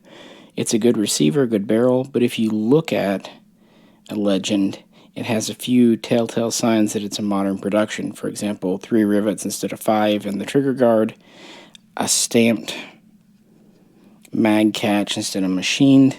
It has a newer style cast instead of machined front sight. And it doesn't have the machined recoil guide rod, it has the wire style. Little things like that. Plus, of course, it has a pressed and pinned in barrel, not screw in. That was fine when the Legends came about in the 80s. They were relatively cheap. They were more expensive than the stamp guns, of course, but best of my memory, they were $500, $400. Some might say, oh, they were $250. A lot of that stuff is kind of misremembering or whatever, but they did cost roughly $100 more than your run-of-the-mill 56S. Some bought them, some didn't. Good guns, but today's prices, I've owned them. I sold mine when someone wanted to pay me $3,000 for it, and I replaced it with this. And frankly, I'm happier for it. The SLR 100H is the next best thing to re-weld. This was a project kind of spearheaded by Intrac, and of course, as we know, the winner of the 4 companies was Gordon Tech that made a few. But the other companies that made kind of pilot batches were Blue Ridge, OOW, who we've already talked about with the VZ58, and MSC here. Now, some of them might have continued to build these after, but they built the initial ones. That's because around 2000, 2001, Hungarian AK-55 kits were everywhere. And for the money, I remember paying about $250 for mine, the kit. They had great bluing. Most of them had really nice bores. Once in a while you run across one with kind of a bad bore. But they had the original barrels, and usually they had quite nice wood.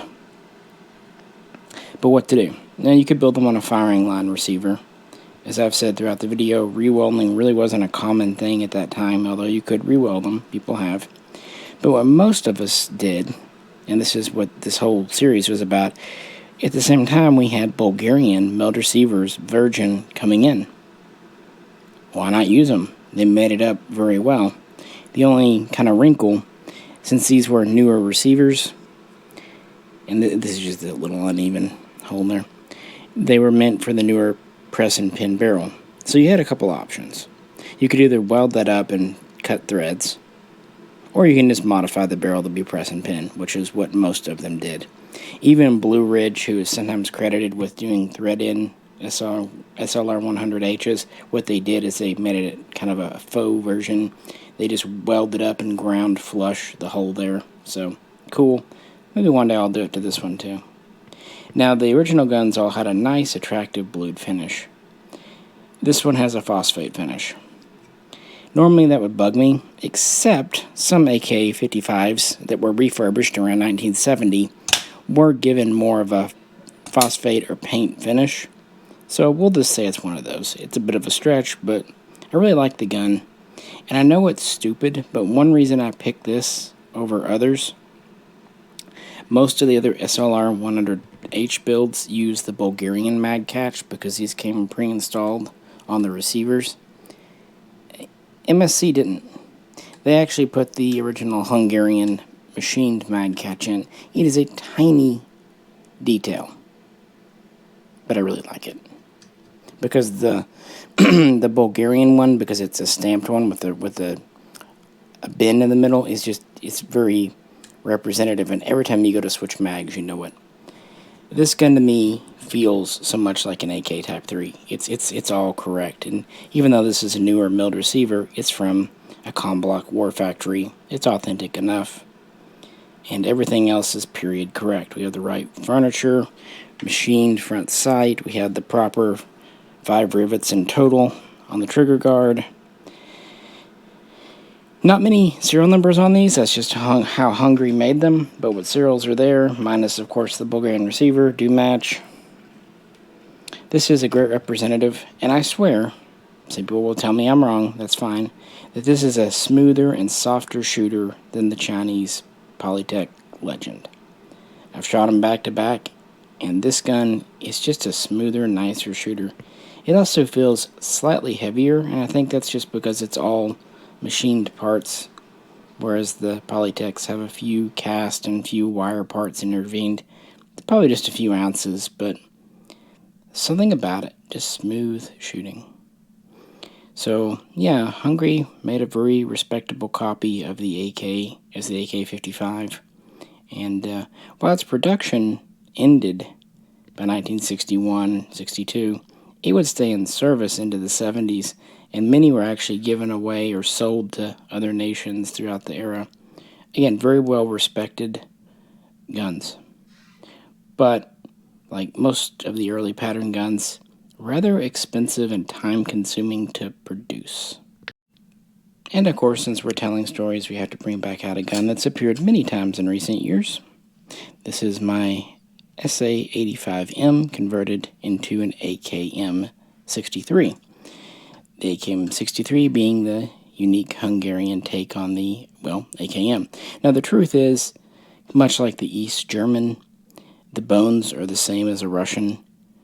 Whereas the East German had a slightly different front sling loop, this one has a slightly different front handguard retainer. It's more of a rounded off shape, slightly smaller. So if you try to put standard handguards on these, something's going to need to be modified. And that's because they support this unique lower metal handguard. Of course, the upper is simply a gas tube that didn't have the brackets for a handguard welded on. It gives it a light weight, it really does, and it lets it air cool very quickly. Some people have worried about burning yourself. There's a pretty good gap between the barrel and the vents here, and typically the gas tube doesn't get hot on an AK, although the gas block does, but as you see, it's pretty far forward. I'm not saying you couldn't burn yourself on it. Trust me, I burn myself on weird things all the time, but it would be more difficult. Standard bayonet lug, standard 14mm thread, still with the muzzle nut. Uniquely, we have a wood pistol grip. It's that kind of unique eye shape versus the earlier slab shape. And yeah, they use the exact same grip and grip nut front and back. Hey, why not? Stamped receiver, and a more or less standard wood stock. The contour is a little different than some others, but it still has a storage compartment, all that good stuff, and otherwise is the same gun. The 63 was designed and very quickly put into production that year, and really the production run was pretty brief. Some sources say ended in 66, some say 68, but that does not mean few were produced. By this time, FEG was really ready to go. It was a big factory. They could crank a whole lot out quickly, and they're no longer relying on subcontractors for a receiver. They're able to make the stamped receiver and forge trunnion in-house, and it's said that they're also doing the woodwork in-house, but if you tell me that, no, they were still outsourcing the wood, it wouldn't surprise me. We'll discuss why in just a minute. Either way, they're making a lot more in-house. It's a cheaper, faster-to-produce gun, and I think a really fun gun to fire. I really like this funky pistol grip. These handguards are definitely a love it or hate it. I love it, and I love how light they make it. This is a very well balanced gun with the wood stock in the back, everything. It had the paint over phosphate finish, and was the standard service rifle, and really let them retire the AK-55 quite quickly, and was quite successful. Not a lot of these got exported, and unfortunately, very few AKM63 kits ever came into America, which is why I ended up actually converting an SA85M. It's a pretty uncommon gun. Now, there is a gun out there called an AMD-65, or excuse me, AMD-63. There's a 65 too. That's an interesting kettle of fish that's not military, but we'll talk about it in just a minute. We have done a video on them before. But this is Hungary getting into the stamped game. And again, alongside Romania, they were among the earliest adopters outside of the Soviet Union itself. Really good guns, and for a long time, Hungarian guns were, at the same time, respected and undervalued, which was great. You could pick one up for not much, and really worth the quality. Unfortunately, be it the SLR 100H or the SA85M, the jig's up, the secret's out, and now prices are rising, especially on the SA85Ms. But, you know, it was good while it lasted. And while these are kit builds done in America, the 85M series were actual imports, again, among the earliest. But also we're kind of coming to the final pre-ban AK imports. But the FEG was far from done, as I'm sure you know. Why do I kind of question about the furniture? Well, it's because of this jobber. I ended up doing like a 15-minute video just on this crazy blue buttstock. I always really wanted one, didn't know what I'd do with it, and was just tickled to death, along with apparently many other people when these came in at AOA. This was an effort in 1964, give or take, to speed up production, not have to rely on wood, kind of the same idea that Valmet had, and also make the gun lighter. This is exceedingly light, probably even lighter than an East German's pebble grain stock. It does not seem like most of these made were ever put on a gun, and then they just kind of sat around the FEG factory for years. Some workers took them home or whatnot, some were thrown out. There are reports of a few of these appearing on guns, like in Africa and stuff, so some of them were put on guns, but that could have been done after the fact, you never know. Either way, this was a failed experiment. You know, good on them for trying. I mean, working with plastics and polymers in the 60s was pretty forward-thinking. The problem is this was true plastic. In fact, as I said in the original video, this is the same plastic that communist nations used to make like cafeteria trays. I'm not kidding, not similar to, it is literally the same plastic. That was the problem. They really couldn't get the plastic they knew they needed, so they tried to make do with this, and it didn't work out.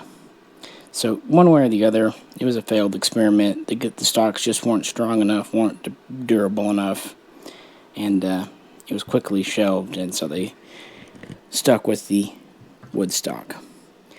But this did kind of foretell the next step, the next year.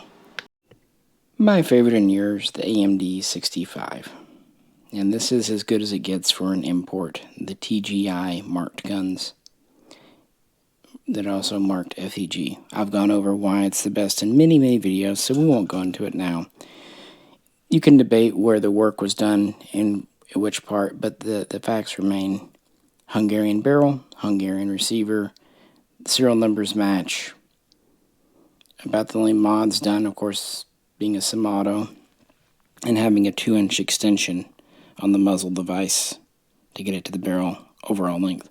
Because this was really one of the first, maybe the first actual mass-produced carbine versions. The 63 was fine for infantry, but mechanized crews, airborne, the like, needed something smaller, lighter, and they went all out here. They did the skeletonized handguard. They shortened the gas system by a good inch or so. And then they shoved the front side as close to the gas block as they dare. But this is before the idea of combining them came around. And the barrel was about 12.5 inches. But we did have this big honking muzzle brake here. So effectively, yeah, we're over 14 inches again. Still smaller though. And what helped is it had a really good folding stock. I know. People don't like these wire stocks because they don't really give a good cheek weld. Fair. But they have a rubber butt plate,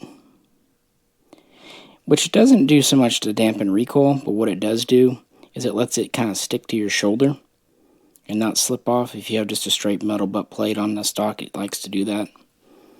Kind of like that VZ58 V folder. And what's nice is the mechanism's all internal to the receiver. The push button's here.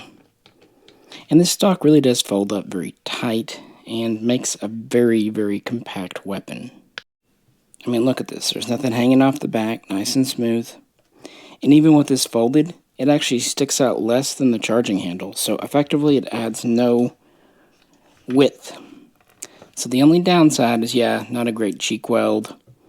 It's a wire stock, but for a tank crew, for a paratrooper, it's very solid. Mine has no flop to it.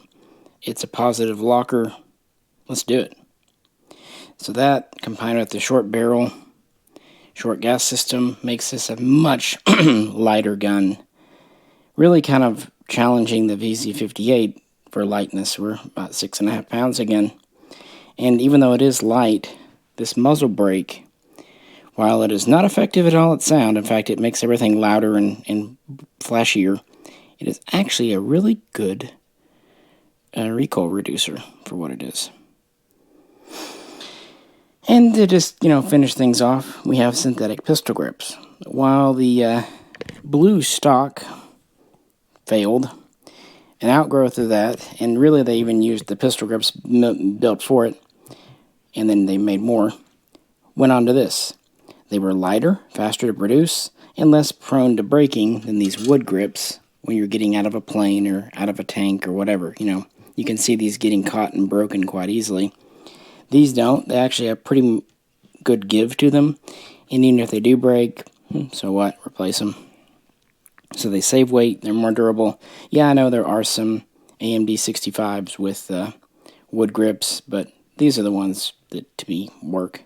And of course, to really complete it, these were typically issued with 20-round mags, so-called tanker mags. Hungary was one of the very first nations to, spearhead the 20-round AK mag movement, which I've always liked because it holds exactly one box of ammo. You even get a compact cleaning rod for under the barrel. You even get a sling mount, just no bayonet lug. Yeah, a really cool gun, and I think a lot of Hungarian troops thought so as well, because even though these were meant for specialists, they ended up really going to anyone in the Army who could justify getting one, which might explain why the production run for the 63 was ended, I wouldn't say early, but only after a few years, while for the AMD 65, it continued for well over a decade. And many of these are in service today. Now, as in terms of the TNG guns, these appeared around 2008, 2009, 2010, and really were the last gasp of FEG, the original factory, and frankly the last gasp of TNG, or I said TNG, well, hey, whatever, TGI, Tennessee Gun, blah. Before they also were kind of shut down, and they were very affordable. Again, they were respected for what they were, but kind of underappreciated. They were retailing for $400 in a box, and it was a cool FEG logo box, one mag, cleaning kit. A lot of us liked them, but other people complained about the paint being gloopy or uneven, things like that. So what? Repaint it. Some claim that the mag wells were loose, but they worked, so yeah. They were really good for the money. And of course, nowadays, that they've been long gone, people respect them for what they are. Because this is a really unique gun that saw true service. And this is as good as it really got. Because we didn't ever get a pre-ban AMD 65. Lots of builds. Century did builds, but those had US barrels. And of course, if you had a kit you had the 12-inch barrel, so you're either going to have to extend it or build a pistol. I definitely would extend it because not only can you not use the stock of a pistol, couldn't use the foregrip too. And what's an AMD without its foregrip? Now that you might burn your hand if you just have the metal and nothing else, but I digress. Really like these. I've always thought they were among the more interesting early variants, and kind of was the first unique design that FEG really, this is how they really put their stamp on the AK family, and they had really good export success too. Quite recently, in the last 20 years, a lot of these were sent over to Afghanistan and other places as well, and they keep on a-truckin'. They've even done modernized variants with the gobbledygook put on them to continue on. So that's kind of the status of things into the 70s. But then FEG, or the Hungarian government, whoever, wanted a newer version that was again faster and cheaper to mass produce and also could be exported. Now we come to the real SA85M, or at least my pre-ban. And say it with me, these were underappreciated. Now in the 80s they actually cost more than Chinese guns by quite a bit, which did limit their marketability. They weren't quite as expensive as the Steyr Moddies, but close. Frankly, no one could compete with China for pricing. But they were imported by a quality outfit, Kastner, later KBI. That's really how you can tell a pre-ban from a post-ban. KBI, post-ban, Kastner, pre-ban. But really only one batch came over. In the 80s, the Cold War was thawing out, and this is why we see semi-automatic AKs. But now keep in mind, we've had from Finland, from China, from Egypt. Cool, but none of them are directly in the COM block. We had Yugoslavia at the very end, Mitchell's, and a couple other companies brought over, but in tiny numbers. And again, Yugoslavia was more friends with benefits when it came to the COM block than like under the Warsaw Pact thumb. So it's not really surprising to me that we got some of those. Hungary was really the first true Warsaw Pact COM block nation to send over semi-auto AKs. That's interesting. But what they were their, of course, at the time, latest examples. In 1977, they introduced the AK-63 series. And we had the 63F, which was a fixed stock, and it was joined by the AK-63D underfolder a couple of years later, around 1980. For the D, they copied the AKMS underfolding stock, latched on both sides. They kept their eye pistol grip in the rear, but now they kind of got boring and went to a standard handguard arrangement again. Interestingly, though, they kept the rounded retainer, and instead of going to a palm swell handguard, they kind of kept the earlier slab side. But it won't fit on a mill gun because this is a stamped receiver. Moving out, we had the standard Bayo lug, standard AKM barrel, and we had the standard sugar scoop brake. Paint over, park finish. With a few minor differences, yeah, pretty standard AKM. So next to the Egyptian, especially if you wanted an underfolder, because there were no underfolder Moddies brought in, this was the best to do for an underfolder gun in the 80s. Of course, there were the Chinese, but they were different, as we've already discussed. See, here's the other side latch. In fact, well, now we have the Yugos. So this is the first one we've shown in the video so far. But they don't have a lightning cut bolt carrier, which is interesting. But yeah, the batch came over around 87, and it was 7,000 guns. And before they could reorder more, because they were selling a little slow, the ban came down. And as is famously known, of that batch, 3,000 were fixed stock, 4,000 are underfolders. That's why you run across more underfolders than you do fixed stocks. Not by a huge margin, but it kind of gives you. Also, people seem to hang on to the fixed stock variants a little more than the underfolders. But either one are the same, just different receiver in piece. Really good guns, you know the deal now. Pretty soft shooting. They're not the absolute highest quality machining and finish, but they're very, very practical, very, very good, and again, for a long time, undervalued. People think of pre-band, they think of Chinese. Also, the Steyr Moddies kind of get a little thing, but yeah, these really didn't. Now, like I said, this is an authentic pre-band. This is technically a post-band, but it was very easy to rework, and I did a whole video on that. So this represents that series. This I have set up to be a little earlier.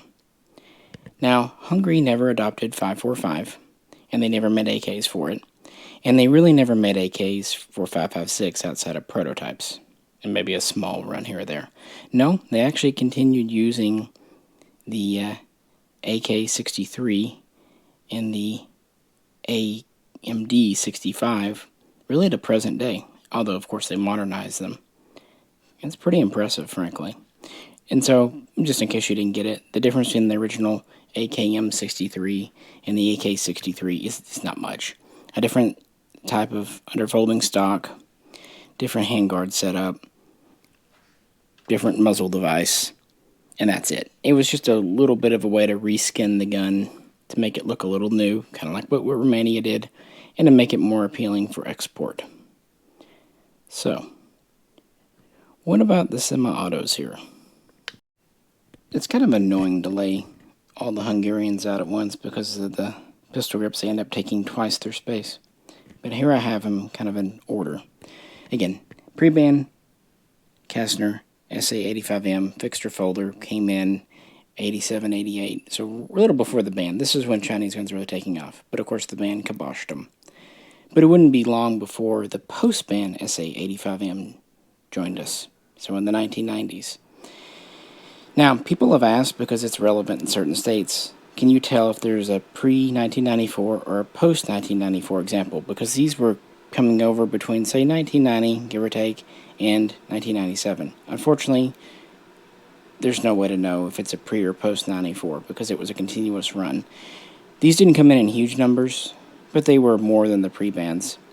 Maybe 15,000, maybe 20, maybe 25 at most. So, not teeny tiny, but not huge. And it's good for us that they didn't go hog wild with making these ban compliant. We still have a square back receiver, so putting on a stock and grip is literally no work. At this time, it was perfectly fine to have a standard magwell. That's why they kept the name SA85M. Kind of interesting they didn't change it like the Mac 90 did. Now, the handguards originally were the same as what we see up here. But what they did is they removed the bayonet lug, and the barrel was unthreaded. It wasn't threads that were cut off, they just weren't threaded, which meant putting threads on this one was easy. The weird thing they did is they also removed the flange that retained the cleaning rod. That was annoying. But otherwise, good quality gun. Until 1998 and the ban on the high-cap magwells. Enter the SA2000M. This one's marked. Those were imported for about 3 years. They seem like they ended around 2001, 2002. And they were single-stack, low-cap versions of this. And they would ship with synthetic furniture. I think it's been said that the thumbhole stock on the 2000M was choked, but I could be wrong. And you are seeing variations in both. Some would have the full-length gas system, either the 85M or the 2000M, and some had the shorter AMD 65 gas system. Now, with the pre-bans, they were all full-length as far as I know, and they were just using up parts because by the late 90s, early 2000s, the main production line was over. FEG, privatization, end of communism. So you could either get one or the other, although the barrel would always be either 16 inches, sometimes even having a muzzle brake pinned on, making it effectively 18 inches. So, yeah, kind of fun. Converting the the SA2000M to a double stacker was a little more involved, partially because of the trunnion system. It could be done. A Vector did quite a few of them, but it probably wasn't something you wanted to do at home unless you goof it up. It wasn't as simple as, say, a Wasser. So when these guns came out, they were technically SA2000Ms, but they were really just using the receivers. And also you could just buy the bare receivers for a time in America too, much like with the arsenals. And they were combined with AMD 65 kits in Hungary, so that's why they're marked made in Hungary, not USA, and then sold here. Now, did they come over as pistols? Maybe. Did they come over as barreled actions? Maybe. They probably didn't come over as carbines, but I could be wrong. I don't know, because you have to have a thumbhole stock, and I said that because the box these ship in was just big enough for the gun with stock folded. It looked perfect, so I don't think there was a stock attached. Probably a barreled action, but either way, they kept the parts number matching, and that was the last semi-automatic gun to come out of FEG, and really one of the last AKs ever, because at this point their military contracts were over, and then of course the factory would shutter around 2004. At least the firearms division, they actually kept on making like light bulbs and stuff. So the FEG Defense we hear of today, no relation. They essentially just bought the name. So same case as like Springfield Armory. So just thought I'd share that. But yeah, they never broke into any other calibers. And while they had some interesting variants, they kept it pretty small. And that's why I'm kind of happy with my 4 guns that I have. I feel like they're really good solid representations of what served the Hungarian military for 70 years? Long time. And again, good number of actual imports and quality kit builds here, and quality parts. So, who's next? Or not, I'm back real quick. The AMD 63, I promised to explain that. I'm sure most of you know, but they were sold by Clearview Investment or whatever it was over in Kentucky, and they basically grabbed some SA 2000M receivers and some AMD 65 kits, US barrels, 16 inches, put them together, and they had fixed stocks and fixed retrunnions rather than the folder. This confused a lot of people because they had the short gas system like an AMD 65, but a longer barrel. And yeah, they said Hungary on them, but if you flipped them over, they also had the clear markings in USA and some other things. So yeah, if you see a fixed stocked gun, investigate very closely. Also measure the length of the gas system, because you see the distance here. Well, those would be back here. Just thought I'd kind of pin that in. So sorry for the sound here, but I wasn't gonna wire back up just for that point. But I promised I'd do it. Okay, now for real, who's next? You knew we would get here eventually. Bulgaria. Factory 10, Circle 10. Today known as Arsenal AD. What an interesting path they took, and also importation of their guns has taken in the US. Now, there were no pre-ban arsenals, but they were one of the first nations to send over Kalashnikov semi-autos to America after the ban. And this is the first example, of course, you've seen it many times, the SA-93. Even though these were typed in 93 and approved in 93 for import, most all I've seen have been dated, actually built in 1994.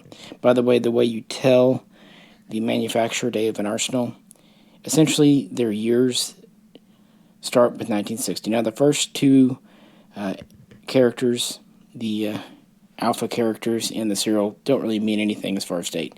The first 2 numbers do, though.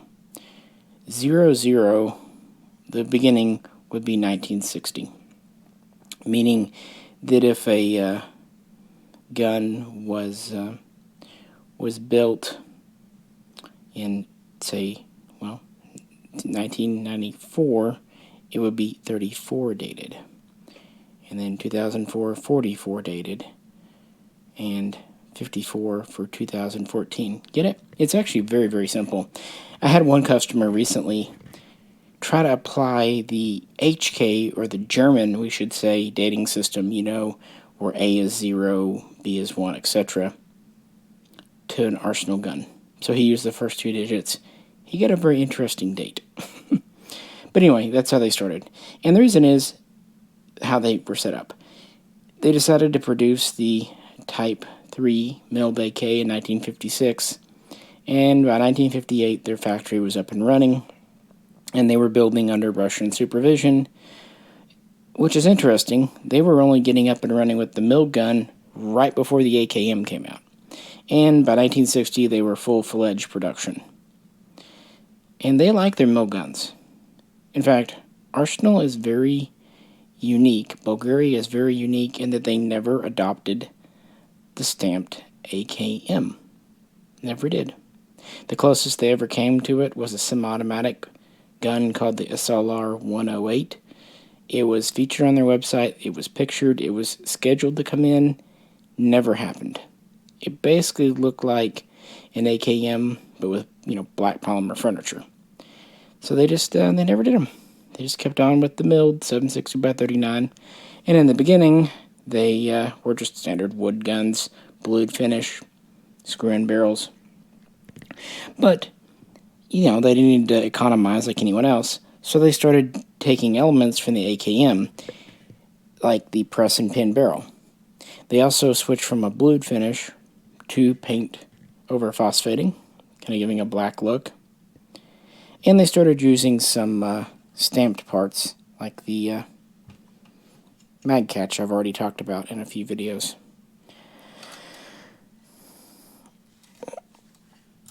And there's a few other simplifications and updates as well. Of course, this gun here is set up to be like a late production Bulgarian AK47, sometimes called the M1, with the synthetic furniture. I thought it was appropriate for this style. We have the AG4 material Bakelite handguards, and then we have the Happy Dog pistol grip, and then we have the Salmon buttstock that is literally just one solid piece of molded. It honestly feels like a hard crayon. It's probably actually cheaper than the Hungarian blue stock we just looked at, but it is solid. It's different. It's unique. And of course, they replaced the muzzle nut with a sugar scoop brake at some point. So they kept on. And they supplied their military. Now, I should say that in 1984, they officially switched over to the AK74. We talked about that at the beginning of the video. It's really uncertain how many parts were made in-house and how many came from Russia. In 1985, they also adopted the RPK74 that we already looked at, and with those, I'm quite confident in saying that at least some of the parts came from Molot. Could be wrong, but just my observations. So they did kind of flirt with stamping in the 80s, but what's interesting, they jumped from the milled AK Type 3 to the stamped AK74, and there are differences between the 74 and the AKM, as we've talked about, which lead to some interesting things that are going to be featured in upcoming Bulgarian guns. But once communism fell, once they got out from the yoke of the Soviets, by 1991-92, they were going back to milled guns, which is where this comes from here, and ditching 5.45 as quick as humanly possible. I've said in many videos, it was a political thing as much as anything else. Nations fresh out of communism didn't want 5.45 if they could help it. Some nations like Romania kind of had to keep it because of budgetary reasons, but nations like Bulgaria, they could afford to either switch back to 7.62x39 and or switch to 5.56 NATO. 5.45 just had too many bad, dark connotations. Plus, it was a cartridge really only supported by Russia. So, yeah. It's just one of those things, you get it or you don't. It's just, it left a bad taste in their mouth.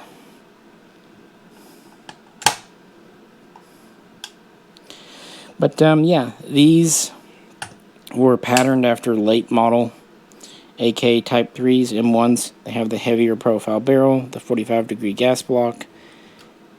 Now, when they came in, they were pretty neutered. They did not have the cleaning rod, no bayonet lug, no threaded barrel. They lacked the lower tang, although they were a square cut receiver. So installing the tang wasn't wasn't too bad. They're not the easiest conversion. One benefit, though, they came in with the standard magwell, so at least you didn't have to alter that.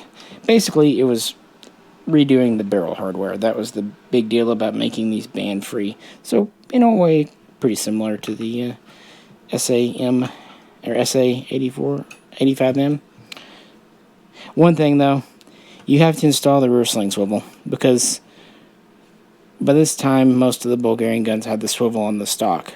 But if your stock doesn't have one like this, you've got to cut a little slot in this receiver. I had to do the same thing for that SLR 100H, the Hungarian one. But these are high-quality receivers. And really good guns. They're very smooth, very nice, double-hook triggers. And this was the very first Arsenal. But these were not imported by Arsenal Inc. of Las Vegas. Actually, they were imported by a few companies. Sentinel, Dominion, Interac was involved. I feel like I'm forgetting one. Oh, well. There was 3 or 4 companies that brought these in. And these only came in for a couple of years. By 1995, they were on their way out because Arsenal in Bulgaria was kind of redoing their semi-automatic system.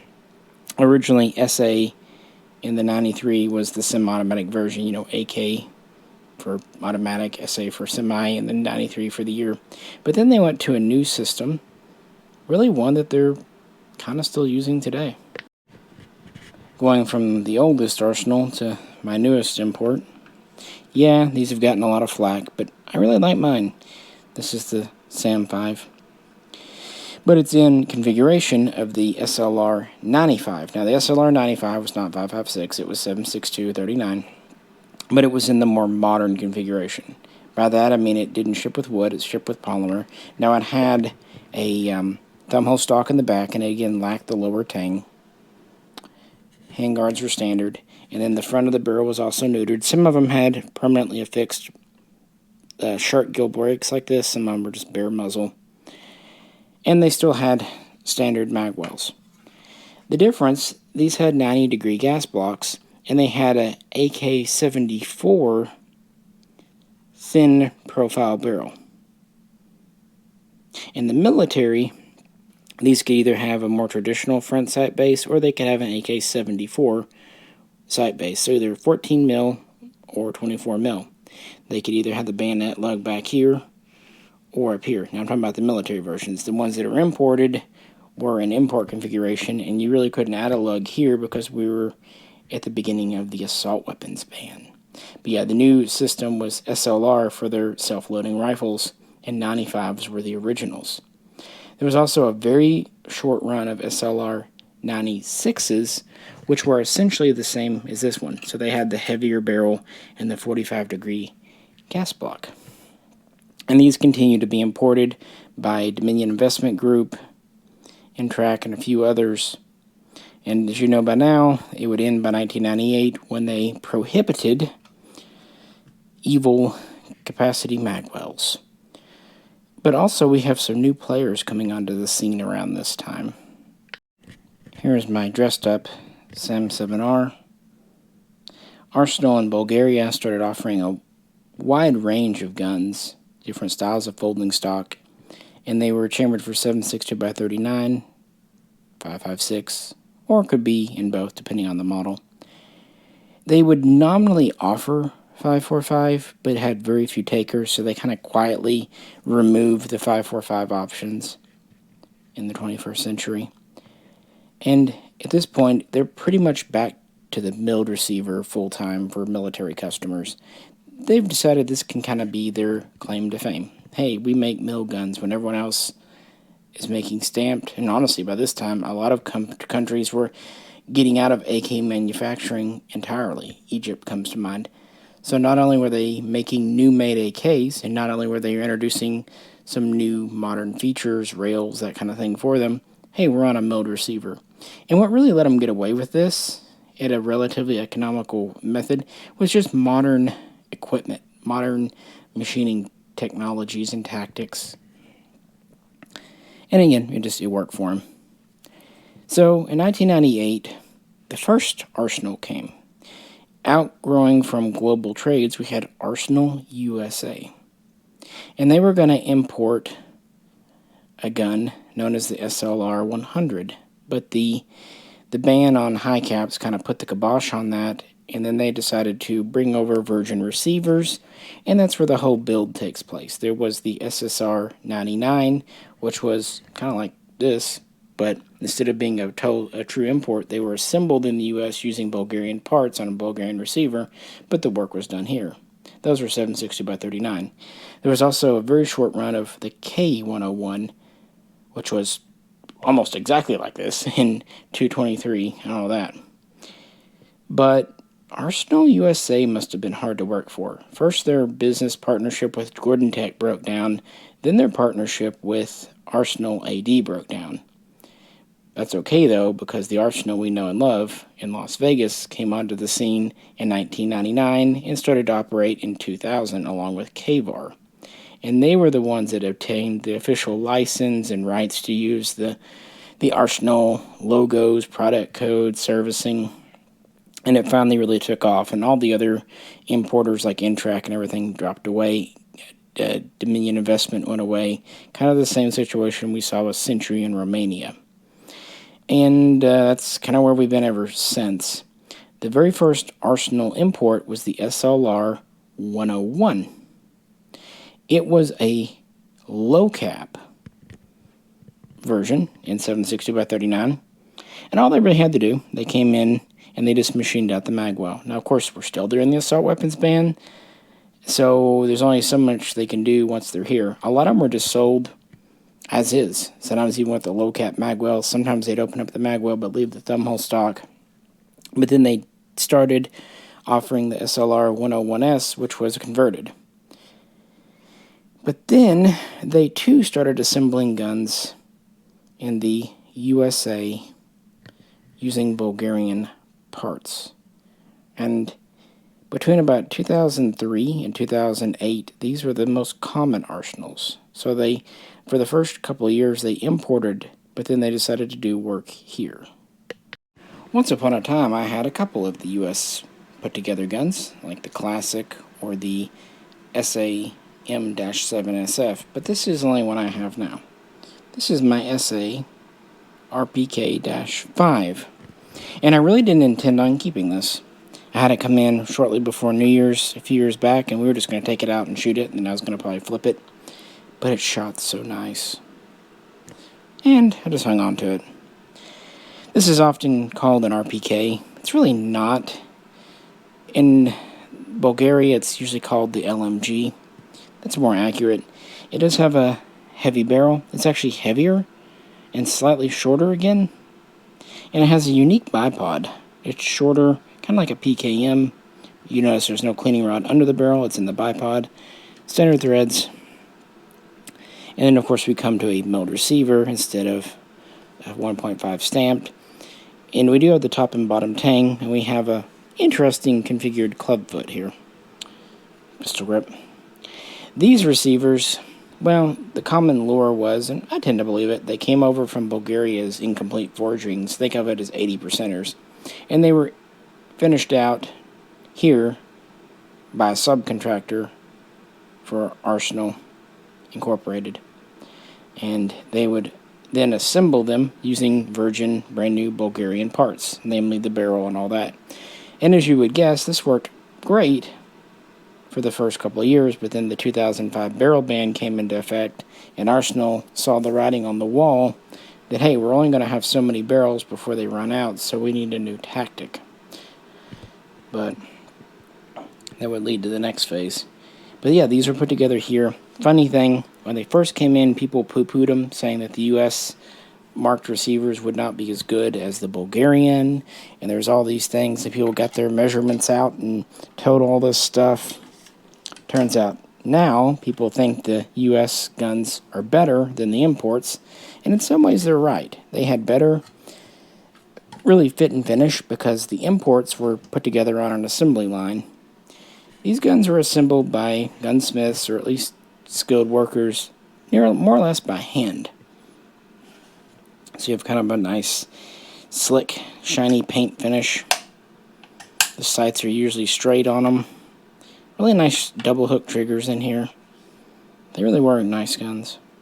Now, the LMG in Bulgaria goes all the way back to 1971. That's when they first started doing an RPK-inspired gun, but again on a milled receiver, because, well, that's what they're doing. Now, again, in 1985, they did go to the stamped RPK74, but the LMG kind of always hung around, and they ended up offering it in 7.62x39, 5.56, and briefly 5.45. In fact, very briefly, a small run of these were assembled in Las Vegas in 5.45. They were called the SA RPK3.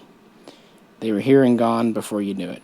The RPK7, the 7.62x39s, had been gone a long time, so that's why I ended up with the 5.56 version. But honestly, I'm kind of glad I did. I have quite a few RPKs, as you've seen, in 7.62x39, even a couple in 5.45. This is the only one I have in 223, 5.56. Very nice, smooth gun. Bipod's a little floppy, but it's okay. But yeah, this was their support version. They also had the LMGF, which was a folding stock. Again, I'm talking military select fire, not semi-auto. To date, there has never been an LMG or RPK semi-automatic import. So the ones that are here were all put together via kits. In fact, up until 2020, we had no SAM5 imports. They were all put together here under the SA M-5 name. And as I said, the one reason I really wanted this one, I bought an SA M-5 at the end of 2004 when the ban came off and had it for a number of years, but kind of got in a position where I needed to sell it in 2010. And while it was one of those things I didn't mind doing, it needs must, it wasn't easy. So I was always looking to replace it. And I like this one a lot. It's a lot of fun. I haven't had the troubles that some people have had, but it is the first production run, so hey, it makes me happy, and the cost didn't break the bank, so there we go. But of course, these aren't my only arsenals, but I am very kind of choosy which ones I keep. Returning to my SAM7R, this was a cool gun, and basically it's the same as their first. There was the SLR 101, imported back in 2001, 2002. Then those went away. We had the US-built guns, and then we had the SLR series of stamped guns, the SLR 106 in 5.56, the SLR 107 in 7.62x39, the canceled SLR 108 in 7.62x39, and eventually, although many years later, the SLR 104 in 5.45x39. Now, as you saw at the top of the hour in this video, there was also very briefly in 2005 the SLR 105 in 5.45, but that was a very small, limited run. But it was their first taste of doing stamped receivers, something Arsenal has never really been crazy about. So a stamped gun in 5.45 was something they super weren't crazy about. But you know what they were crazy about? Money. They had the parts, they had the ability, so why not make some bucks? And so, because of the rising cost of the mill guns, they introduced the stamp guns, and it went from there. I should also mention there were plans to do an SLR 102, which is like this gun, but, you know, the old dumbhole stock. And instead of being in 7.62x39, it was going to be in 5.45x39. But they never got imported. They had some samples, but they never were sold. So, there you go. So, anywho, the SLR 101S reappeared around 2012. And they made a big marketing campaign about its back after a decade, and it was kind of their first milled import in a long time. And then California banned all SLRs by name. So any arsenal that came in marked SLR, no matter what the numbers behind it were, was banned. They also banned the SGL, but they didn't. They typed it wrong. They typed it SLG. So California, in their infinite wisdom, banned a gun that doesn't exist. And actually, the SGL continued to be legal to ship into California in some form or other for years. But because of that and a few other things, and just kind of getting the system together, in 2013 they renamed the SLR 101S to the SAM7R. And really that's just it. There are a few minor differences, like the way the markings are done, but the chances are, even if they'd kept the SLR 101 name, the changes would have still been incorporated. Also, of course, by this point, they could sell them with full features because the assault weapons ban is long over. So, bayonet leg came, although I installed this front sight, it has regular 14s originally. And of course, I put on the AR-M9 furniture. There's a whole huge list of select fire variants you can look at on Arsenal's website. The AR-M1 is the basic model, and it just goes on from there. The AR-M9, AR-M9F, the AR-M7, the AR-11, of course, on and on and on. And this is a really, really good gun, even though it has a long length of pull.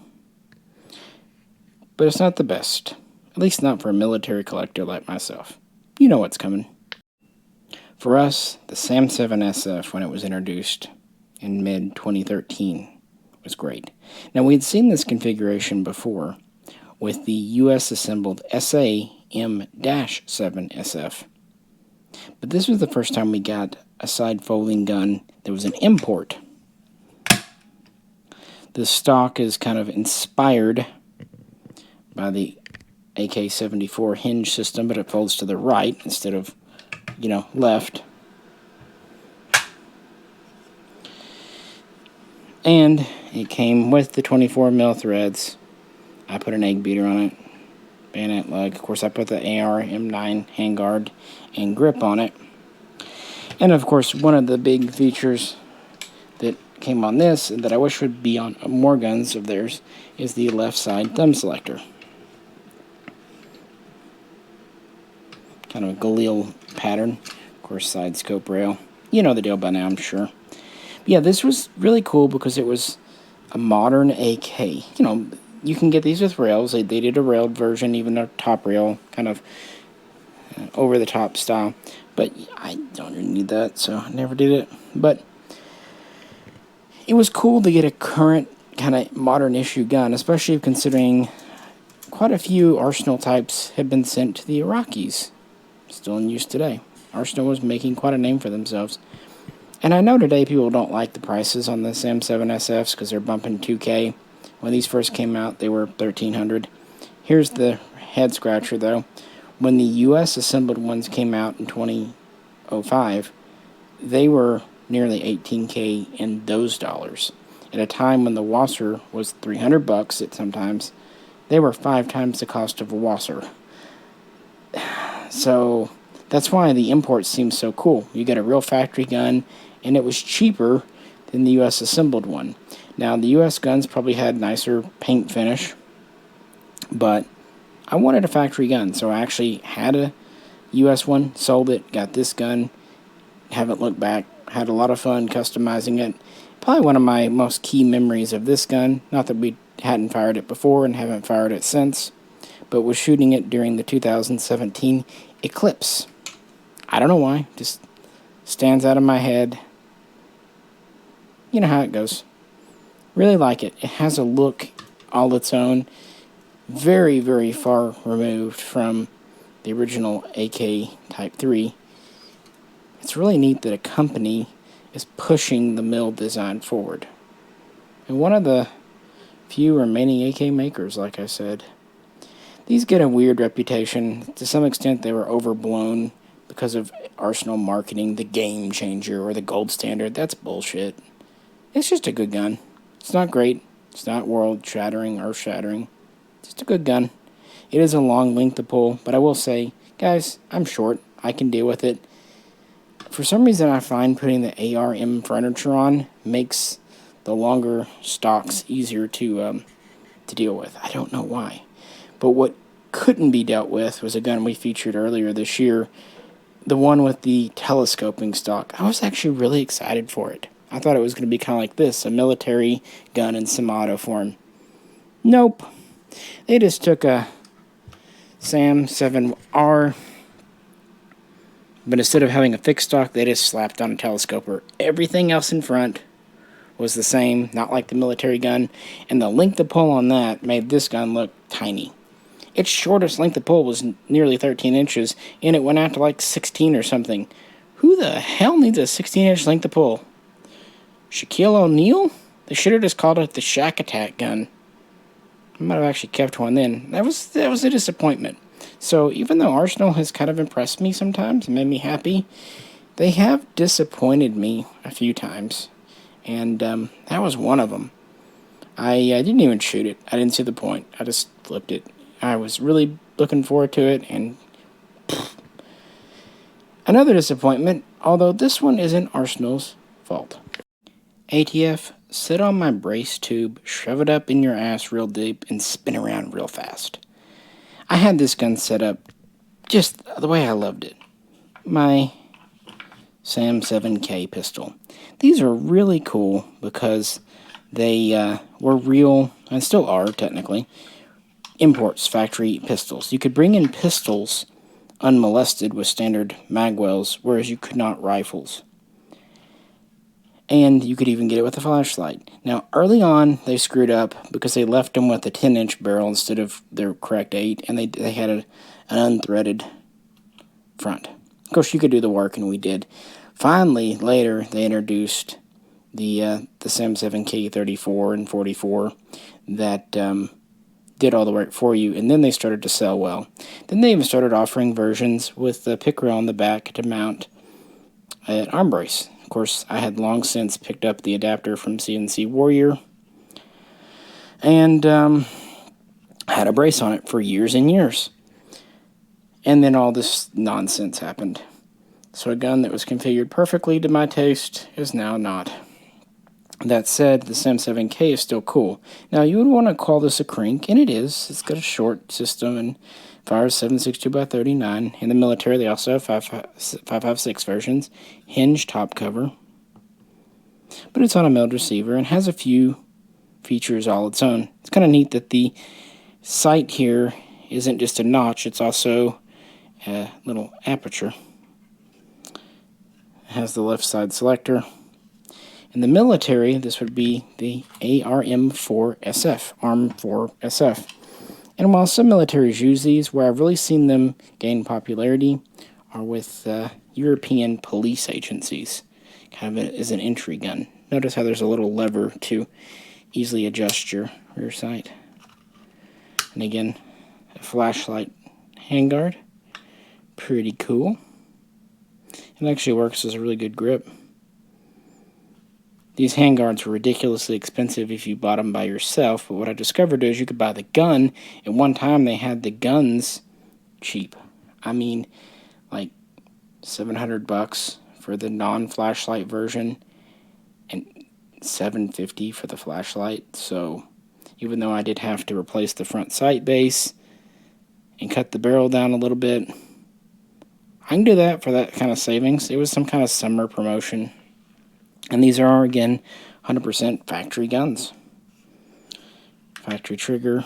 Very reliable, very fun. It shouldn't be a surprise that pretty much everyone who knows me has ended up with one of these. Jay got one, Fox got one. They're just neat. And they're a crank, but whereas a crank kind of feels small, svelte, maybe a little flimsy, this feels like a crank on steroids. It's bulky. So it's a little heavier, a little bigger, but it honestly feels like a battlefield gun, something that could really go the distance. And that was the smallest version, the M4. There was also an interim version with a 12.5-inch barrel. I think it was the ARM2. We haven't had an import of those. There were some assembled here in the U.S. Around the same time as the SFs. They were called the SFC. But we haven't had an import yet, and I'm a little surprised why we haven't. Kind of would seem like a no-brainer. It's kind of like Russia's AK102, but with a milled receiver. It's neat enough. I'd probably buy one. The choice would be, would you import it as a pistol or as a carbine? Before I would have said pistol, but with the arm brace nonsense, you might as well do a carbine. That's what the only maybe real detraction for this. The military gun has this style stock on it, the tubular folder, which is part of the thing, so you really can't just graft one on. But the real problem is you just can't find those stocks here, at least not the front part. So the CNC Warrior adapter is about as good as it gets. Kind of wish it had the same finish as the receiver, but it does mount really well. It actually goes around all four sides. It doesn't twist at all. I've had this thing on here years, and it has never come off once. Even with lots of fun armbre shooting. But not Arsenal's fault here. And as obstinate as Arsenal can be at times, this is one time they listened to what customers wanted, and they were rewarded with sales. And even after they went to the improved versions, for a long time, the price was still pretty fair on these. Cheaper than the M7 SFs anyway. But alas. So to end this section, here's all but one laid out. Sorry, just didn't have room for the RPK version. Plus, it's a US one, and I really like it. I really, really do. Again, I wasn't wanting to keep it. It was such a fun gun, nice gun I ended up. But these are all imports to one degree. And I like having them laid out like this. The SA93 is a Type 3 import. I needed one in the collection because my others are, kit builds, even if nice ones. Then the SAM5. I always wanted another 223, and for me, it hasn't disappointed. It's also nice to have kind of a basic AR M1 configuration, just their stock bog standard modernized version. And then the SAM7R is a little more snazzy. Really like the look of this stock handguard. Kind of reminds me of the Vietnam era M16A1 a little bit. And like I said, of course, the M7 SF, as soon as I knew these were coming out, it was a keeper. It was just gravy that technically I was able to make money. Sold off my M7 SF, got this, and pocketed about $500. And he was happy. He just didn't want the import. He wanted the US one, because technically they're a lot rarer. There's only a few hundred of the US ones ever built. Several thousands of these have come in, so win-win. For me, I could care less about how many of something exists. I just like a certain configuration. And despite the brace thing, I still don't regret keeping a SAM7K. Ultimately, it'll come out. I put on a Bulgarian 4-piece flash hider. Boy, once upon a time, these were kind of everywhere. Then they dried up. People used to scoff, saying they weren't worth $100, $150. I bet now they wish they would be. And I really like this configuration. It'll all get sorted out. I could always SBR it. But I feel like these give a really good thing, and of course they're all milled all the time. I did have an SLR 107 CR. You've seen it. Excuse me, SLR 106 CR. You've seen it in a lot of videos, but actually I recently moved it along because of the KUSA KP104. It's more authentic and more what I wanted. And that's kind of what happens to most of the Arsenal stamped guns. The only ones I ended up hanging on to were the 545s, ironically. I've had the 223s, I've had the 760x39s. They've all worked for me, they've all been fine, but they just weren't what I wanted. Personal taste. But these are. If you said I had to sell one, it'd probably be the SLR, the SAM7R here. Only because it's so similar to the SF. So, why not? I need to keep this one so I have the mags for it and the RPK. I feel weird only having the RPK and its one mags. But anyway, those are my Arsenals and a little bit about Arsenal history. Despite all the kind of bombastic marketing and sometimes questionable customer service, they do make a damn good AK. Maybe prices are out of control right now, but let's be honest, prices are out of control with a lot of things right now. But there is Zastava for that. And there is our final nation, which is kind of the latest comer to the semi-automatic AK market in America, but also quite possibly my favorite AK manufacturer or nation. You know what's coming. The last nation, the final nation on our grand tour of Kalashnikovs is far from the least. In fact, it might be my favorite, if not maybe second favorite. I'm talking, of course, about Poland. And the reason I put it at the end is because I just did a over 40-minute video on this gun here, the KBKG WZ60. On the other hand, this video is kind of meant to be something that hopefully will be up for a long time, and it's also a little bit of a joke, but also one I hope we're having fun with. It's also why I've not put anything like SBRs or braces or even magazines in it to try to future-proof it, just in case rules change going forward. I can't really make it more safe for work than this. But yeah, Poland is great. Not always the most innovative, although they would eventually get there. Just the quality of the machining, and I really like the spirit of the Polish people. They endured a lot, and they were not willingly under the Soviet thumb. They were not willingly communist, but since 1939, they didn't really have a choice. Remember, it wasn't just Germany that invaded. They came from the West. The Soviets came from the East. The Germans were kicked out. The Soviets weren't. But I digress.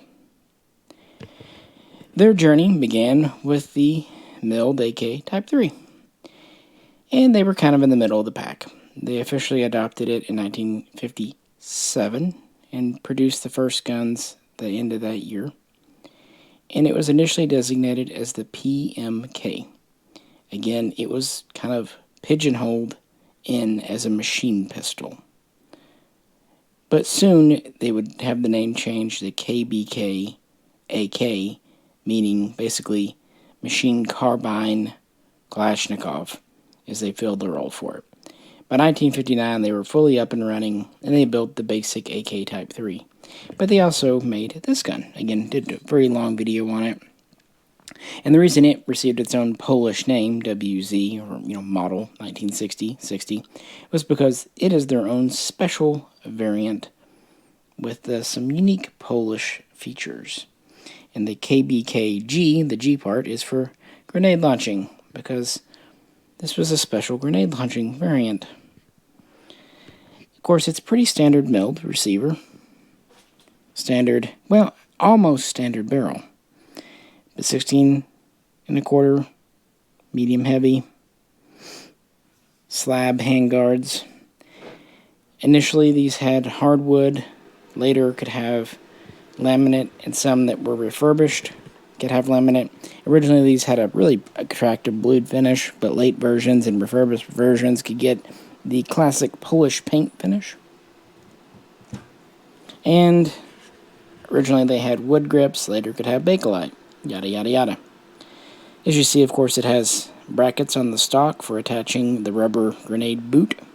Interestingly, it has the sling swivel on the stock, that is correct, which is good. It means I didn't have to actually cut up this Arsenal receiver. Of course, the star of the show is the gas cutoff valve on the gas block for grenade launching. There were plenty of extra components. If you'd like to see the special sight, the grenades and all that, check out the video. Now, the barrel is almost standard, except the end. It actually has a conical end. It's still threaded, 14 by 1, but it's interesting. I did show in that video, and that's to better integrate with the grenade launching attachment. It still has a Type 1 bayonet lug under here, though. Now, these were produced beginning in 1960, with the final ones not built until at least 1973. We don't know exactly how many milled Polish came out. I've seen the number 50,000 of the standard Type 3s, the KBK AK, come out. We'll go with that. And there would be some cool variants, some underfolders, even some night fighting versions, and about 5,500 of the grenade launching variant. 5,000 standard fixed stock, and 500 of the very special WZ6072 that looked almost identical, except it had a QD stock. There were 2 spring-loaded buttons, and the tangs were shortened, so you squeezed it and pulled the stock out, And that was for airborne, basically. Kind of cool, kind of inspired by the Thompson 1928 A1 stock. Not the same, but you get it. Now, as with most all these other milds, obviously these weren't imported as Samatos. Luckily, some very nice condition kits were imported, and just like the SLR 100H with Hungarian AK55 kits, these were assembled on the behest of Intrek, or Interarms, I forget which. Hey, you can read. Either way, on Arsenal receivers. And these were designated SSR 99P. Originally, we just talked about the SSR 99, which was all new Bulgarian parts. Well, kind of a similar thing here, but with Polish. And this was established by Arsenal USA Global Trades, and they were on receivers, but the relationship with them and Gordon Tech, who was contracted to build them, fell apart after Gordon Tech only put together a few hundred. I didn't mention in the Arsenal section, but I'm sure you know, Arsenal USA changed its name around 2004 to Armory USA. And then that actually turned into Elk River Tool and Die around 2008. More you know. So these are really good guns. I mean, Gordon Tech was always respected, but just with the 100H, this too was changed to a press and pin barrel. So, oh well, but it is the original Polish barrel. It also has the lockout here, and that was a special version that they did. Poland really stuck with their grenade launching, and it's even one that Century managed to do well. The Century M60 Sporter is one of the better Century products. Years ago, it even survived a bullet strike by, Jay's did. What was happening, we were out shooting at the cabin a long time ago with some friends of mine from high school. And Jay and I had a rhythm for shooting. And Fox and I do too. And even J-Ro and I do. But when you get people that you're not, even if you know them, you're not used to shooting with them, what had basically happened, Jay was distracted. He had walked up to check his target, which was around the pond, and he set his 1960 down in the kind of tall grass. Didn't think much of it. We go back to shooting, and then one of my high school friends says, "Hey, what's that in the grass?" And then Jay quickly looked around, and his Polish was nowhere to be found. So with much trepidation, he walks up to it, and indeed it had been struck by a bullet. Mostly in the dust cover, though. In the end, the gun was fine. He just needed to replace the dust cover. And I think we might have replaced the recoil spring guide for good measure, just in case it had been tweaked a little bit. But, yeah, it survived being shot at. And that was a Century receiver. Those were on ATM receivers. Of course, again, this is a Bulgarian import receiver. And as I said in that previous video, as one I really shouldn't have bought, but I did, and I'm glad I did. I had recently just sold off that one Valmet, the 76 I mentioned many hours ago in this video, because we had been in a car wreck. Had just done that, getting kind of back on our feet, and then this came around, and even though we really didn't have the coin for it, I scraped it together. Maybe I borrowed or sold something. I'm glad I did. It's a great example. There are not many of these. They don't come up for sale very often. Yeah, you can do your own kit build, like those new Arms of America kits, but of course they don't have functional barrels. But it's nice to know someone that really knew what they were doing, like Gordon Tech, had their hand in this. So it's a kit build, but all the parts are correct and original, and I would very much trust it. And it's a very slick shooter. Now, in Poland, the KBK AK was really only produced for a brief time. It would get replaced, but the WZ-60 would continue on in service and even manufacturing through the whole next generation, because they didn't trust what came next to launch rifle grenades. This is the KBK AKM, and it started off as a pretty exact copy of the Soviet AKM. And this is another kit build. This kit came from Arms of America. It's on a Morrissey receiver, nothing special, 1.1 millimeter, but it works. What was nice about these kits we could get the FB Radom barrels. So even though it wasn't a 1960s barrel, it's a Polish barrel. So that's great. Even your Wasser 1063s that are Romanian surplus guns reworked, they have newer production Romanian barrels. And these are great barrels. 16-inch, lighter weight. Pretty standard. They retained the muzzle nut early on, though. And early on, they used hardwood furniture. And they had a very unique synthetic grip here with the concave checkering like we saw with Romania. And these early ones were kind of a black, brown, speckly color. Rib top cover. But interestingly, the finish, excuse me, the finish remained blue early on. And the bolt group remained in the white. At least when these were introduced in 1966. So they were a few years after the AKM was adopted in Russia, but they weren't the last. And they would kind of keep on for the first couple of years with these high polished blued, polished bolt carrier look guns. And mostly hardwood furniture. Interestingly, I think the upper handguard was always some kind of combined synthetic wood. Not synthetic wood, that's the wrong word. A laminate type because of the curved, thin nature. I've never seen a completely hardwood upper, but the stock and what. I even have the correct kind of transitional sling on this. And a nice kit. And I picked it up because it's got honest wear and tear. It looks like a gun that was been there and done that, but still in good shape. I actually had quite a few of these kits come in. Even built most of them up into guns, sold them. And, yeah, very good. In a perfect world, I would have built this on a Polish receiver, but at the time, they weren't available. So I made do with, what we had. Rivet here is a little wonky, but I always redo that. Up here looks good, though. That's the thing about hand riveting. You do your best, and it doesn't have to look great to still hold the receiver together.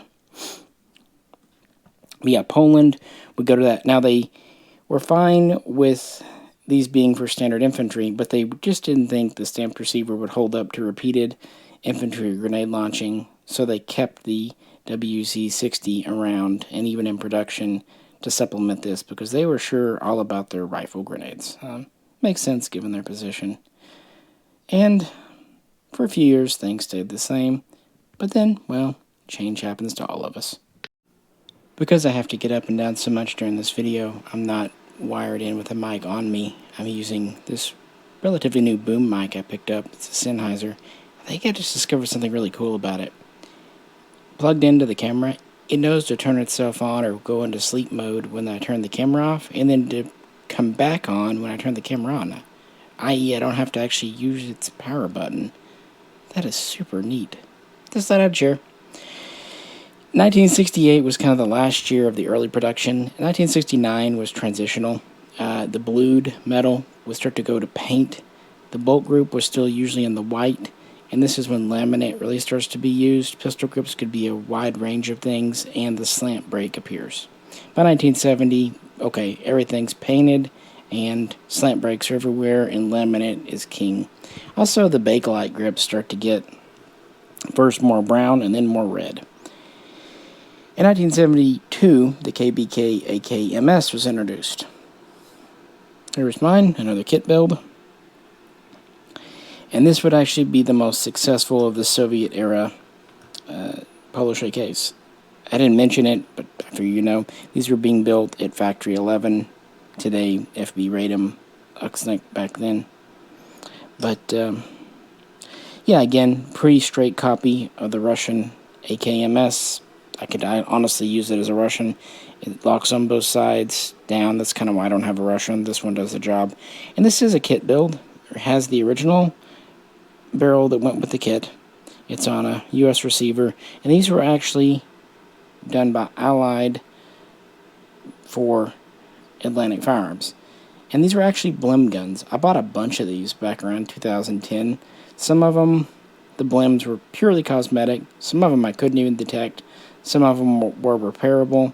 A handful, well, they were goofed, but they were still worth it in parts. And they were a really good buy, like price-wise. So, cool. And this is the one I kept for myself. And I like it. I actually picked this one because it's a later style, 80s. And much like with Russia and Romania, they went to a cast gas block, cast front sight, just to kind of keep on features. Oh, yeah. And you see here, the bolt group is blackened. Now this has a phosphate finish. Obviously that was added in the US for the kit build. But even though Radom says they never phosphated their guns, I remember very clearly getting parts kits in directly from Poland back in the early 2000s that were phosphated. What I've been able to kind of piece together is that while Radom didn't phosphate, in military service when they were reworked by the arsenals in the military, they were sometimes phosphated as opposed to being repainted. And you do see some phosphating on newer production FB guns, so obviously they do it.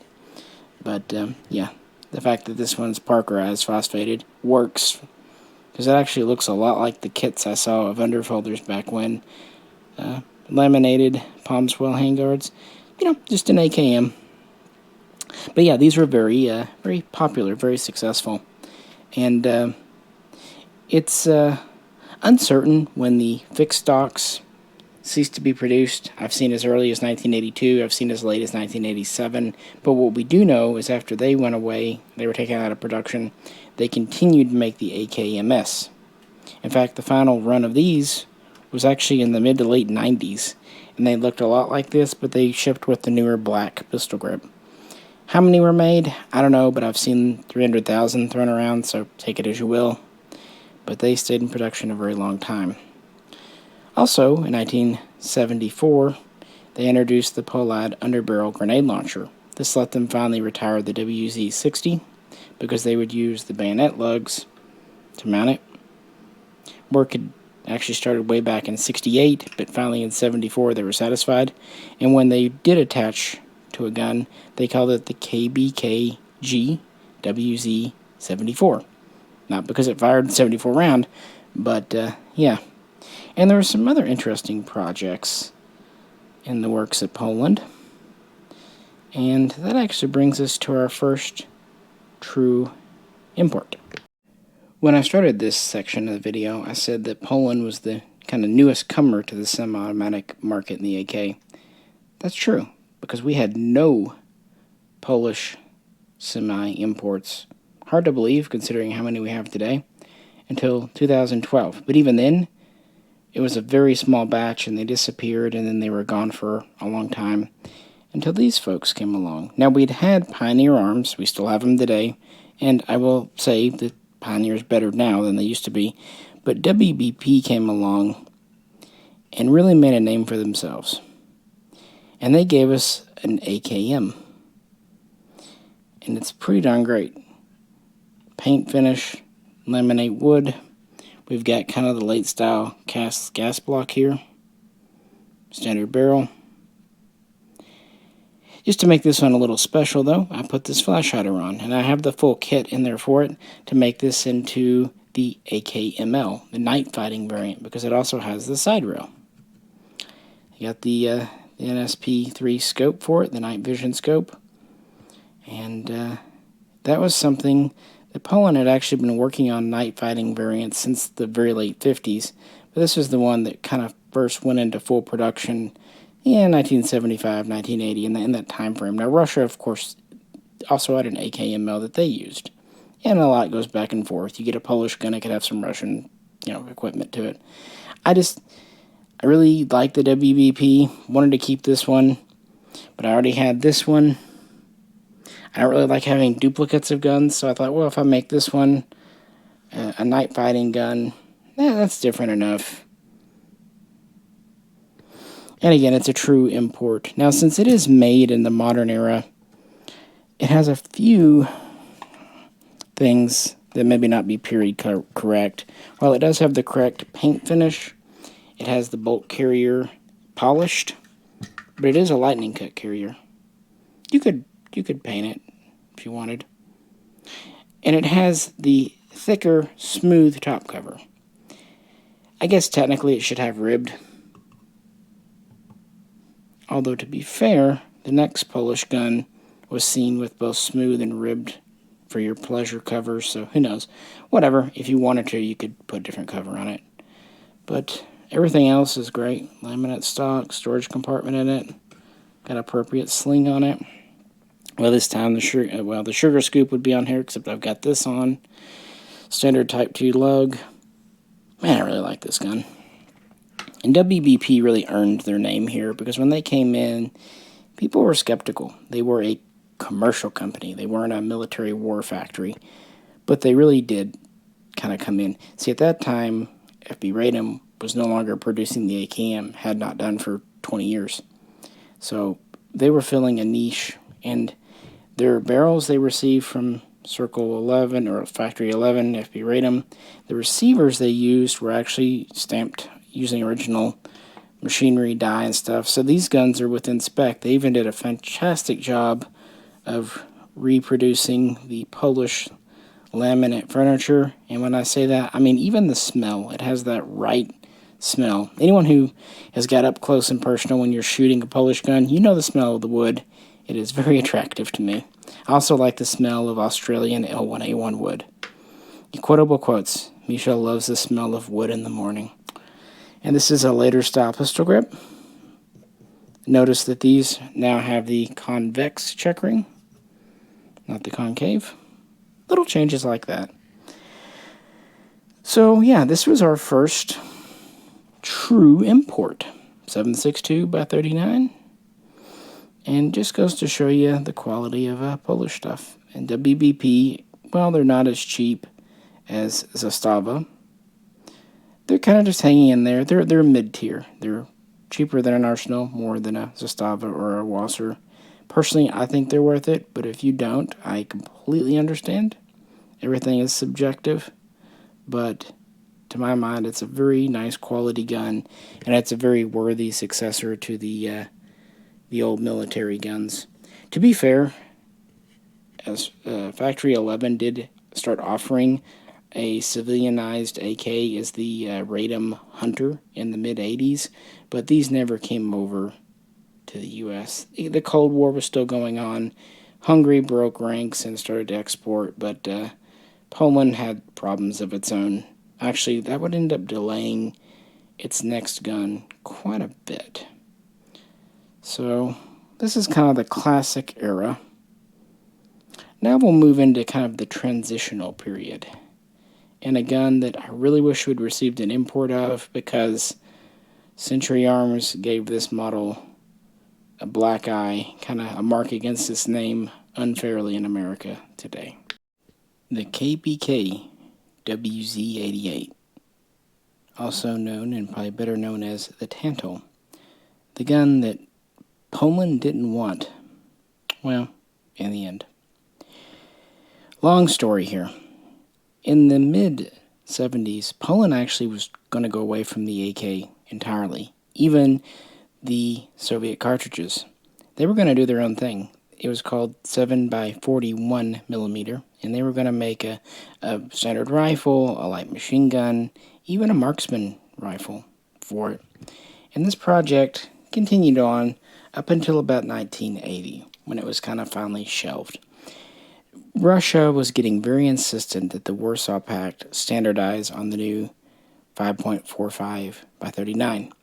And they really wanted everyone to purchase the cartridge and the rifle, the AK74 and variants, from them. This economically benefited them. It also gave them control. It let them determine where other nations could and couldn't sell, what prices they could sell for. Actually, Poland had dabbled in trying to sell some of its 7.62x39 guns, but found the license had many restrictions, and they couldn't make any money at it. So instead, in 1981, the Tantal program began. By the way, that's just how Poland names their programs after Elements, Tantal. And they were going to reverse engineer not the 5.45 by 39 cartridge. And they were going to rework the AKM to fire it. And this is exactly what we already saw Romania doing, for much the same reasons, both to save money and also to make money. Poland didn't think it would be too hard to rework the AKM to fire the cartridge. They were wrong. It drug out throughout the entire 1980s. Now, part of it wasn't necessarily the gun's fault. Part of it was just solidarity, political turmoil, sometimes martial law being declared. But another part was Factory 11 really overestimating its R&D and production capabilities. Finally, in 1988, it was approved for service. It actually submitted it earlier, and the prototype had failed, so they had to go back to the drawing board. But in 88, it was officially adopted as the WZ-88. They had also made a carbine version under the Onyx brand or code name, and it was adopted as the WZ-89. So we've got two guns. Things are, okay, we're finally on track. They reverse engineered 5.45 by 39, and we have a new gun. They kind of took inspiration from East Germany for the folding stock. In theory, these were to be sold with both fixed and folding stocks, but in reality, they pretty much all were folders. We had the same pistol grip. One unique feature, on the left here, we have a selector for semi, burst, or full auto. The safety is still on the other side as usual, but it's just a two-position safe on or off.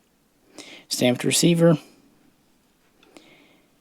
We have a Bakelite lower handguard and more of a plastic upper. We have the 90-degree gas block. We actually have a very thin cleaning rod lug here. We actually have another lug here for a clip-on bipod, kind of a la M16A1. And our front side is pushed back quite close, so we have room for a grenade launcher. It still has a 16-inch barrel, but we have this very long grenade launcher, and the barrel really protrudes into it because, again, we've seen that the Polish really like grenades. And yeah, they could have gone the underbarrel route as they'd done before with the Polad, but this one could directly launch rifle grenades. And that was a neat feature of it. And it fed from Polish-designed 30-round mags. Initially they were steel. Later they would be synthetic polymer black.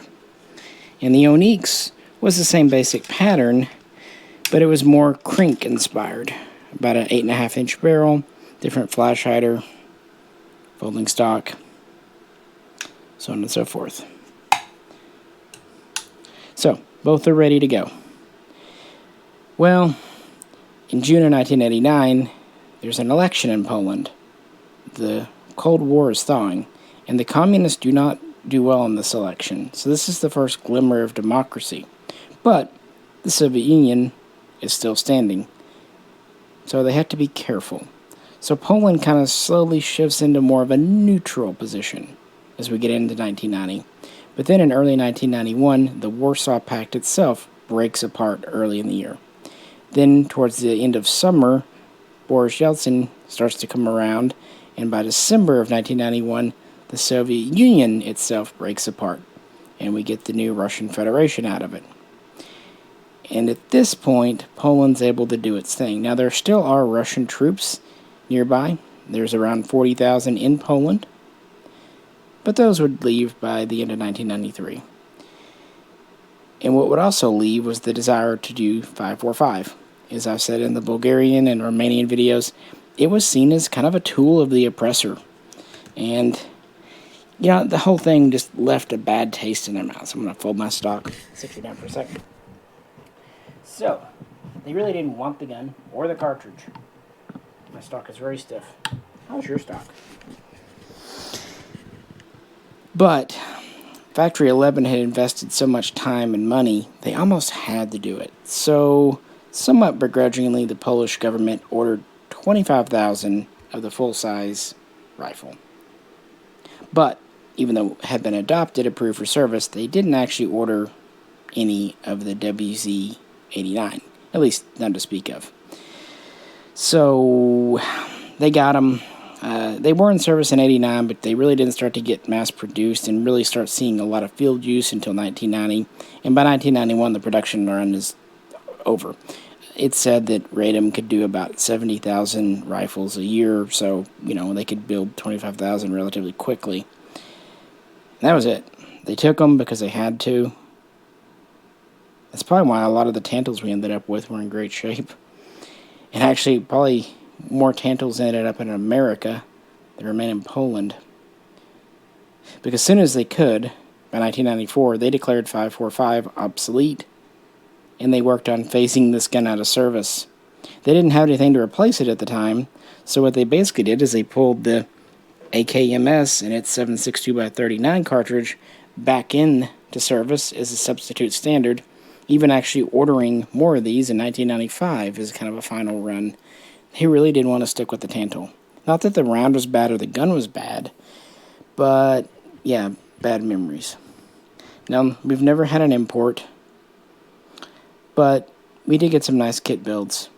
And the inner arms ones are kind of the ones to get. The Century ones, honestly, they probably got a worse reputation than they really deserved, but it's because some were built with barrels really intended for .223, and 545 is just a different beast. Now, the guns weren't exploding, they weren't dangerous, but they were keyholing, and to some people, that really was unacceptable. Me? I'm blind, what the fuck I care, but I get it. It just gave them a negative rep. Even worse, Century couldn't say, hey, these serials are affected, these aren't, because what they did, they just threw all the barrels they'd subcontracted into a bucket, and they just dove in and got them and stuck them with guns. So, a few guns could have them, a few guns couldn't. They got all mixed up. So you couldn't say. People on the internet tried to say for years, oh, these serials are good, these are bad. Unless you just knew you got a late production Century Tanto Sporter, there was no good way to know. That said, it was a really cool gun. I actually bought my second 545 gun ever from Military Gun Supply in 2005, and it was a Tanto that they'd had put together. Had a really gorgeous hot blue finish. Not correct, these had paint and it was frostfaded, but it was an attractive gun. We ended up with a lot of nice kits, and I really do think it's an interesting gun. And it's a good shooting gun. And it's just a shame that didn't work out. I like the clip-on bipod. The long grenade launcher is cool. The kind of nod towards a night sight was cool. I even like the left side selector. Some people think this is a safety. No, it was just to select the fire mode. It wouldn't actually safe your gun. And it's hard to make these into a safety because of the angles and everything. Century tried, and a few other people tried to kind of link them together. But see how stiff it is? It's just the angles are all wrong to really do that with these. Trying to manipulate mine, but I'm at the wrong angle. Sorry, guys. But, yeah. Sorry that was going to bug me until I fixed it. I actually pushed it over the wrong way. On mine, you can hear the detents. It's just a dummy selector, which is fine. I'd rather have it a dummy than a really non-functional safety. Also, when you try to make these into a left side selector for your safety, the angles are wrong. Instead of pointing down, they kind of point towards the side. It's just weird. It's a dummy thing, but it's perfectly legal because the semi-automatic trigger grip's inside, so you're not going to go full auto with it, or even burst. Sorry, you're stuck on semi. Some of these were even produced, at least a few, with a side rail, but not by standard. It was actually hard to do because of the placement of the selector. They do have the manual latch in the back, again for the grenade launcher. It was a failed project, a failed program. And by the 1990s, Poland was very much wanting to join the West to get out of the Soviet shadow, which they'd been under again since 1939. They actually had a goal to sell high-quality, affordable guns to the Third World and the unaligned nations, and they hoped to use as many leftover existing Soviet Comblock era parts to do so. Again, a money-making scheme, but a positive one, because they needed money after communism. I know this will come as a shock, but communism left nations economically pretty devastated. I can't imagine why, can you? And this was kind of a symbol of that. Their first efforts are actually simply tantals, rechambered for 5.56. Hopefully they did a better job than what Century did, but they didn't really go anywhere. Sometimes they're called the WZ-90 and 91 for the rifle and carbine. Other sources call them the WZ-91 and 92, respectively. Either way, the Tanto and the Onyx were reworked for that NATO cartridge, but, well, no one wanted it, including the Polish. But they needed it because they had already promised that by the year 2000, they would be a functioning full member of NATO and basically the European community. And so they would need a new rifle for their armed forces. What to do? Well, what they did was to make one of my absolute favorite guns of all time. The WZ-96 Galil. And the first Polish semi-automatic import, the semi-automatic version of the Galil, the Archer, which was basically a flop, a failure, and probably explains at least partially why Polish guns didn't come in for a long time. We'll get there. And this looks different than a Tanto, but really it's not. In 1995, the Polish government said they needed a new rifle. They're joining NATO. It needs to be able to fire both SS-109 and M193 because they wanted to be able to operate with any one different unit. So basically 55 grain and 62 grain. It needed to be able to fire rifle grenades, have 3-round burst and automatic capability. So basically a rechambered Tanto. Other features were there. One thing they really wanted was a new quick detach rail system where you could remove the optic and put it back on and return to 0. So that was kind of the big critical thing we'd end up with here. And Factory 11, still under the ZM name at this time, said, oh yeah, we can deliver the first prototypes in 9 months. Because they just were going to kind of start with the Tanto and just, update it a bit. Well, they overshot that, but not by a whole lot. By the end of that year, they did have the very first prototypes, both full-length rifle and short carbine available. The military tested them, and then around May of 1996, they said, yeah, we like them. Gave a list of improvements, most of them minor. FB acknowledged these, said they would make a second batch. These were delivered in early 1997, and then this was officially adopted, the Galil, that was the code name, in March of that year for full service. And they, again, would adopt the full rifle and the short one. Now, the Tanto had a 16-inch barrel. The Galil actually has an 18-inch barrel, although the barrel length overall is the same because of the different muzzle device. It can still launch rifle grenades, and still has the lug for the bipod. This uses a 1-in-9 twist, so it can use both types of ammo. The handguard attachment system is the same, but we have this POPC rail system that locks in up here, and some versions, the full size, also lock in back here, so very secure. And we still have the selector on the side for semi-burst or full. And the initial versions used a side folding stock. This is a WZ-96C variant. That's because they started with an A, they worked through the B. This was a rolling change gun. And yeah, they had their first batches in 97, put them into service. And yes, as Poland planned, they joined NATO.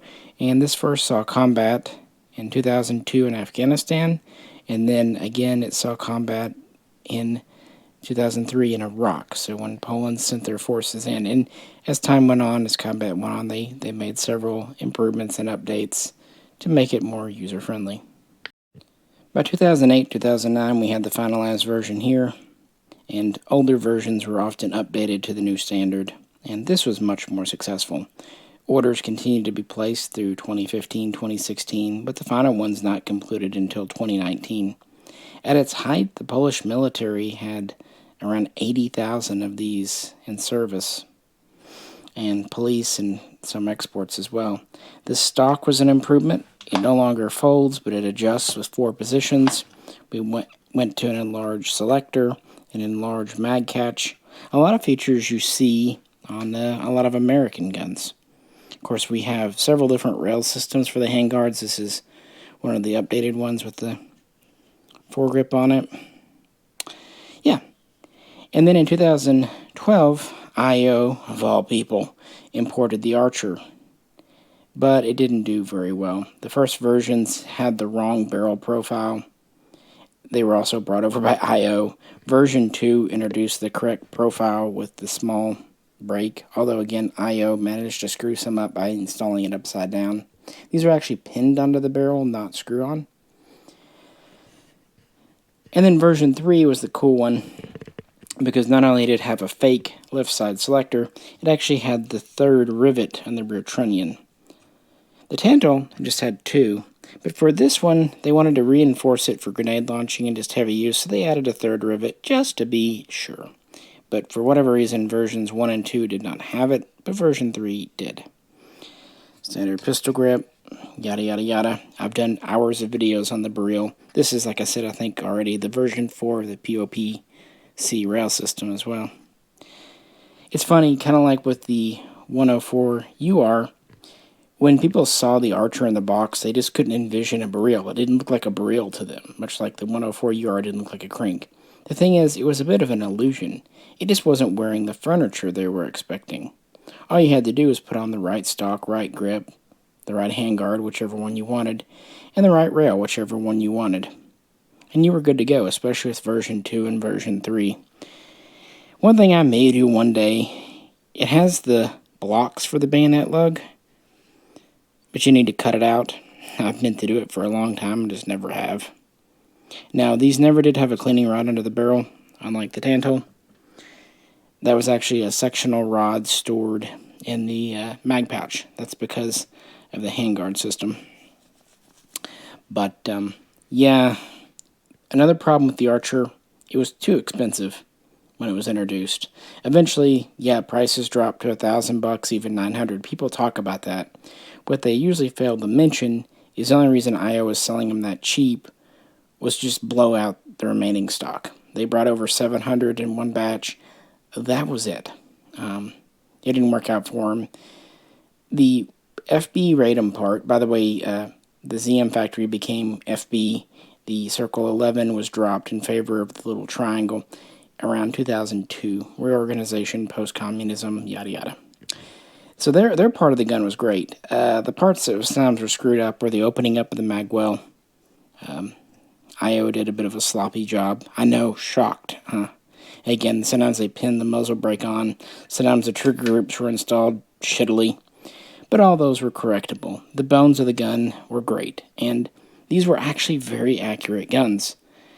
Maybe not 1 or sub MOA, but close. Maybe 1.5 with the right ammo. Certainly 2 MOA with any ammo.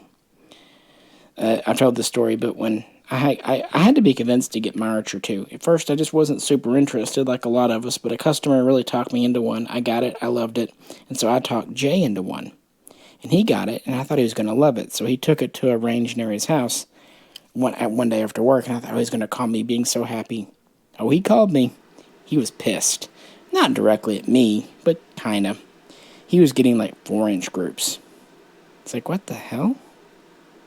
Well, turns out he was shooting Tula ammo, and it was grouping so poorly because the cartridges weren't given the same powder charge behind them.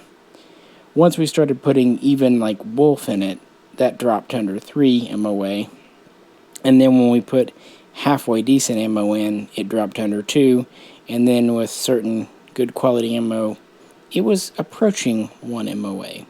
At least that was his report to me, because I ain't shooting for groups.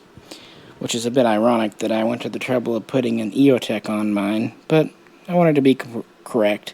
And this was the optic that the Polish military adopted for this gun.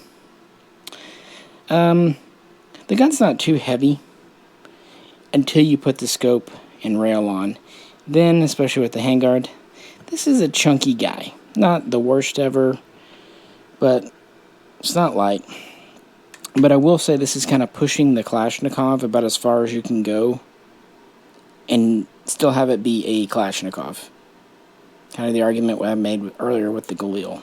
I think the Galil was just too far gone to really be considered. This is still one, but just barely. But it was a success, and it was derived from the ashes of the Tantal. And, yeah, the Polish are still using these, although it is being replaced by the Grot over the last several years, which itself hit into several delays in the program, but it's finally underway. Again, the final real contract was complete by 2019 within Poland. The Baril was able to replace, of course, the Tantal, also the AKM, AKMS, and a few other submachine gun types that were in service. Basically just kind of wipe away all those old communist bad memories. But unfortunately, in America, after the IO run and after the guns sold out, we were left without FB guns. And unfortunately, once they were gone, people started to realize, wait, these FB AKs, we'd never had them before. They're actually good. It's one of those guns that on paper it looked too expensive. It didn't look special. But once you shot one, once you handled one, you really became attracted to it and wanted to buy it. I had to twist many customers' arms, even when they were $1,000, to get one. But almost every single one of them actually literally said, thank you. They probably clapped too. But no, it's one of those guns I just like, look, get it. If you don't want it, bring it back.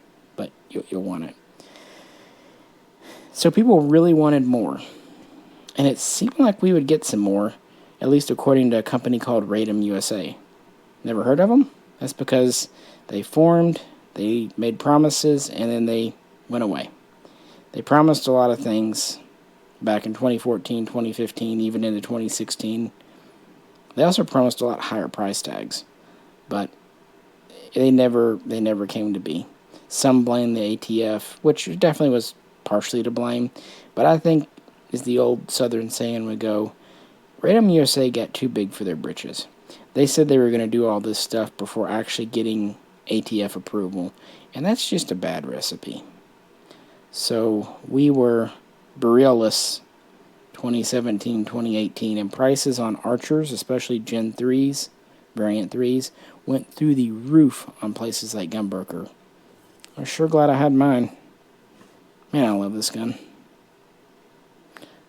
But, yet again, AOA and Atlantic came to the rescue.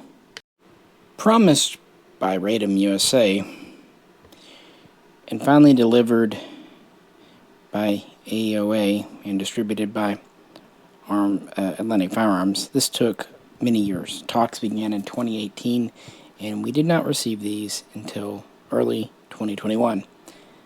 Which was not the best time in American life and history, so it actually was a kind of a high point in an otherwise dark time. The WZ-96 Mini Baril, imported as a pistol. Now this isn't mine, this is actually the one going to Fox. Like I said, to kind of future-proof this video, I'm not doing SBRs or anything like that. I've already converted mine. But I thought it would also be worth showing one exactly how it comes in, for good and bad. Mostly good, even a couple of clever things they did, but a couple of things, but, nothing that couldn't be corrected. Okay, let's go back. Remember I mentioned the Onyx and how the 545 version was never bought by the Polish. Ironically, IO obtained approval from the ATF in around 2011 to import a semi-automatic Onyx in 545, and they actually never ordered them for different reasons. Probably because the Archer didn't work out so well. And that led to a whole other kettle of fish with 545 and 7 and 6 getting banned, but I digress. FB, or really ZM or Luxnick, never gave up on the Onyx, though. They actually did a final run with late model features in 1995, building about 150. Now, they were developing the mini barrel alongside the full-size barrel, and so we had samples and prototypes in 96 and 97. This was adopted as the KBS WZ96 barrel. This was adopted as the KBK WZ96 mini barrel. So we had a carbine or a rifle and then a short carbine, almost submachine gun. And this is almost half the size barrel. This is an almost 18-inch exactly even barrel. This is about a 9¼ inch barrel. Shortened gas system, combination front sight gas block, unique muzzle device. There's a small expansion chamber back here. There's a bit of a compensator, flash hider, muzzle brake, and it even has a spot for rifle grenades, because this is Poland and we love our rifle grenades. And it has a unique handguard system with a push pin retainer here. And this version has the short rail, mounted here. There have been several versions. Some people really wish these had been imported with a traditional, iron sight, and then the slots for the rail. I actually like this because it's distinctive, and these were used by the military. Even has a built-in 2-position flip iron sight back here. The problem if you try to do this style is you don't have the rear mount, so you have to go to that wonky one that only locks in at the front. And those sit super high. I actually have one around here somewhere, but I'm not going to go dig it out. And same stamped receiver. Now these AOA guns didn't have the left side selector. Between me, you, and the fence post, since only about 150 guns came in version 3, I think it was a mistake. I don't think it was ever meant to happen. It's just, once it did, it wasn't worth doing a recall. But, yeah, they didn't do it. But they do have the 3-rivet rear trunnion, so that's good. Speaking of rear trunnion, to make it a pistol, and AKs are kind of hard to do. With like Swiss guns, it's pretty easy to pistol them, but because of the way an AK rear trunnion fits, it's hard to do. So they put in kind of a blank block with a little wire bar to act as a sling swivel. It's super easy to zip this off. And in the past, you could just use this block to bolt a arm brace adapter to. In the past, can't do that now. Luckily, they did provide, you had to buy them separately, but they did provide correct Polish rear trunnions. So if you wanted to SBR it, just pop that off, drive your rivets out, put the right trunnion in, and Bob's your uncle. There you go. You had a mini barrel. And while the Onyx was never really purchased, these were. Now, of course, they bought more rifles and they did short carbines, but they bought a substantial number. They had, I don't have my numbers in front of me, but like I said, there was 80,000 plus barrels in service. Of those, I would say at least 10, maybe 12,000, maybe, were mini. They purchased several thousand, in addition to some clandestine units and police, and even some export customers, because it was a neat little gun. And one benefit to it coming in as a pistol, it was pretty well unmolested. It had a standard magwell, nothing needing done there. Had all the original finish. Even had the automatic latch on the top cover, ribbed. And it even had a threaded barrel, 24 mil. And for import, they were very clever. Notice this moves. It wasn't tack welded or even pinned on. Well, it technically was pinned, but in a great way. What they did, normally here you would have the spring-loaded detent. Instead of putting a short pin with a spring behind it in, they put a long pin with no spring, so you can't press it in. So you can't move it. The good news is they didn't weld over, so all you have to do is drive out the roll pin that holds this on. It comes out the back. You can unscrew this then. Then you just put the right pin and spring in, re-rivet it. It's a little fidgety, I'm not going to lie. It cussed a little bit, but it works. And then you have a functioning detent, functioning threads, and a functioning device. Now, when people first got these, they thought they had an extended barrel, because under here, there's a sleeve that goes out to the edge. That's actually correct. Would you like to guess why? Begins with a G, ends with a grenade. They wanted a sleeve to kind of support this, kind of like the Tantal did, so it was stable enough for rifle grenades again. So no, those are correct. I did verify all that years ago. This is a legitimate mini barrel version. Again, different sighting systems, but I think this is cool. It's a very secure way to mount, and it's just big enough for an EOTech, which is appropriate. And this is Picatinny. Some of the early ones were Weaver compatible. The earliest ones were actually proprietary, but those didn't really get too far. So I really wanted this because I kind of like shorties. Some people do like them short. And it kind of completes my Polish collection, I thought. So I was thrilled when these came in. And they were priced very fairly. I think right now they're still on sale when I record this video for about $1,000. Even when they were first released, they were only about $1,200. I know, it's money, but look what other things are going for. That's not bad, guys, for a factory new, well-built gun. The only downside is they had to kind of wait till FB had fulfilled their military contracts. Remember, I said they ended around 2019 before they could really start working on civilian guns. And then a certain thing happened to the entire world in 2020. I'm talking, of course, about the rise of Skywalker. It was a devastating plague that ran all over the earth. But now, Jay and I both picked one of these up, and like I said, this one's going to Fox. They're cool. And I thought they would complete my collection. I was wrong. After releasing the mini barrel pistol in 5.56, AOA and Atlantic released two carbines, the Barrel M762 and the Barrel M556. The M556 was basically the Archer, 18-inch barrel, just honestly with better work, better attention to detail done in America by the U.S. companies. And it was like a V3 with the third rivet, except it didn't have this selector. Again, I'm pretty sure that was an accident. But the Barrel M762 was the first time we ever received a 7.62x39 carbine.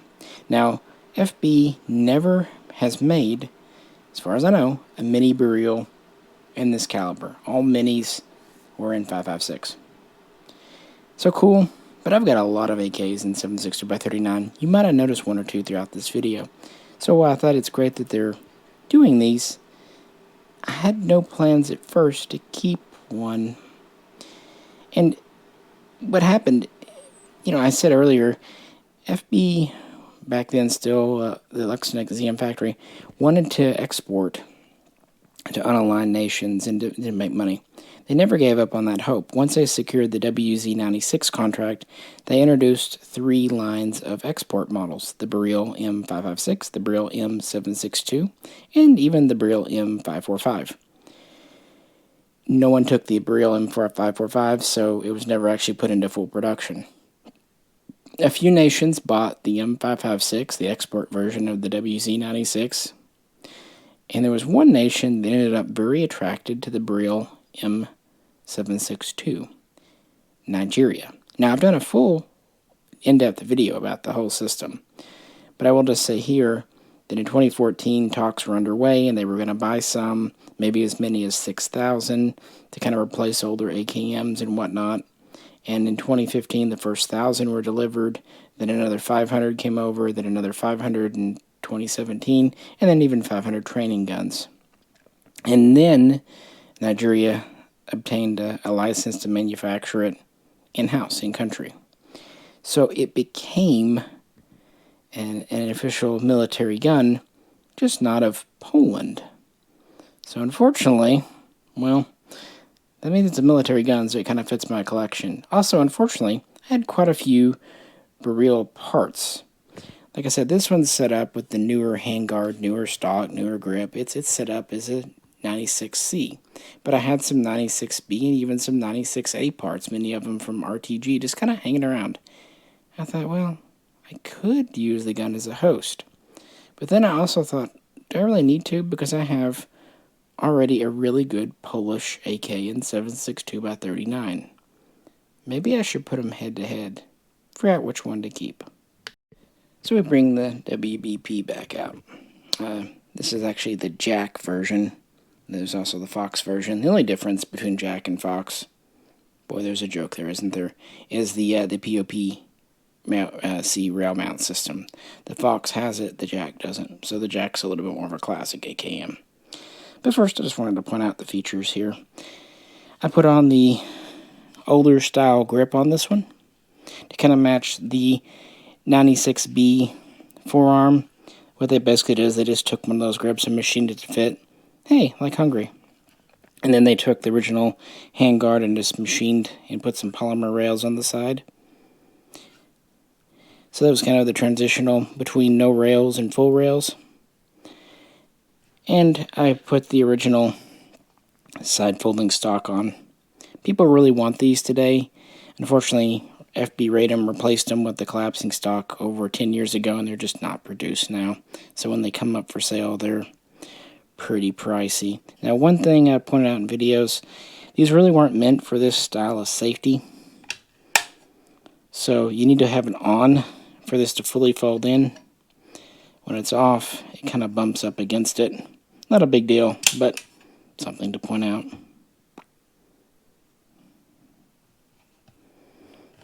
And this is a very short length to pull. I like the stock. It is metal with a rubber recoil pad and has kind of a shrink wrap over the metal. But it is extremely short length, so if you're a tall person, it may not fit you so well. And the butt plate is pretty narrow. Probably explains why the later collapsing stock has a wider butt plate and longer. But yeah, I kind of dressed this one up in transitional. I even have the transitional sight mount I could put on. It's just not on. So I thought we'll take these out and compare them side by side, see which one's a better shooter. One interesting thing, this has the 16 1/4 inch, so 415 millimeter barrel.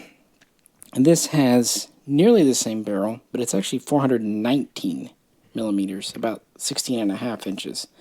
They weren't doing it to be pedantic. They found that they needed it to be about that long so that a grenade and a bayonet would fit appropriately. The original 415, it was just a smidgen, quarter inch too short.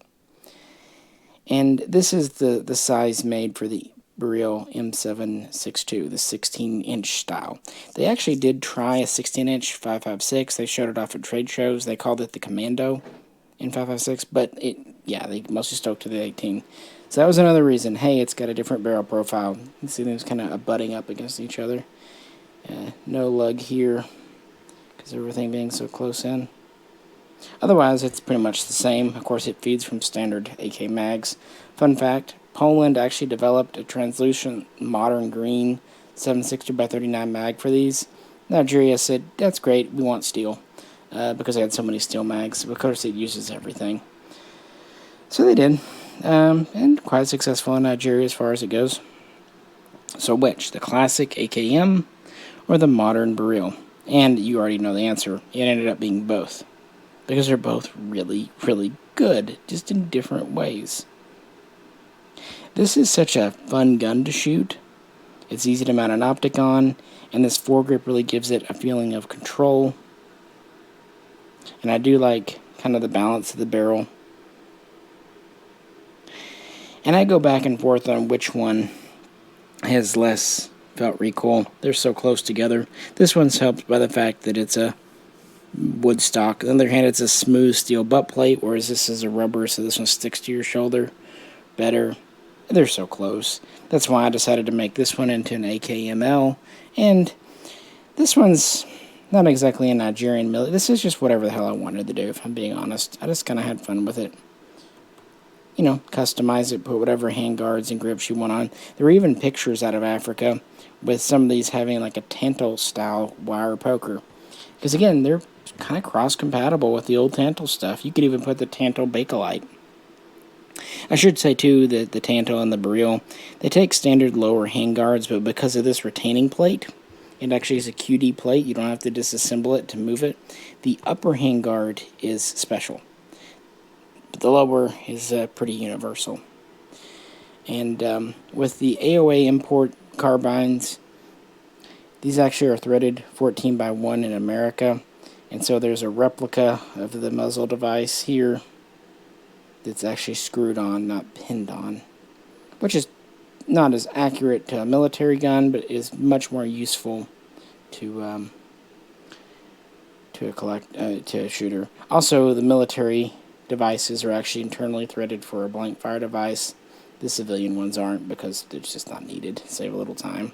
They are actually cut out on the bottom for a bayonet, and even have the slot for a grenade though. So, cool. And they're pretty effective little muzzle brakes for their size. I don't know. I don't feel like anything Polish is not worth it. It's a good investment, especially after Radom USA teased us. And FB Radom's production capacity is not big, and they're not always the easiest to deal with. And at the end of the day, they're going over to the garage. I don't know how much longer they're going to make AKs, barrels. They could easily drop them, or just make very few. And the price was pretty fair on these. Actually, it was kind of funny. The Fox or Jack ended up only being $100, maybe cheaper than the factory gun. Of course, they're both built with the same quality barrel. So, it's either one. If you want classic or modern, I hope WBP will be around for a long time. And they are doing mill guns now. They've done 5.56 guns. We did a review of those. So they are expanding their line. They've even imported some 5.45 parts. And they're doing mags now. In addition to, the 30 rounders, they're even doing the appropriate kind of 20 for the mini barrel, which is something I wanted for a very long time. I have to go back and look through the video. It's probably how you count them. But I may have more Polish guns than any other. If not, it's close. It's a Russian. I don't know. Really like them. And throughout my life, AKs have been a really, really good investment. It's just a shame we had to wait so long to get our Polish ones. But now we're doing good. FB, WEP. I'll even grudgingly acknowledge the current generation of Pioneer guns aren't half bad. You can even throw them at a tree, and they don't break. Well, guys, I think we've done it. How long have we been here? Let's send this thing. Let's do it. And we're at the end. Kind of back where we started. And, obviously, you can skip around on YouTube. If anyone actually watched the whole thing, I'm sure absolutely not in one setting. That would be absurd. But, over time, I greatly appreciate it. Yeah, again, I don't know, in the beginning, this started off almost as a challenge when Blackbird said he would watch a 10-hour video if we made it. It would have been hilarious to make this 10 hours, but there's only so much I can do. But I think, hey, we get more than halfway there. 7 hours. And it is the guns I own now. Now, some I probably will clear out. The market's a little soft right now, as again, I record this in June of 2023. If it picks up again, and AKs really are good trading fodder, and I've let more than a few go to friends and family that just need a rifle, because the study is so easy to do. So are you tired? Or do you want a little bonus material? Hell, why not? Bayonets. These should still be safe for YouTube in 2030, right? If YouTube still exists, if we still exist. Now, I did a pretty extensive deep dive into all the variations. For example, Poland always has its kind of own thing, China too. For this, I just laid out some example pieces. Over here, we have the original milled, sometimes called Type 1. It gets a little confusing here with these. The AKM bayonet is sometimes labeled as AKM Type 1 and Type 2. Other times, they're just called Type 2 and Type 3, and then there are hybrids. And then finally, we have what is sometimes called the AK74 bayonet, or the AK Type 4 bayonet, and These were used not just on the 74, and actually came out a full decade after the 74. The bayonet history of the AK, the Kalashnikov, is actually pretty darn interesting, because in the beginning, the rifle, or rather what had planned to be a submachine gun, didn't have a bayonet attachment ability. Just realized I accidentally grabbed a Polish, but since we're doing an overview, I need to grab a Russian. The main difference, the leather hanger on the Polish and the unedged scabbard, like on the Russian here. Russian has cloth. And, yeah, the original AK, the 47 prototype, even when it was put into production in 49, didn't have a bayonet lug. It was actually a very late addition, as the whole assault rifle concept kind of came about. So what they did, they looked to the previous Tokarev SVT-40 bayonet, and they modified it to fit under the front sight base. This is why it seems so ad hoc, because it absolutely is. It just retains here, and the latch is back here. So it gave it a bayonet. We got a hanger here. Unfortunately, these hangers were actually pretty permanently attached to the metal scabbard. The scabbard has no utility. The big benefit to this, it's very light, but it's not really useful. The full ring here and the partial ring back here make it very difficult to grip, especially larger hands. Its use as a combat knife is limited, and it has no other provisions for anything else, and it's a longer blade than we'll see later, but it's also quite thin. It does have a fuller. They're neat, but you can tell it was literally an afterthought. And actually, these weren't officially introduced in Russia until 1951. So really, with the AK Type 2, not even the AK Type 1. And they would be produced by a few other nations, China, Bulgaria, obviously Poland, we just mentioned. North Korea would make a variant. Wikipedia says Indonesia, which is interesting. Another thing that's interesting, Hungary didn't seem to make one. But since they had the AK-55, it makes me wonder if they just brought bayonets over from Russia, or maybe it's just a mistake. I don't know. I will say that I don't have, and I've never seen a Hungarian milled Type 1 bayonet, so take it as you will. Romania didn't make them either, but then again, Romania didn't make the original gun, so that makes perfect sense. Probably they would hang around the longest in China, because they kept the Type 1 lug going even when the Type 56 went to a stamped receiver. Well, that was an ad hoc thing. It worked, but next time they knew they could do better. The AKM, of course, was adopted in 1959, and from the get-go, it was intended to have a bayonet lug and their bayonet. And here we have the first example of call it either a Type 2 AK bayonet, or if you prefer, a AKM Type 1 bayonet. This is Romanian. The only thing that's not completely correct on this one is this larger hanger. Originally they had a small one. We'll look at it over here in a minute. But this is how it came. And they really did. They reworked this quite a bit.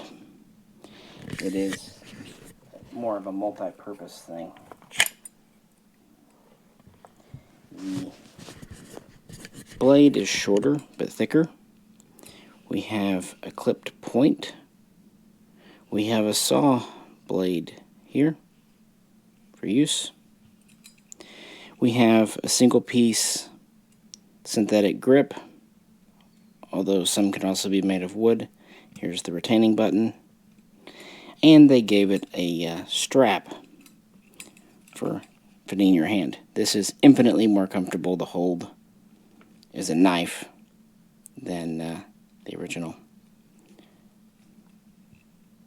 And of course, this is famously known, it can be used as a wire cutter. I think I put it on the wrong way. Hey, I've been doing this video a long time now, so I'm allowed to make mistakes, aren't I? Of course not, it's the internet. No one can make mistakes. Mistakes should not be allowed. Come on. You get the live stuff around here.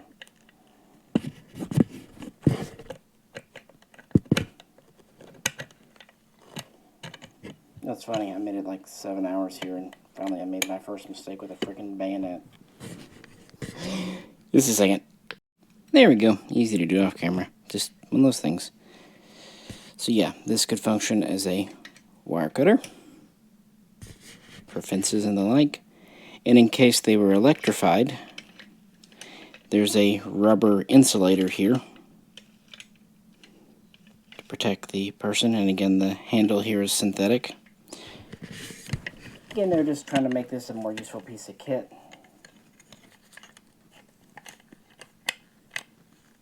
Now it's down to on this side. I picked a fun bayonet.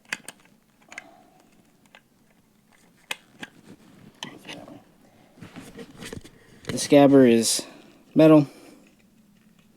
The blade is now stainless steel to try to prevent corrosion and rust. Again, so it can be used as a utility knife.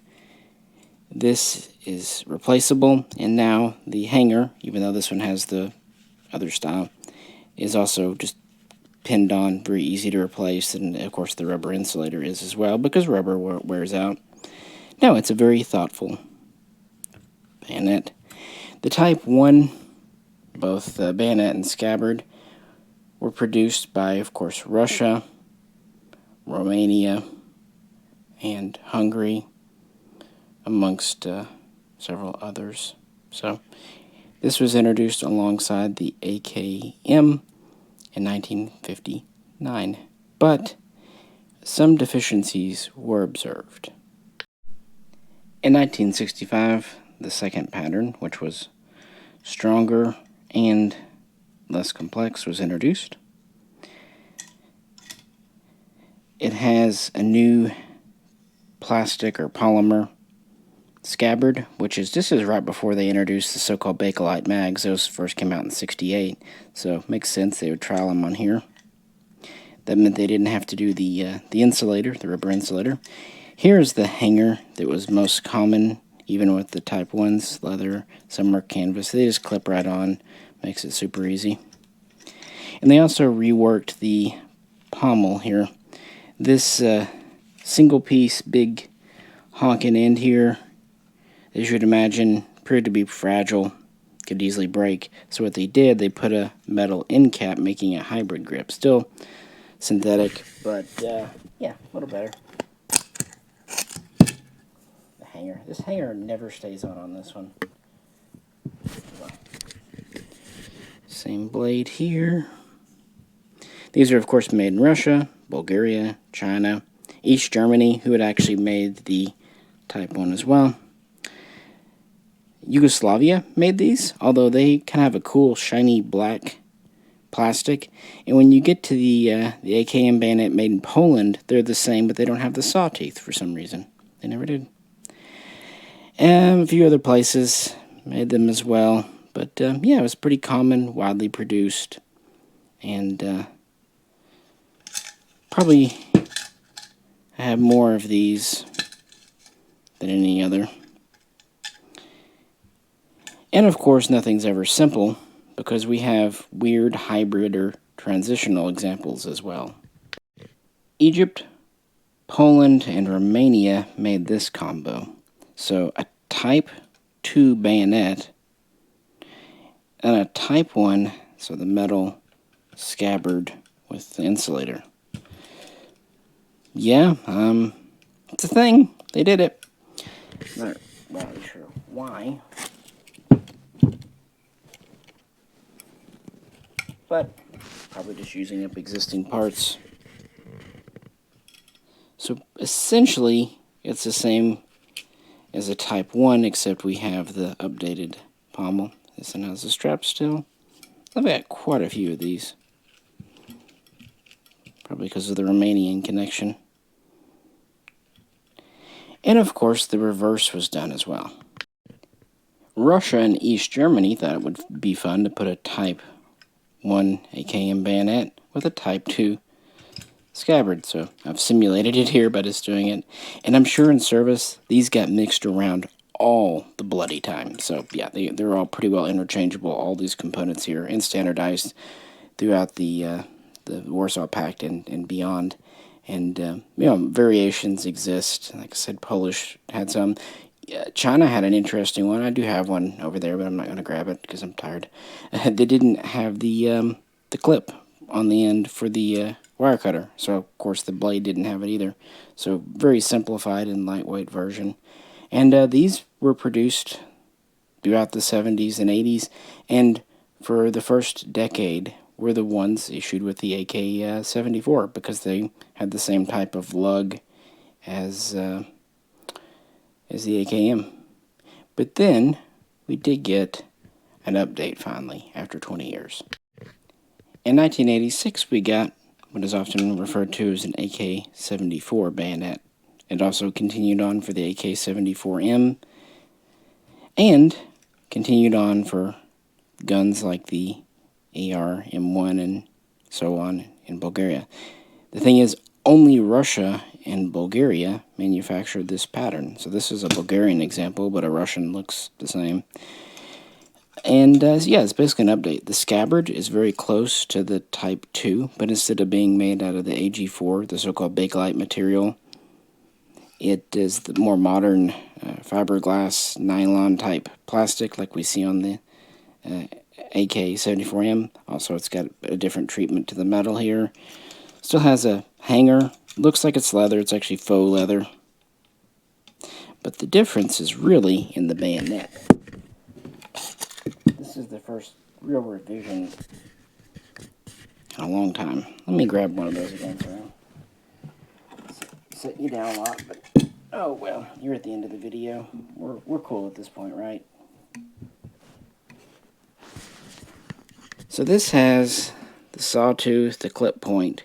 Look at this. We still have the sawtooth, but we now have more of a spear type tip, and we have this overlapping edge to the blade versus this. And it also has a new material. It's more of a satiny finish, less shiny, but still very corrosion resistant.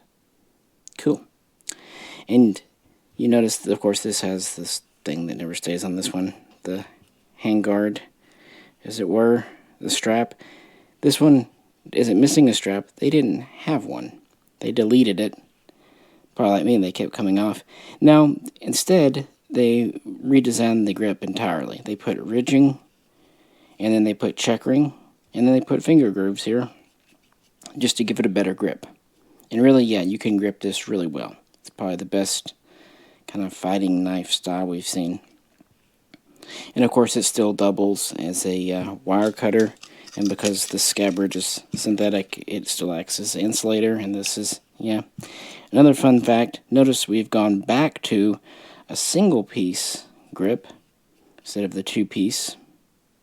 And that's because by this time, the polymer technology is more advanced. Like I said, this was introduced in '86, and then you start to see furniture made from this material in the late '80s, early '90s. So they kind of prototyped the synthetics here, much as they'd done earlier with the so-called Bakelites. Again, the first Bakelite scabbards appeared in '65, and then the mags in '68. So yeah, they're kind of using the bayonets to test stuff out.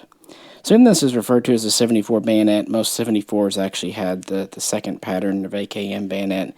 But yeah, Bulgaria and Russia went to this and still use and make these. So I think this is really cool. And I've had this bayonet a long time.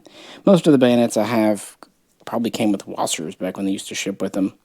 This one actually came from Kvar, and I probably bought it close on 20 years ago. But yeah, pretty cool beans. And that's a general overview. Like I said, if you'd like to know more, I've done a more in-depth video than this, but a little bit of bonus content in this long-ass video here for you. We're back here at the end. The lights are going out. It's funny, in the gun room, I rarely have the lights on. What I did with them. But, yeah, the video has been a lot of fun. I think it started off as a joke, and then I kind of took it fun and serious. But one thing I'll say, we had mentioned on the Patreon that we had been interviewed, and then the group that interviewed us went away, and I think that definitely made Fox upset, because it was really his baby. They had contacted him, and it was him, and he was going to do it. But I did actually have my GoPro with me and recorded us ratting around the Ozarks. And I did share this video on my personal channel, but here's some of it for you guys to kind of chill out. We've been indoors a lot, so here's some Arkansas outdoors to kind of play you out with. How about that? There you go. You got your seatbelt? Not yet. You always... Oh, good God. Yeah, just like I almost got out the door. Cool. Oh, we'll grab it. Probably keep it out of 4 wheels just to make this down. You guys ready? We're stuck. Yeah, no shit.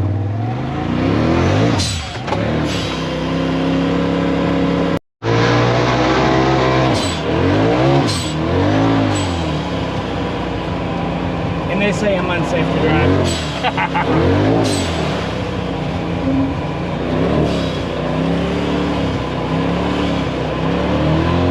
Go down here and take them to the big mud.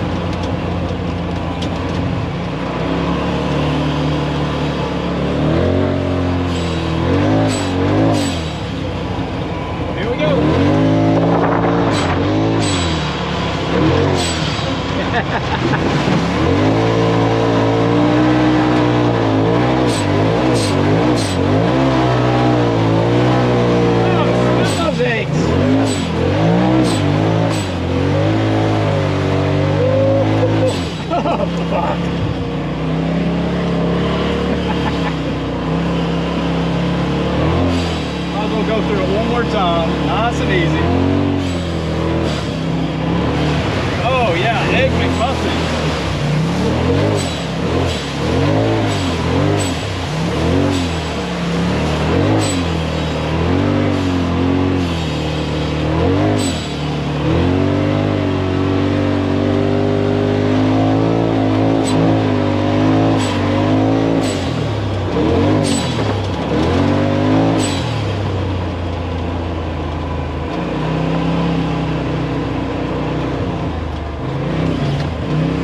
Do not see the drone.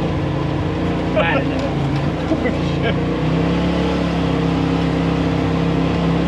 sure he's used to flying these things. I'm really searching for it. What's that? I said I'm searching for the drone. Oh, he's behind us. He's behind us.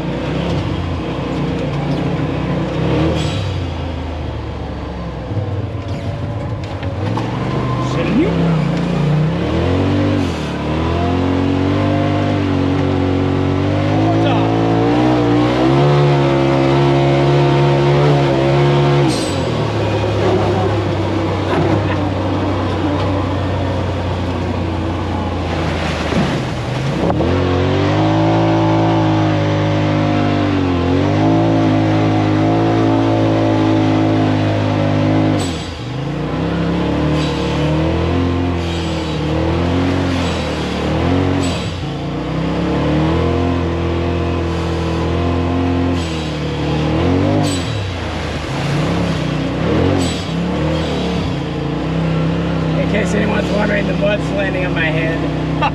It's all over me. Oh yeah. All over me. Yeah.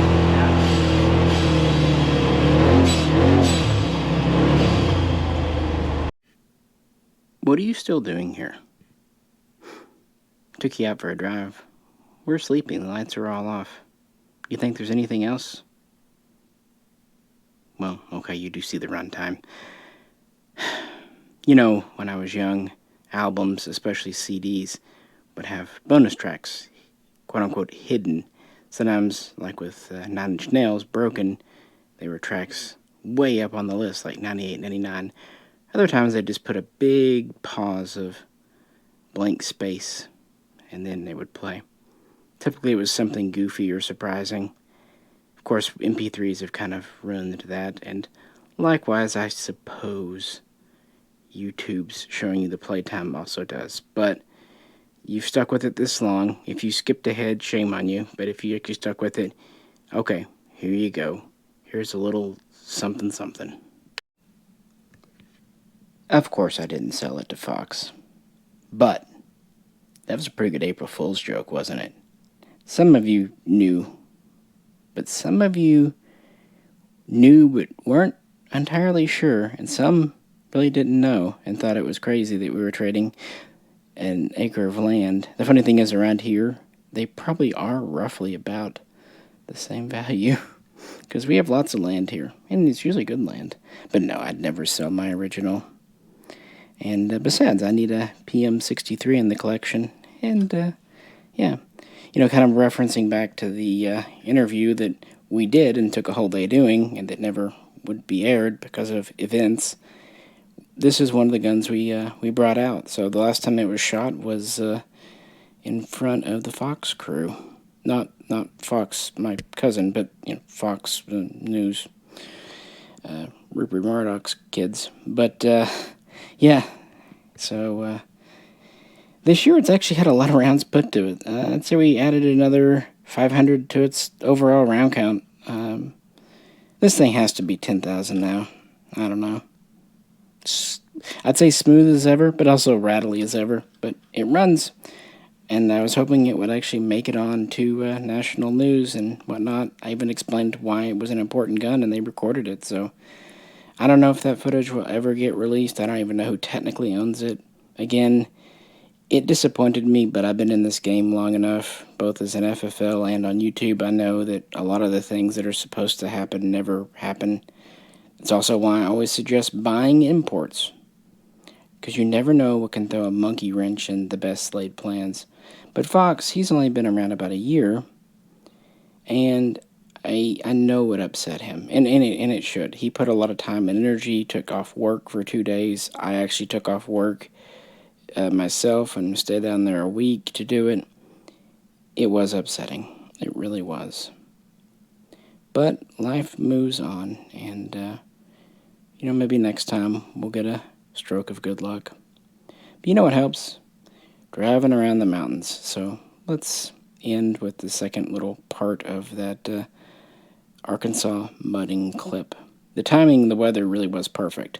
Any earlier, it would have been too wet. Any later, it would have been all dried out. So, perfect timing. And honestly, when we recorded it, it was right after daylight savings time. If we'd done it even a week earlier, we would have run out of daylight a full hour earlier. But no, the day was perfect. And I will say the guys were really nice, and I'm sure they'll never see this, but in general, putting it out on the ether that I wish them the best. Hope they find careers, because one of them had just started there, kid you not, where I think they said it was literally his first week. So all in all, he was probably employed there less than a month. Whew. So as much as it sucks for Fox and I, sympathy back out to him. Alrighty, guys. Again, if you could like, share, and subscribe. Now you really have seen my complete AK collection, even a few extras. As of June of 2023, everything's always in flux. Yeah, go over to Patreon. $5, $10, even $1 is fine. We just like engaging with people, and the Q&As are, the more people that participate, the more fun. But if you can't, we get it. Just being here in the videos, hanging out, that's great too. And hope you enjoyed my challenge video. So, this is Misha, also on behalf of Fox. We'll catch you, hopefully, very soon, next time. And with that, to the outdoors. Y'all gonna jump in? Yeah. You would ride? Yeah, definitely. Fuck yes, dude. Yeah, Fuck you get to sit in the mud. Yeah. You'll be alright. We're gonna get a little bit of money back. Fuck yeah, jump in here. Oh yeah. The You'll know. Man, you'll be too overdressed. Ask them if they know. Hey, he was in Dollar General this the other day, and he was behind a guy who had literally shit his pants. Buckle up, guys. Yeah, you're gonna want that. We'll go. I'm gonna. Dude, that looks so cool. Oh yeah. Drone I wonder if you went. Are you turning the drone off? Yeah, 'cause they're ready. Perfect. I want to take you guys through the trail stuff too. Is 5 minutes cool? Y'all good? Cool. Cool. Take you through the trail stuff here in a minute. Yeah. This is Dean's second day on the job. Yeah. Oh, it is? Oh, God. Congrats, bro. Shit, yes. Hell Starting it yes. off right. Hell yeah. Well, are you cool to get a little mud on you? yeah. Oh, yeah. Okay, cool. I don't think they have a fucking choice. Yeah, I don't either, man.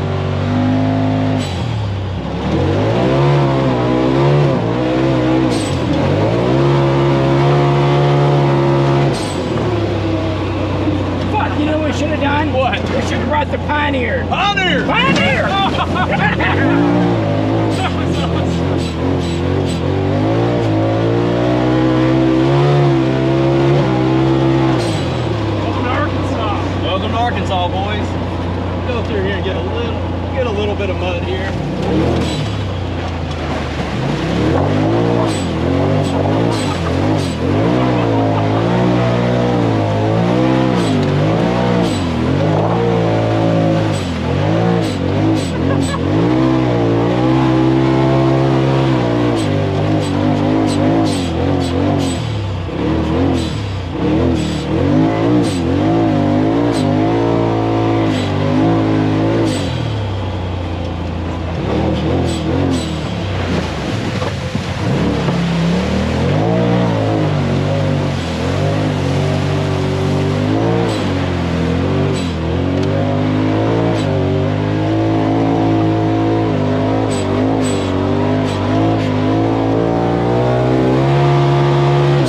That's unbelievable. When I was your age, we didn't have this thing. We'll go through the trails real quick.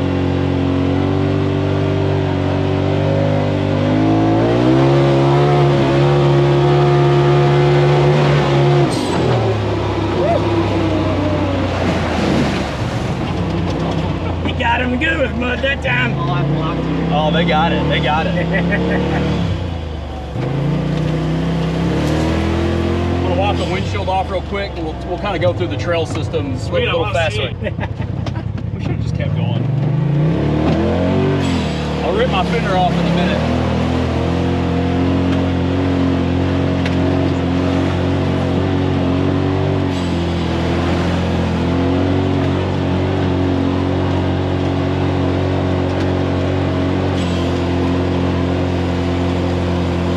This is all cattle property here. Oh, I got a flat. Oh. No, no. Actually, I think that's my fender. Hold on a second. I put those aftermarket mud flares on so we don't get mud all really? over us. Yeah, it is. I was gonna say those are brand new tires. Well, yeah, you've been going so easy on it today. No, it's those cheap fenders. Well, it's a brand new machine and they don't make the flared fenders. So I bought some Amazonis. I was like, what is that flapping? I knew I heard it. It didn't feel like we had a flat, just because No, you not at all. was behaving that No. way.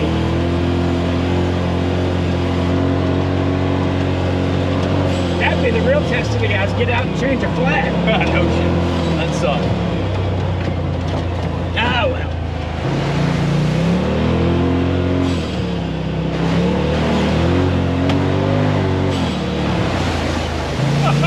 You got them good. Oh, More yeah. them than me that time. Oh yeah. Oh, bonk.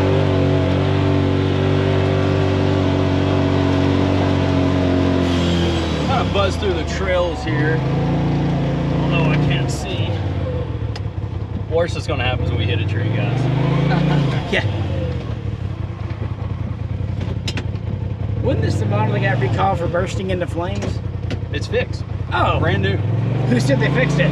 Polaris. Now they'll just send me the big fenders, not the Amazonians.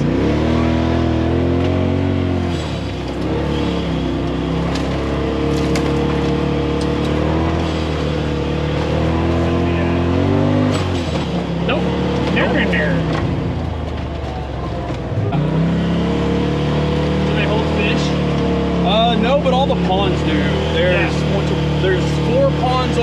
side and then one on the other. So we actually cut one out on the property we're going to build one of the ranges for, because it was basically stagnant. So, Yeah, but all the, had those lily pads. yeah, all the other ones are stocked. So I can take you up on the hillside where the cattle land is, and those are really good ponds. They're stocked with fish, and they stay fishable. That's so cool. Yeah, yeah. Is fishable a word? I think so. Okay. If not, we just made it up. I made a proofage. Yeah. A proofage. Proofage.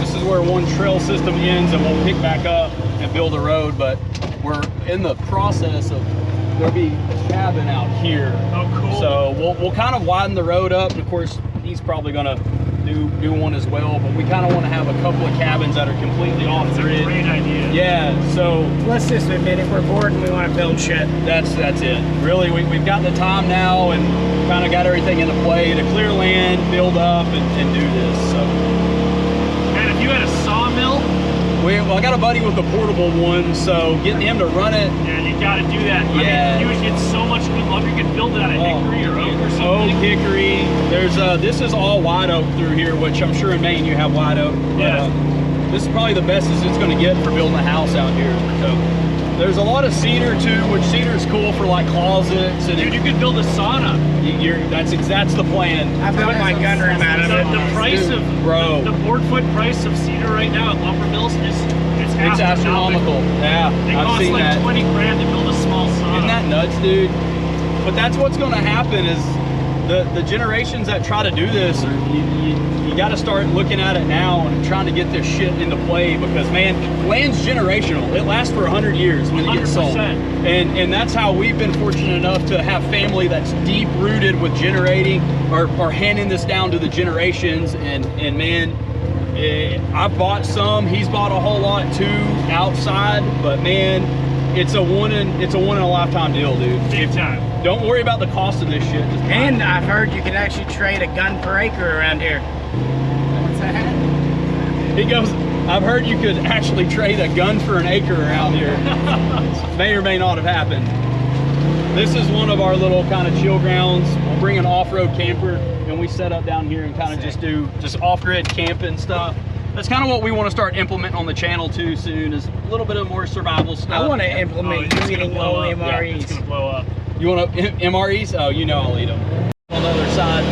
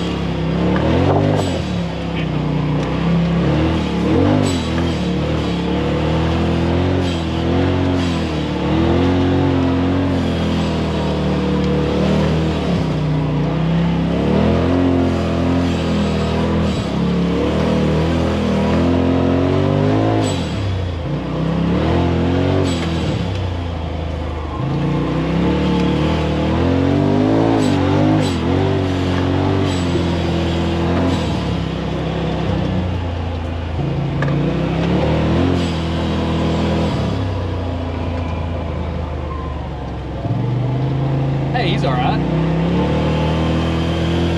What's that? He's all right.